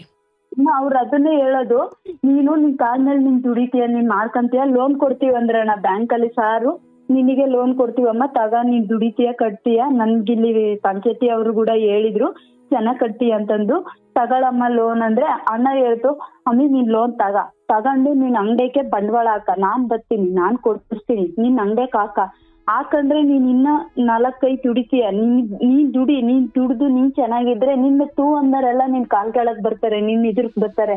ನೀನ್ ಅವ್ರಂದ್ರೆ ಇವ್ರಂದ್ರೆ ಅಂತ ಬೇಜಾರಾಗ್ಬೇಡ, ಅಳ್ಬೇಡ, ಆನೆ ಹೋಗುತ್ತಂದ್ರೆ ಯಾರ ವಿರುದ್ಧ ಹಠ ಛಲ ಏನು ಬೇಡ. ನಿನ್ನ ಮಕ್ಕಳನ್ನ ನೀನು ಸಾಕಬೇಕು. ನಿನ್ನ ಆಸೆಗೆ ಎಷ್ಟಿದೆಯೋ ಅಷ್ಟು ಕಾಲು ಚಾಚು, ಅದನ್ನು ಮೀರಿ ಆಸೆ ಪಡು, ನಾನು ಬೇಡ ಅಂತ ಹೇಳಲ್ಲ. ಆದರೆ ನಿನ್ನ ಮನೆ ಖರ್ಚೇನು, ನಿನ್ನ ಮಕ್ಕಳು ಫೀಸ್ ಏನು, ಅಥವಾ ನಿನ್ನ ಆದಾಯ, ನಿನ್ನ ಖರ್ಚು, ಇವೆರಡನ್ನು ನೋಡಿಕೊಂಡು ನಿನ್ನ ಸ್ಥಿತಿ ಏನಿದೆಯೋ ಅದಕ್ಕೆ ತಕ್ಕಂಗೆ ಬದುಕಬೇಕೇ ಹೊರತು ಇಲ್ಲಿ ಯಾರೋ ತಗೊಂಡ್ರು ಅಥವಾ ಇಲ್ಲಿ ಯಾರೋ ತಗೊಳ್ಬೇಡ ಅಂದರು ಅವರಿಗೆ ನಿನ್ನ ಮನೆಯ ಒಳಗಿನ ಸ್ಥಿತಿ ಗೊತ್ತಿಲ್ಲದೆ ಇರ್ಬೋದು, ಬಟ್ ನಿನಗೆ ಗೊತ್ತಲ್ವಾ? ಹಾಗಾಗಿ ಯಾರ ಮೇಲಿನ ಹಠ ಛಲಕ್ಕೆ ಬದುಕೋ ಸ್ಥಿತಿಯಲ್ಲಿ ನೀನಿಲ್ಲ, ಅದು ಒಳ್ಳೇದೂ ಅಲ್ಲ. ನೀನು ಎಂಥ ಕೋಟಿ ಕುಳವಾಗು ಮುಂದೆ ಒಂದು ದಿನ. ಯಾರ ಮೇಲಿನ ಯಾರೋ ಹೇಳಿದ್ರಂತ ನಾನು ಅದು ಮಾಡಲ್ಲ, ನನ್ ಮನ್ಸಿಗೆ ಏನ್ ಅನಿಸ್ತು ನಾನು ಅದು ಮಾತ್ರ ಮಾಡ್ತೀನಿ. ಇವಾಗ ನಿನ್ನ ಮನೆಯ ಸ್ಥಿತಿ ಅದನ್ನ ಅರಿತು ನೀನ್ ನಡಿ. ಈ ಹೊರಗಿನ ಜನ, ಇವನ್ ನಿನ್ನ ತಾಯಿ, ನಾಳೆ ನಿನ್ನ ತಂಗಿ, ಅಥವಾ ಇನ್ನ ನಿನ್ನ ತಮ್ಮ, ಅಥವಾ ನಾಳೆ ಒಂದು ವೇಳೆ ನಿನ್ನ ಮಗನಿಂದಲೇ ಅಂಥದ್ದೊಂದು ಮಾತು ಬಂತು ಅಂದಾಗಲೂ ನೀನು ನಾನೊಬ್ಳು ತಾಯಿಯಾಗಿ ನನ್ನ ಕರ್ತವ್ಯ ನಾನು ಶ್ರದ್ಧೆಯಿಂದ ಮಾಡ್ತೀನಿ, ಒಳ್ಳೆ ಶಿಕ್ಷಣ ಕೊಡ್ತೀನಿ, ಅವ್ರಿಗೆ ಸಂಸ್ಕಾರ ಕಲಿಸ್ತೀನಿ, ಅಷ್ಟು ನನ್ನ ಕೆಲಸ. ಅಂದರೆ ಕೆಲವೊಮ್ಮೆ ಹಸು ಹಾಲು ಕೊಡುತ್ತೆ ಅನ್ನೋ ಕಾರಣಕ್ಕೆ ಮಾತ್ರ ಹಸುವನ್ನು ಪ್ರೀತಿಸಿದ್ರೆ ಅದು ಸ್ವಾರ್ಥ ಆಗ್ಬಿಡುತ್ತೆ. ಹಸು ದೇವತೆಯ ಸಮಾನ ಅಂತ ಸಾಕು, ಅದು ಹಾಲು ಕೊಡುತ್ತೆ. ಅದು ನೀನು ಏನು ಮಾಡಿದ್ರು ಅದು ಹಾಲು ಕೊಡೋದು ಹೌದು, ಆದರೆ ಸ್ವಾರ್ಥ ಇಟ್ಟುಕೊಂಡು ನಾವು ಯಾವುದು ಮಾಡಬಾರ್ದು. ಮಕ್ಕಳ ವಿಚಾರದಲ್ಲೂ ಅಷ್ಟೇ.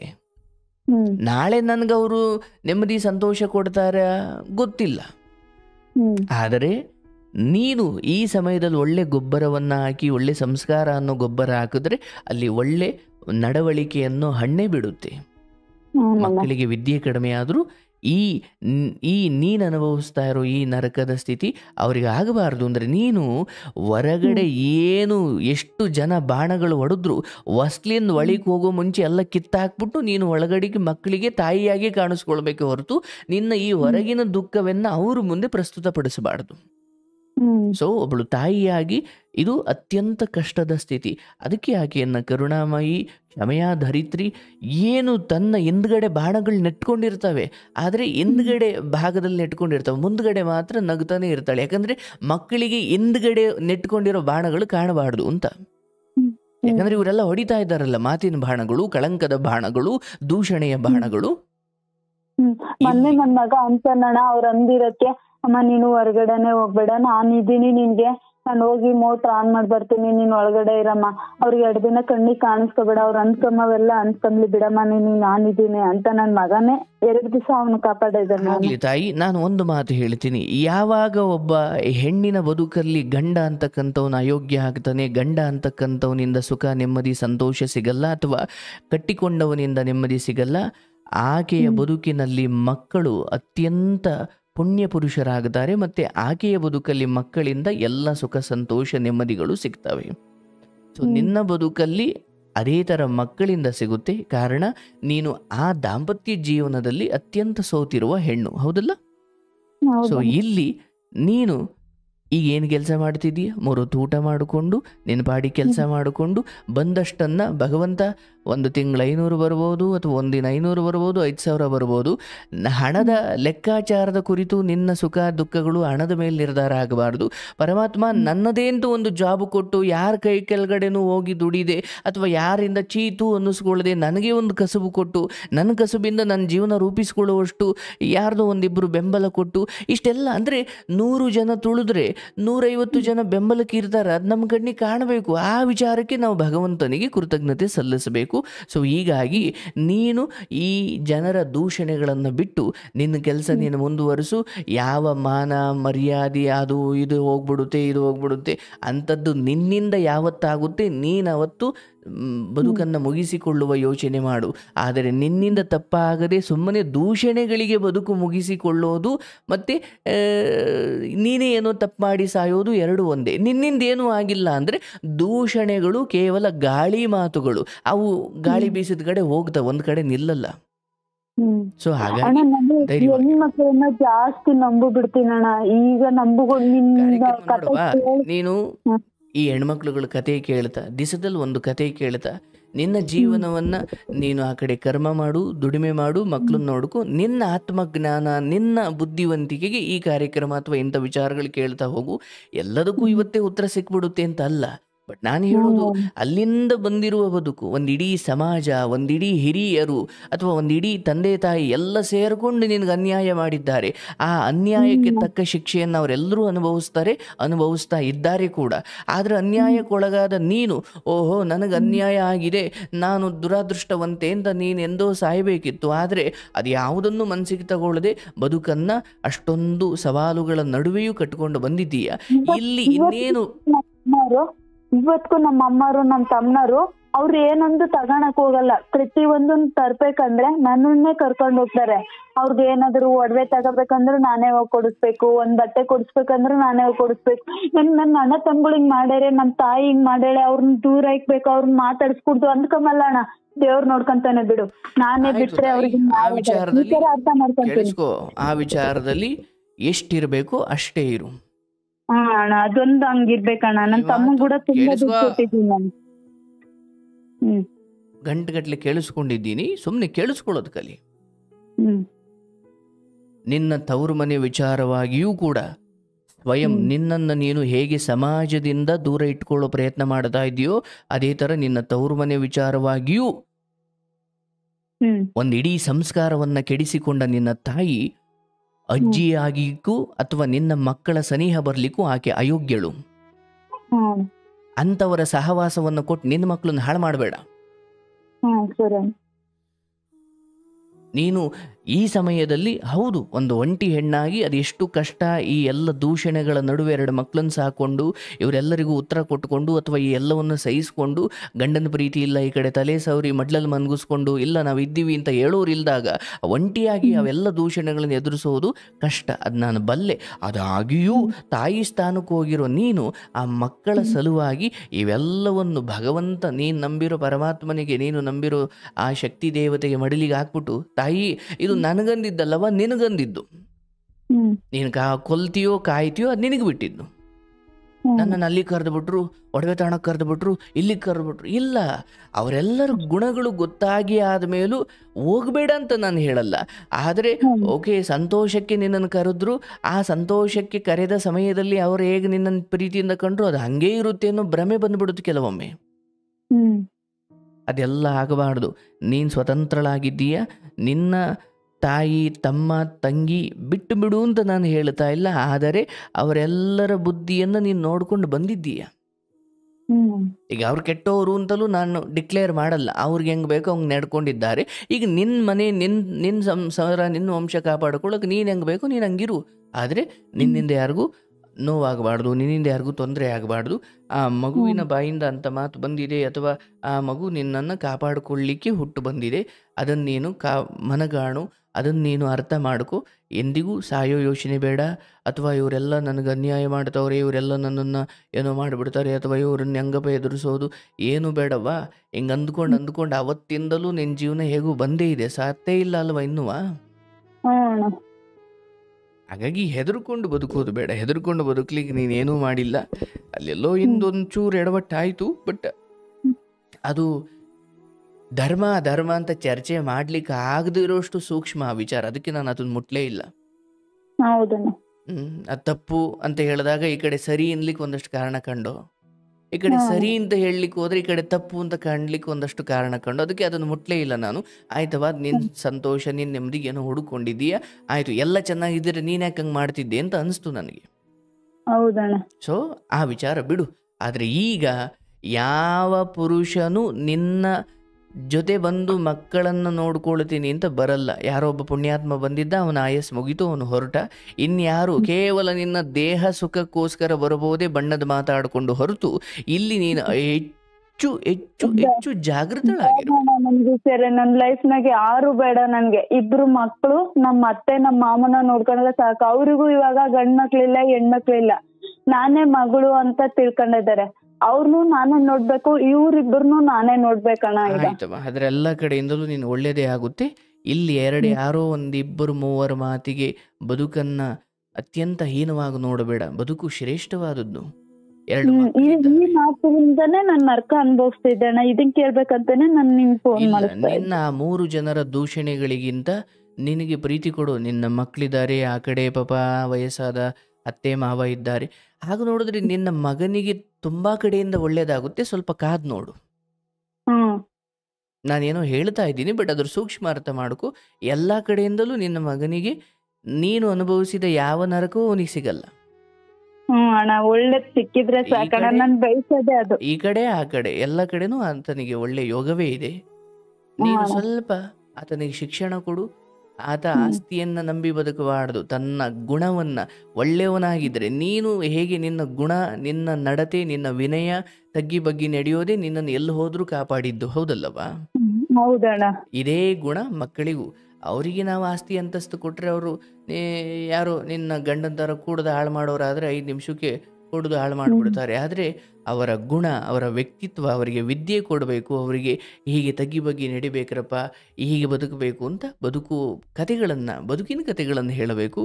ಸೊ ಆ ಮಗ ನಿನ್ನ ಕಷ್ಟವನ್ನು ಅರ್ಥ ಮಾಡಿಕೊಳ್ಳುವಷ್ಟು ಸೂಕ್ಷ್ಮನಿದ್ದಾನೆ. ಅವನಿಗೆ ಇದೇ ಒಳ್ಳೆ ಸಮಯ ಅಂದುಕೊಂಡು ನಿನ್ನ ಬದುಕಿನ ನಾನು ಹಿಂಗೆ ಬಂದೆ, ಹಿಂಗಾಯಿತು, ಯಾರೂ ಕೆಟ್ಟವರು ಅಂತ ಇಲ್ಲ. ಆದರೆ ಈ ರೀತಿ ಕಷ್ಟಗಳು ಬಂದಾಗ ಸ್ವಲ್ಪ ಸಹನೆ ಮಾಡಬೇಕು. ಪ್ರಾಣ ಕಳ್ಕೊಳ್ಳೋ ಯೋಚನೆ ಮಾಡಬಾರ್ದು.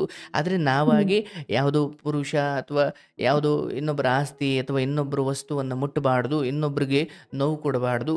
ನಾವು ಇನ್ನೊಬ್ಬರಿಗೆ ನೋವು ಕೊಡದೆ ಹೋದರೆ ಸಾಕು. ನಮಗೆ ನೋವು ಕೊಟ್ಟವರನ್ನು ಭಗವಂತನೇ ನೋಡ್ಕೊಳ್ತಾನಂತೆ. ನಾವು ಇನ್ನೊಬ್ಬರಿಗೆ ಯಾರು ಇನ್ನೊಬ್ಬರಿಗೆ ನೋವು ಕೊಡುವುದಿಲ್ಲವೋ, ಯಾರು ಇನ್ನೊಬ್ಬರ ಜೀವನಕ್ಕೆ ಪೆಟ್ಟು ಕೊಡುವುದಿಲ್ಲವೋ, ಯಾರು ಇನ್ನೊಬ್ಬರ ಜೀವನಕ್ಕೆ ಕಣ್ಣೀರು ಹಾಕಿಸುವುದಿಲ್ಲವೋ ಅಂಥ ಸಜ್ಜನರಿಗೆ ಯಾರಾದರೂ ಕಣ್ಣೀರು ಹಾಕಿಸಿದ್ರೆ ದೇವರಿಗೆ ಕಣ್ಣೀರು ಹಾಕಿಸಿದಷ್ಟು ದೊಡ್ಡ ಶಾಪ ಅದು. ಅದನ್ನು ದೇವರೇ ನೋಡ್ಕೊಳ್ತಾನೆ. ಹಾಗಾಗಿ ನೀನು ಯಾವುದಕ್ಕೂ ಉತ್ತರ ಕೊಡೋಕೆ ಹೋಗ್ಬೇಡ. ಉತ್ತರ ಕೊಟ್ಟರು ಕೇಳುವ ಸ್ಥಿತಿಯಲ್ಲಿ ಯಾರೂ ಇಲ್ಲ. ನೀನು ಚೆನ್ನಾಗಿ ಒಂಟಿಯಾಗಿದ್ರು ಅಥವಾ ನೀನು ಆ ಅಣ್ಣನ ಸಹಾಯ ತಗೊಂಡ್ರು ಅವ್ರಿಗೆ ಆಡ್ಕೊಳ್ಳಿಕ್ಕೆ, ದೂಷಿಸ್ಲಿಕ್ಕೆ ಅವ್ರದೇ ಆದ 1000 ಕಾರಣ ಇದ್ದಾವೆ. ನೀನು ಅದಕ್ಕೆಲ್ಲ ಉತ್ತರ ಕೊಟ್ಕೊಂಡು ಕೂತ್ಕೊಂಡ್ರೆ ಜೀವನ ಪೂರ್ತಿ ನೀನು ಅಲ್ಲೇ ಕೂತ್ಕೊಬೇಕಾಗುತ್ತೆ. ಬಿಡು, 3 ಹೊತ್ತು ಊಟ ಮಾಡು, ಕೆಲಸ ಮಾಡು. ಇವತ್ತು ನಾನು ಕಾರ್ಯಕ್ರಮದಲ್ಲಿ ಎಷ್ಟು ಹೆಣ್ಮಕ್ಳು ಎಂತೆಂಥ ಕತೆ ಕೇಳಿದ್ದೀನಿ. ಆ ಹೆಣ್ಣು ಮಕ್ಕಳ ಕತೆಗಳು ಕೇಳು, ಇದಕ್ಕಿಂತ ಹೀನಾಯವಾಗಿದ್ದಾರೆ. ಅವರೇ ಬದುಕ್ತಾ ಇದ್ದಾರೆ. ನೀನೇನು ತಪ್ಪು ಮಾಡಿಲ್ಲ, ದೂಷಣೆಗಳಿಗೆ ಹೆದರ್ತಾ ಇದೀಯಾ. ಕೆಲವೊಬ್ರು ತಪ್ಪು ಮಾಡಿ ತಿದ್ದುಕೊಂಡು ಬದುಕ್ತಾವ್ರೆ.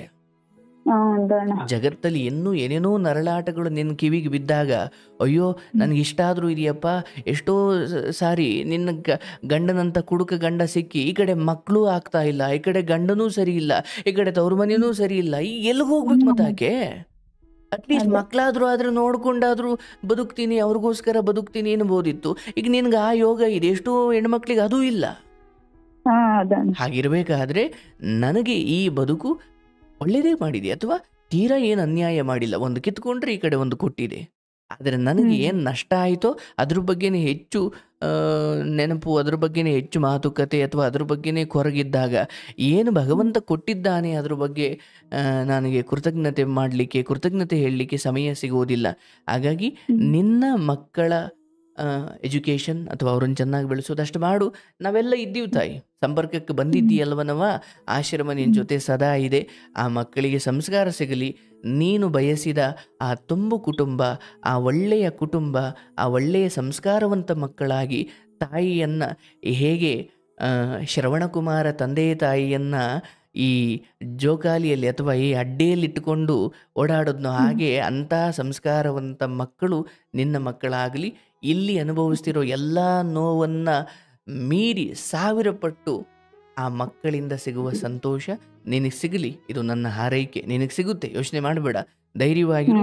ಯಾರನ್ನು ನಿನ್ನ ತವರು ಮನೆಯನ್ನು ಒಳಗೊಂಡಂತೆ ಯಾರನ್ನು ಆ ಮಟ್ಟಿಗೆ ಇನ್ನು ಮುಂದೆ ನಂಬಿ ನಿನ್ನ ಬದುಕಿನ ಜವಾಬ್ದಾರಿಯನ್ನು ಅಥವಾ ರಿಮೋಟನ್ನು ಅವ್ರು ಯಾರ ಕೈಗೂ ಕೊಡಬೇಡ. ನೀನೇ ಕಂಟ್ರೋಲ್ ಮಾಡಬೇಕು. ಇನ್ನು ಯಾವ ಪುರುಷ ಬಂದು ಅದು ಎಷ್ಟು ಮಾತಾಡಿ, ಎಷ್ಟು ಅಣ್ಣ ತಮ್ಮ ಏನಂದುಕೊಂಡು ಬಂದರೂ ನೀನು ಎಷ್ಟು ಎಚ್ಚರವಾಗಿರ್ತೀಯೋ ಅಷ್ಟು ಒಳ್ಳೆಯದು. ನಿನ್ನನ್ನು ಒಂದು ಹೆಣ್ಣಾಗಿ ಪ್ರೀತಿಸೋದಕ್ಕೆ ಅವ್ರಿಗೆ ಬೇರೆ ಬೇರೆ ಕಾರಣ ಇದೆ, ಬಟ್ ಮಕ್ಕಳನ್ನು ಪ್ರೀತಿಸೋಕೆ ಅವ್ರಿಗೆ ಯಾವ ಕಾರಣವೂ ಇಲ್ಲ. ಹಾಗಾಗಿ ನೀನು ಮಕ್ಕಳಿಗೋಸ್ಕರ ನಿನ್ನ ಕೆಲವು ಆಸೆ ಆಕಾಂಕ್ಷೆಗಳು ಅಥವಾ ಕೆಲವು ವಿಚಾರವನ್ನು ತ್ಯಾಗ ಮಾಡಲೇಬೇಕು. ಅದು ಅನಿವಾರ್ಯ. ಮತ್ತು ಅದರಿಂದ ಏನು ದೊಡ್ಡ ನಷ್ಟ ಅಂತ ಏನಿಲ್ಲ. ಏನು ಇಲ್ಲಣ್ಣ, ಅನ್ಭೋಗ್ಸಿದೀನಿ, ಎಲ್ಲ ಆಗೈತೆ. ಈ ಮಕ್ಳು ನೋಡ್ಕೊಂಡು ಒಳ್ಳೆ ಹೆಸರು ತಕೊಂಡಿನಿ. ನನ್ ಸಾಯೋವರೆಗೂ ಆ ಒಳ್ಳೆ ಹೆಸರು ಇದ್ರೆ ಸಾಕು ಅಂತ ಅಷ್ಟೇ ಆಸೆ ಅಣ್ಣ ನಮ್ಗೆ. ಆಯ್ತವ, ಉಸಿರು ನಿಲ್ಲುವ ಮುನ್ನ ಹೆಸರಿಗೋಸ್ಕರ ಮನುಷ್ಯ ಒದ್ದಾಡ್ತಾನೆ. ಉಸಿರು ನಿಂತ ಮೇಲೆ ಹೆಸರೂ ಇಲ್ಲ, ಹೆಣ ಅಂತಾರೆ. ಎಲ್ಲಿ ಮಡಿಗೇರಿ ಹೆಣ ಅಂತಾರೆ. ನಿನ್ನ ಹೆಸರು ಕೂಗೋದು ಇಲ್ಲ ಆಗ. ಹಾಗಾಗಿ ಹೆಸರು ನಾನು ಮಾಡೋದಲ್ಲ ತಾಯಿ, ನಾನು ಬದುಕೋದನ್ನು ನೋಡಿ ಸಮಾಜವೇ ನನಗದನ್ನು ಕೊಡಬೇಕು. ಅದನ್ನು ನಾನು ಉಳಿಸ್ಕೊಳ್ಳೋಕೆ ಒದ್ದಾಡೋದು ಬೇಡ. ನಾನು ಮೊದಲಿಂದ ಹೇಗಿದ್ನೋ ನಾನು ಹಾಗೇ ಇದ್ರೆ ಸಾಕು, ಅದೇ ಉಳಿಯುತ್ತೆ. ಅದನ್ನು ಉಳಿಸ್ಕೊಳ್ಳೋಕೆ ತುಂಬಾ ಬುದ್ಧಿವಂತಿಕೆ ತೋರಿಸ್ಲಿಕ್ಕೆ ಹೋಗಿ ಮತ್ತೆ ಹಾಳು ಮಾಡ್ಕೊಂಡ್ಬಿಡ್ತೀವಿ ನಾವು. ಸಹಜವಾಗಿರು. ಅಯ್ಯೋ ನಾನು ಇರೋದು ಹಿಂಗೆ, ಯಾರೋ ಒಬ್ಬ ಪುರುಷನ ಜೊತೆ ಮಾತಾಡೋದು ಬಿಟ್ರೆ ಜನ ನೋಡಿದ್ರೆ ತಪ್ಪು ತಿಳ್ಕೊಂಡ್ಬಿಡ್ತಾರೆ ಅಂತ ನಾನು ಮಾತಾಡದೇ ಇರೋಕ ನಾನು ಮಾತಾಡ್ತೀನಿ. ಯಾಕಂದ್ರೆ ನನ್ನ ನಿಯಂತ್ರಣ ನನ್ನ ಕೈಲಿದೆ.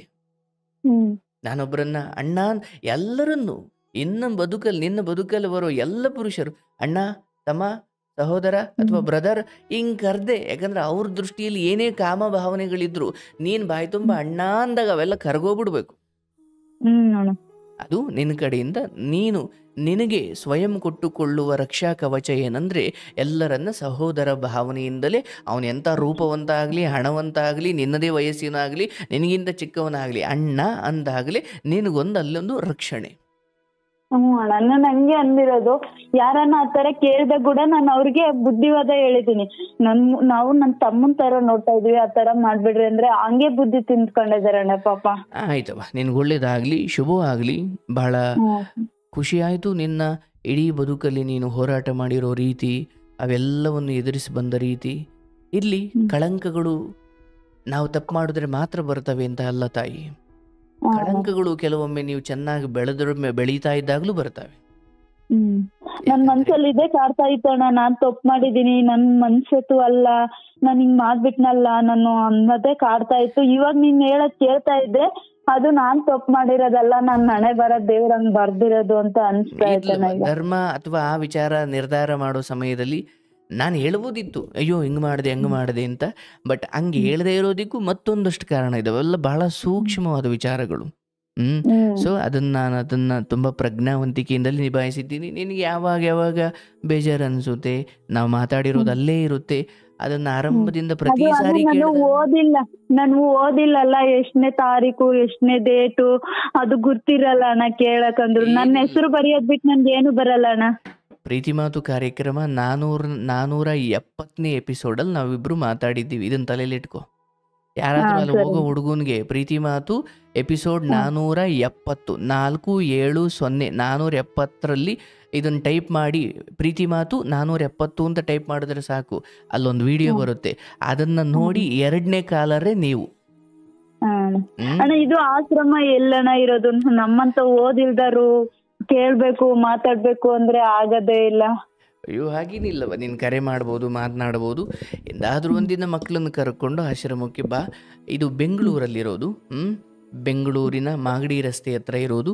ನಿನ್ಗೆ ಒಳ್ಳೇದಾಗಲಿ ತಾಯಿ. ಈ ನಂಬರ್ಗೆ ಮೆಸೇಜ್ ಮಾಡು, ಯಾರ ಕೈಲಾದರೂ ಮಾಡಿಸು, ಅವ್ರು ನಿಮ್ಗೆ ಅಡ್ರೆಸ್ ನನ್ ಕಳಿಸ್ತಾರೆ. ಮಗ ಮಾಡ್ತಾನೆ ಹೇಳಣ್ಣ, ಮಾಡಿಸ್ತೀನಿ ಆಗಲಿ. ಅಣ್ಣ. ವಾಟ್ಸಪ್ ಅಲ್ಲಿ ಇಷ್ಟಕ್ ಮುಂಚೆ ವಾಯ್ಸ್ ಮೆಸೇಜ್ ಕಳ್ಸಿದ್ದೆ, ಅದ್ರಲ್ಲಿ ಏನಾದ್ರು ತಪ್ಪು ಕಳ್ಸಿದ್ರೆ ನನ್ನ ಕ್ಷಮಿಸೋಣ. ನಾನು ನೋಡಿಲ್ಲಲ್ವ, ನನಗೆ ಗೊತ್ತಿಲ್ಲವ. ಇರಲಿ ತಾಯಿ, ಏನು ತಪ್ಪಿಲ್ಲ. ನಿಮ್ಮಂಥವ್ರು ಮಾತಾಡೋದ್ರಿಂದಲೇ ಈ ಕಾರ್ಯಕ್ರಮಕ್ಕೊಂದು ಘನತೆ. ಯಾಕಂದರೆ ನಿಮ್ಮ ಕಾರಣಕ್ಕಾಗಿ ಇದಿರೋದು. ಅಲ್ಲಿ ಏನು ತಪ್ಪು ಸರಿ ಏನಿಲ್ಲವ. ನನ್ನ ಮಾತನ್ನಷ್ಟು ಶ್ರದ್ಧೆಯಿಂದ ಕೇಳಿ ಪಾಲಿಸ್ತೀಯಲ್ಲ, ಅದು ನೀನು ನನಗೆ ಕೊಡೋ ಗೌರವ. ಅದ್ರ ಹೊರತಾಗಿ ನಾನು ಬೇರೂ ಏನೂ ಇಲ್ಲ. ನಿನ್ನ ಮಕ್ಕಳಿಗೆ ಮಾತ್ ಕೇಳ್ಕೊಂಡು ಸಾವಿರಾನ್ಗಟ್ಲೆ ಕೆಲಸ ಮಾಡ್ಕೊಂತ ಇರ್ತೀನಿ. ಒಂದೊಂದ್ ಟೈಮಲ್ಲಿ ಕೆಲಸ ಮಾಡಕ್ಕೆ ಆಗಲ್ಲ. ನಿನ್ ವಾಯ್ಸ್ ಕೇಳ್ಕೊಂಡು ಈ ವಿಡಿಯೋಸ್ ಕೇಳ್ತಾ ಇದ್ರೆ ಮಾತ್ರನೇ ಕೆಲಸ ಮಾಡಕ್ಕೆ ಇಂಟ್ರೆಸ್ಟ್ ಬರುತ್ತೆ. ಇವಾಗ ಅಷ್ಟಕ್ ಮುಂಚೆ ಅವ್ರು ಹಿಂಗಂದ್ರು ಇವ್ರು ಹಿಂಗಂದ್ರು ಅಂತ 2 ದಿನಗಟ್ಲೆ ಶಾಪಲ್ಲಿ ಕೆಲಸ ಇದ್ರು ಕೂಡ ಸುಮ್ನೆ ಕುತ್ಕೊಂತಿದ್ದೆ. ಇವಾಗ ಕೆಲಸ ಇಲ್ಲದಷ್ಟು ಕೆಲಸ ಮಾಡ್ಕೊಂತೀನಿ ನಿನ್ನ ಇದು ಕೇಳ್ಕೊಂಡು. ಈಗ ನನ್ನನ್ನು ಪ್ರೀತಿಯಿಂದ ಬಾಯಿ ತುಂಬ ಅಣ್ಣ ಅಂದಿದ್ಯಾ. ನಾನು ಯಾವಾಗಲೂ ನಿನ್ನ ಬೆಂಬಲಕ್ಕೆ ಇರ್ತೀನಿ ತಾಯಿ. ಈ ನಂಬರ್ ಸೇವ್ ಮಾಡ್ಕೊ, ನಾನಿದ್ದೀನಿ, ಆಯ್ತಲ್ಲ? ನಿನ್ಗೆ ಒಳ್ಳೇದಾಗಲಿ. ನಿನ್ನ ಮಕ್ಕಳು ವಿದ್ಯಾವಂತರಾಗಲಿ, ಸಂಸ್ಕಾರವಂತರಾಗಲಿ. ಆ ಮಕ್ಕಳು ನನ್ನ ಹಾಗೆ ಅಂತ ಅಲ್ಲ, ನನಗಿಂತ ಒಳ್ಳೆ ಮಕ್ಕಳಾಗಲಿ. ನಿನ್ನ ಕಷ್ಟ ನೀನು ಬಂದಿರೋ. ನನ್ ಮಗ ಇದ್ದಾನೆ, ಮಾತೇನಾದ್ರೂ ಹೇಳ್ತೀರಾ ಅಣ್ಣ ಅವ್ರಿಗೆ? ನನ್ ಮಗನ್ಗೆ ಅವ್ನ್ ನನ್ ಮಾತು ಕೇಳ್ತಾ ಇರ್ತಾನೆ, ನಿನ್ ಮಾತು ಕೇಳ್ತಾನೆ ಅನ್ನೋದೊಂದು ಆಸೆ. ಆಯ್ತವ, ಕೊಡವ, 2 ಮಾತು ಮಾತಾಡೋಣ. ತೇಜೋ, ಅಣ್ಣ ಮಾತಾಡಿದ್ರೆ ಬಾ, ಮಾತಾಡ್ಬಾ. ಏನು ಆಮೇಲೆ ಆಮೇಲೆ ಅವ್ರು ಮಾತು ಕೇಳಿದ್ರೆ ಒಳ್ಳೇದವ್ರು ಹೇಳ್ಸೊಮ್ಮೆ ಅಂತ ಮಾತಾಡ್ತಾರೆ. ಹೇಳಿ ಸರ್. ನಮಸ್ತೇನಪ್ಪ. ನಮಸ್ತೆ. ಹೇಗಿದ್ಯಪ್ಪ? ಚೆನ್ನಾಗಿ. ಓ, ಊಟ ಮಾಡ್ದಾ? ಓ, ಸಂತೋಷ. ಎಷ್ಟನೇ class? 10th class. 10th. Okay. ಏನಾಗಬೇಕಪ್ಪ ನೀನು? ಏನು ಅಂತ ಸದ್ಯ ಪಾಸ್ ಆದ್ರೆ ಸಾಕಂತಲ್ಲ? ಪೊಲೀಸ್. ಆಯ್ತಪ್ಪ, ಒಳ್ಳೇದಾಗಲಿ. ತಾಯಿ ಜೊತೆ ತಾಯಿಗೆ ಸಪೋರ್ಟ್ ಮಾಡಿಕೊಂಡು, ಅಮ್ಮನಿಗೆ ಏನಾದರೂ ಹೆಲ್ಪ್ ಮಾಡಿಕೊಂಡು, ಶಾಲೆಗೆ ಹೋಗೋ ಮುನ್ನ ಅಮ್ಮನಿಗೆ ಹೆಲ್ಪ್ ಮಾಡ್ತೀಯಾ? ಏನು ಹೆಲ್ಪ್ ಮಾಡ್ತೀಯಾ? ಮಾಡ್ತಾನೆ ಅಣ್ಣ. ಏನಾದ್ರು ಹುಷಾರಿಲ್ಲ ಅಂದ್ರೆ ಅಡಿಗೆ ಕೂಡ ಮಾಡ್ತಾನೆ, ನೆಲ ಒರೆಸ್ತಾನೆ, ಎಲ್ಲಾ ಮಾಡ್ತಾನೆ. ನನಗೆ ಬಹಳ ಖುಷಿ ಆಯ್ತು. ಅಮ್ಮ, ನೀನು ಹೊರಗಡೆ ಹೋಗ್ಬೇಡ, ನಾನೇ ಮೋಟರ್ ಆನ್ ಮಾಡ್ತೀನಿ ಅಂತ ಹೇಳಿದ್ನಲ್ಲ, ಅದು ನಿನ್ನ ಮಗನ ದೊಡ್ಡ ಗುಣ. ಆಯ್ತಪ್ಪ, ನಿನ್ಗೆ ಒಳ್ಳೇದಾಗ್ಲಿ. ಇರ್ಲವಾ, ಈಗ ಆತನ ಹತ್ರ ಎಷ್ಟು ಮಾತಾಡೋದು ಅವಶ್ಯಕತೆ ಇಲ್ಲ. ಬಟ್ ಆತ ತಂದ್ಕೊಟ್ಟಿದ್ದೀನಿ, ಅದರಿಂದ ಏನನ್ ಪ್ರಾಬ್ಲಮ್ ಆಗುತ್ತೇನೋ ಅಂತ. ಗಾಡಿ ಇದು ಅಣ್ಣ, ಸ್ಕೂಟಿ ತಂದಿದ್ದೆ. ನಾನು ಕಲಿಬೇಕು, ಎಲ್ಲಾನ ಹೋಗ್ಬೇಕು, ವರ್ಕ್ ಹಾಕಕ್ಕೂ ಅದಕ್ಕೆ ಹೋಗ್ತೀನಿ, ಮದ್ವೆ ಫಂಕ್ಷನ್ ಮೇಕಪ್ ಮಾಡಕ್ಕೂ ಹೋಗ್ತೀನಿ ಅಣ್ಣ ನಾನು. ಆಗ್ಲವ, ಮನೇಲೊಂದು ವಾಹನ ನಿಮ್ದೇ ಅಂತ ಇದ್ರೆ ಅವಸರಕ್ಕೆ ಕಟ್ಟಿಗೆ ಅಥವಾ ಏನಾದ್ರು ಅರ್ಜೆಂಟಲ್ಲಿ ಬೇಕಾಗುತ್ತವ. ಆತನಿಗೆ ಅಂತ ಭಾವಿಸ್ಬೇಡ. ಮನೆಗೊಂದು ಬೇಕಿತ್ತು ತಾಂಡಿದ್ದೀನಿ ಎಂದಕ್ಕೂ ಅವಾಗೇನು ಗೊಂದಲ ಇರಲ್ಲ. ಅಯ್ಯೋ, ಅವನಿಗೆ ಕೊಡಿಸಿದೀನಿ ಎಂದಾಗ ಮತ್ತೆ ಆತನ ವಿಚಾರವಾಗಿ ನನಗೆಲ್ಲ ಅದು ಜನ ಹಂಗೆ ಅಂತಾರೆ. ಮಗ SLC ಗಾಡಿ ತಂದಿದ್ದಾಳೆ ಸ್ಟೈಲ್ ಆಗಿ, ಅವನಿಗೆ ಕೊಟ್ಟಿದ್ದಾಳೆ ಓಡ್ಸಕ್ಕೆ ಅಂತ. ನಾನು ನನ್ನ ತಮ್ಮನವ್ರು ನನಗೆ ಕಲಿಸ್ತಾರೆ. ನೀನು ಮತ್ತೆ ನೀನು ಎಷ್ಟು ಜನಗಳ ಅಭಿಪ್ರಾಯ ಚೀಲದಲ್ಲಿ ತುಂಬಿಕೊಂಡಿದೀಯ ಅನ್ಸುತ್ತೆ. ನೀನು ಮೊದಲು ಬಿಡ್ಬೇಕು. ನೀನು ಕೇಳಿಸಿದ್ರು ಈಗ ನೀನು ಕಿವುಡಿ ತರ ಬದುಕಿದ್ರೆ ಚಂದ. ಎಲ್ಲ ಕೇಳಿಸ್ಕೊ. ಆದ್ರೆ ಯಾವುದನ್ನು ನನ್ನ ಹಾಳು ಮಾಡೋಕ್ಕೆ, ನನ್ನನ್ನು ಕುಗ್ಗಿಸೋಕೆ, ನನ್ನನ್ನು ಇವ್ರ ಮಾತು ಹಿಂಗಾಡಿ ನನ್ನನ್ನು ಸೋಲ್ಸೋಕೆ ಇವ್ರು ಹಿಂಗೆ ಮಾಡ್ತವ್ರು. ಇಲ್ಲವಾ, ಅವ್ರು ಬಾಯಿ ಚಪಲ, ಅವ್ರು ಅಂದ್ಕೋತಾರೆ. ನಿನಗೆ ಯಾಕದು? ಈಗ ನನ್ನ ಬಗ್ಗೆ ತಾನೇ ಎಲ್ಲ ಒಳ್ಳೇದೇ ಅಂದ್ಕೊಳ್ತಾರೆ ಅನ್ನೋ ಭ್ರಮೆಯಲ್ಲಂತೂ ನಾನಿಲ್ಲವ. ಯಾರನ್ನೂ ಬಿಟ್ಟಿಲ್ಲ ಆ ದೂಷಣೆಗಳು. ಹಾಗಾಗಿ ನೀನು ನಿನ್ನ ಮಕ್ಕಳು ಈಗ ಅವ್ರ ದೃಷ್ಟಿಯಲ್ಲಿ ನೀನು ಯಾರ್ದೋ ಕೈ ಕೆಳಗಡೆ ಬಿದ್ದು ಯಾರೋ ಅಮ್ಮ ಅಪ್ಪ ಅಂತ ಇದ್ಕೊಂಡಿದ್ದಿದ್ರೆ ಇರೋರು, ನೀನೀಗ ಸ್ವತಂತ್ರವಾಗಿ ಏನೋ ಮಾಡ್ಕೊಂಡಿದ್ದೀಯಲ್ಲ. ಹಾಗಾಗಿ ಇದೇನು ಅವ್ರು ಹೇಳ್ದಂಗೆ ಕೇಳ್ಕೊಂಡು ಬಿದ್ದಿದ್ರೆ ಅವರೆಲ್ಲ ನಿನ್ನನ್ನು ಅದು ಇದು ಅಂದೇಲೆ ಸುಮ್ಮನೆ ಇರ್ತಿದ್ರು. ಬಟ್ ನೀನು ಯಾರಿಗೂ ಬಗ್ದಂಗೆ ನಿನ್ನ ಬದುಕನ್ನು ನೀನು ನೋಡಿಕೊಂಡು ನಿಯತ್ತಾಗಿದ್ದೀಯಲ್ಲ. ಹಾಗಾಗಿ ಅವ್ರಿಗೆ ಹಂಗೆ ಅನಿಸುತ್ತೆ. ಬಾಯಿ ಚಪ್ಪಲ, ಒಳಗಡೆ ಇರೋ ಅಸಮಾಧಾನ ಹೊರಗಡೆಗೆ ಹಾಕಬೇಕು, ಇಲ್ಲಾಂದ್ರೆ ಅವ್ರು ಬ್ಲಾಸ್ಟ್ ಆಗ್ಬಿಡ್ತಾರೆ. ಅದಕ್ಕೆ ನೀನು ಗೌರವಿಸ್ಬೇಕು, ಅವ್ರ ಬಗ್ಗೆ ಅನುಕಂಪ ಬರಬೇಕು. ಅಯ್ಯೋ ಪಾಪ, ಈಗ ಹೊರಗಡೆ ಅದನ್ನು ಹೇಳ್ದೆ ಹೋಯ್ದ್ರೆ ಅವ್ರು ಬ್ಲಾಸ್ಟ್ ಆಗ್ಬಿಡ್ತಿದ್ರು, ಅವ್ರ ಜೀವ ಉಳಿತಪ್ಪ, ಒಳ್ಳೇದಾಗ್ಲಿ ಅಂದ್ಬಿಟ್ಟು ಸುಮ್ಮನೆ ಆಗ್ಬಿಡ್ಬೇಕು ನೀನು. ಅಷ್ಟು ಮಾಡು. ನಿನ್ನ ಮಕ್ಕಳ ವಿಚಾರದಲ್ಲಿ ಅತ್ಯಂತ ಸ್ನೇಹದಿಂದ ನಡ್ಕೋ. ಯಾಕಂದ್ರೆ 2 ಮಕ್ಕಳು, ತಾಯಿ ಒಬ್ಬಳಿದ್ದೀಯ, ತುಂಬ ಸ್ಟ್ರಿಕ್ಟು ಅದು ಇದು ಏನು ಬೇಡ. ಒಳ್ಳೇದು ಹೇಳು. ನೀನು ಕಾರ್ಯಕ್ರಮದಲ್ಲಿ ಕೇಳಿದ ಪುಟ್ಟ ಪುಟ್ಟ ಕಥೆಗಳನ್ನು ಬಿಡುವಾದಾಗ ಅವ್ರಿಗೆ ಹೇಳು. ನೋಡಪ್ಪ ಆ ಹೆಣ್ಣು ಆ ಆ ಆ ಹುಡುಗಿದ ಕತೆ ಅಥವಾ ಪಾಪ ಆ ಮಗುದು ಹೆಂಗಾಯ್ತು ಇಲ್ಲ ಅಂತ. ಅಣ್ಣ, 3 ಜನನು ಕೇಳ್ತಾ ಇರ್ತೀವಿ. ನನ್ ಮಗಳು ನೈಟ್ ಮನಿಕಂಡ್ರೆ 9 ಗಂಟೆಗೆ 8 ಗಂಟೆಗೆ ಕ್ಲೋಸ್ ಮಾಡಿ ಟಿವಿನ, ಇದನ್ ಕೇಳ್ರಿ ಅಂತಂದೇಳೆ ಕೇಳ್ತಾ ಇರ್ತೀವಣ್ಣ. ಆಗಲಿ ತಾಯಿ, ನಿನ್ನನ್ನು ನಾನು ಭವಿಷ್ಯದಲ್ಲಿ ಅಥವಾ ಅಂಥದ್ದೊಂದು ಕಾಲ ಬರುತ್ತೆ ನಿನ್ನ ಮಕ್ಕಳೊಂದಿಗೆ ನಾನು ನಿನ್ನನ್ನು ನೋಡ್ತೀನಿ. ನಿನಗೆ ಶುಭವಾಗಲಿ. ಯಾವ ದುಷ್ಟ ಕಣ್ಣುಗಳು ನಿನ್ನನ್ನು ಏನೂ ಮಾಡಲಿಕ್ಕಾಗಲ್ಲ. ಇಲ್ಲಿಂದ ಈಚೆಗೆ ನಿನ್ನ ಬದುಕಲ್ಲಿ ನಿನ್ನ ಅಂತರಂಗವನ್ನು ಅಥವಾ ನಿನ್ನನ್ನು ಕುಗ್ಗಿಸುವ ಯಾವುದೇ ವಿಚಾರ ಬಂದರೂ ಸ್ವಯಂ ಕೃಷ್ಣ ಪರಮಾತ್ಮ ನಿಂತು ನಿನ್ನನ್ನು ಕಾಪಾಡ್ತಾನೆ. ನಿನಗೆ ನನ್ನ ಸಂಪೂರ್ಣ ಹಾರೈಕೆ ಇದೆ. ನಿನಗೆ ಶುಭವಾಗಲವ್ವ. ಹಾ ಸರಿ ಅಣ್ಣ, ಥ್ಯಾಂಕ್ಸ್ ಅಣ್ಣ. ಒಳ್ಳೆಯದಾಗ್ಲವ್ವ. ಪಾಪ ನೋಡಿ, ಅಲ್ಲಿ ಹಾಸ್ಟೆಲಲ್ಲಿ ಪಾಪ ಅನ್ನ ಅನ್ನ ಅನ್ನ ಕೊಡ್ತಾರೆ ಅನ್ನೋ ಆ ಅನ್ನದ ಆಸೆಗೆ ಹೋದಾಗ ಅಲ್ಲೂ ಕೂಡ ಜನ ಈಕೆಗೆ ದ್ರೋಹ ಮಾಡಿದ್ರು. ಒಂದು ಹೆಣ್ಣನ್ನು ಕೆಟ್ಟದಾಗಿ ನಡೆಸ್ಕೊಂಡಾಗ ಆ ಹೆಣ್ಣಿಗೆ ಎಷ್ಟು ಮಾನಸಿಕವಾಗಿ ಕುಗ್ಗಿ ಹೋಗಿರಬೇಕು. ಪಾಪ ಹಾಸ್ಟ್ಲಿಗೆ ಹೋಗೋದೇ ಬಿಟ್ಬಿಟ್ರಿ ಇವರು. ಹಾಗೆ ಅನ್ನ ಅನ್ನ ಸಿಗುತ್ತೆ ಅಂತ ಪ್ರಾಣ ಉಳಿಸ್ಕೊಳ್ಳೋಕೆ ಅನ್ನಕ್ಕೆ ಅಂತ ಹೋದವ್ರನ್ನ ಈ ರೀತಿ ಬಳಸ್ಕೊಂಡವರು, ಅದು ಬೇರೆಯೇ ಕತೆ. ಇರಲಿ. ಅದಾದ ಮೇಲೆ ಮತ್ತು 14 ವರ್ಷಕ್ಕೆ ಯಾರಿಗೋ 50-40 ವರ್ಷದ ಒಬ್ಬ ವ್ಯಕ್ತಿಗೆ ಮದುವೆ ಮಾಡಿದ್ರು. ಅವರು ಬೇಜವಾಬ್ದಾರಿತನದಿಂದ ಇಂಥ 40 ವಯಸ್ಸಾಗಿ ಹೆಂಡತಿ ಸತ್ತೋಗಿರೋ ನನಗೂ ಒಂದು ಹೆಣ್ಣು ಕೊಟ್ಟವರಲ್ಲ ಅಂತ ಗೌರವಾನ್ವಿತವಾಗಿ ನಡೆಸ್ಕೊಳ್ಬೇಕಾದ ಸಮಯದಲ್ಲಿ ಇಷ್ಟು ಹೀನಾಯವಾಗಿ ನಡೆಸ್ಕೊಳ್ಳೋದು ಆಯಿತು. ಆ ಗಂಡನಿಗೆ ಏನೋ ಪಾಪ ಏನೋ ಸಮಸ್ಯೆ ಇತ್ತು, ಮನೆಯವ್ರಿಗಾದ್ರೂ ಬುದ್ಧಿ ಇರಬೇಕಲ್ಲ. ಹಾಗೆ ಯಾರಿಂದಲೂ ನೆಮ್ಮದಿ ಇಲ್ಲಿರೋ ಒಂದು ಹೆಣ್ಣು ಸಾಮಾನ್ಯವಾಗಿ ಬೇರೆ ಹುಡುಗನ ವಿಚಾರವಾಗಿ ಆಸಕ್ತಿ ಬಂದಿದ್ದು ಸಹಜ. ಬಟ್ ಆಕೆಯೂ ಅಲ್ಲಿ ಗೌರವಾನ್ವಿತವಾಗಿ ನಡ್ಕೊಂಡಿದ್ದಾರೆ. ಒಂಚೂರು ನೆಮ್ಮದಿ ಅಂತೂ ಅವ್ರಿಗೆ ಸಿಕ್ಕಿದೆ. ಈಗ ಅದರಲ್ಲಿ ಸರಿ ತಪ್ಪನ್ನು ಹುಡುಕೋ ಪ್ರಯತ್ನ ನಾನು ಮಾಡಲ್ಲ. ಅಲ್ಲಿಗೆ ಆ ಜೀವ ಸತ್ತು ಹೋದವ್ರ ಬಗ್ಗೆ ಮಾತಾಡೋ ತಪ್ಪಾಗುತ್ತೆ. ನಾನು ಅದ್ರ ಬಗ್ಗೆ ಮಾತಾಡಲ್ಲ. ಬಟ್ ಇಲ್ಲಿ ಆಯಿತು, ಎಷ್ಟೋ ನೋವು ತಿಂದು ಸ್ವಂತ ತಾಯಿ ಮುನ್ನಡೆಸಬೇಕಾದವಳು ಕುಡ್ಕೊಂಡು ತಾಯಿ ಆದವಳೆ ಕೆಟ್ಟ ದಾರಿಗೆ ಹೋದಾಗ ಅದೆಲ್ಲದರ ನಡುವೆಯೂ ಈಗ ಎಷ್ಟು ಜವಾಬ್ದಾರಿವಂತರಾಗಿ ಬಂದಿದ್ದಾರೆ, ಮಾತಾಡ್ತಿದ್ದಾರೆ, ಎಲ್ಲವನ್ನು ನಿಭಾಯಿಸ್ಕೊಂಡು ಹೋಗ್ತಿದ್ದಾರೆ. ಈ ನಡುವೆ ಸಮಾಜದಲ್ಲಿ ಕೆಲವರು ನಿನ್ನನ್ನು ವಿರೋಧಿಸೋದು ಅಥವಾ ನಿನ್ನ ಕುರಿತು ಹಿಂದೆ ಅಪಪ್ರಚಾರ ಮಾಡೋದು. ನೋಡವ, ನೀನು ದುಡಿಬೇಕು, ನೀನು ತಿನ್ನಬೇಕು. ನಿನ್ನ ಹೊಲಿಗೆ ಯಂತ್ರದಲ್ಲಿ, ನಿನ್ನ ಟೈಲರ್ ಮಿಷಿನ್ನಲ್ಲಿ ನೀನು ಹೊಲಿಗೆ ನೂಲಲ್ಲಿ ಬಟ್ಟೆ ಹೊಲಿಬೇಕು, ಸ್ಟಿಚ್ ಹಾಕಬೇಕು, ನಿನ್ನಕ್ಕೆ ಅನ್ನ ಸಿಗಬೇಕು. ಅದು ಯಾರೋ ಬಂದು ನೀನು ನಿನ್ನ ಕೆಲಸವನ್ನು ಕಿತ್ಕೊಳ್ಳೋ ಯೋಚನೆ ಬಂದಾಗ ಮಾತ್ರ ನೀನು ಭಯಪಡು. ಅದ್ರ ಕುರಿತು ನೀನು ದುಡಿತೀಯ, ನೀನು ತಿಂತೀಯ, ನಿನ್ನ ಮಕ್ಕಳು ನೋಡ್ಕೊಳ್ತೀಯ, ನಿನ್ನ ಬದುಕು ನಡೆಸ್ತಾ ಇದೀಯ. ಏನೋ ನಿನ್ನ ಕ್ಯಾರೆಕ್ಟರ್ ಬಗ್ಗೆ ಏನೋ ಮಾತಾಡ್ತಾರೆ ಅನ್ನೋ ಮಾತ್ರ ನೀನು ತಲೆ ಕೆಡಿಸ್ಕೊಳ್ಬೇಡ. ನಿನ್ನ ಕೆಲಸ ಆಯಿತು, ಕೆಲಸವನ್ನು ಇನ್ನೂ ಸ್ವಲ್ಪ ಜಾಸ್ತಿ ಸಮಯನೇ ಮಾಡು.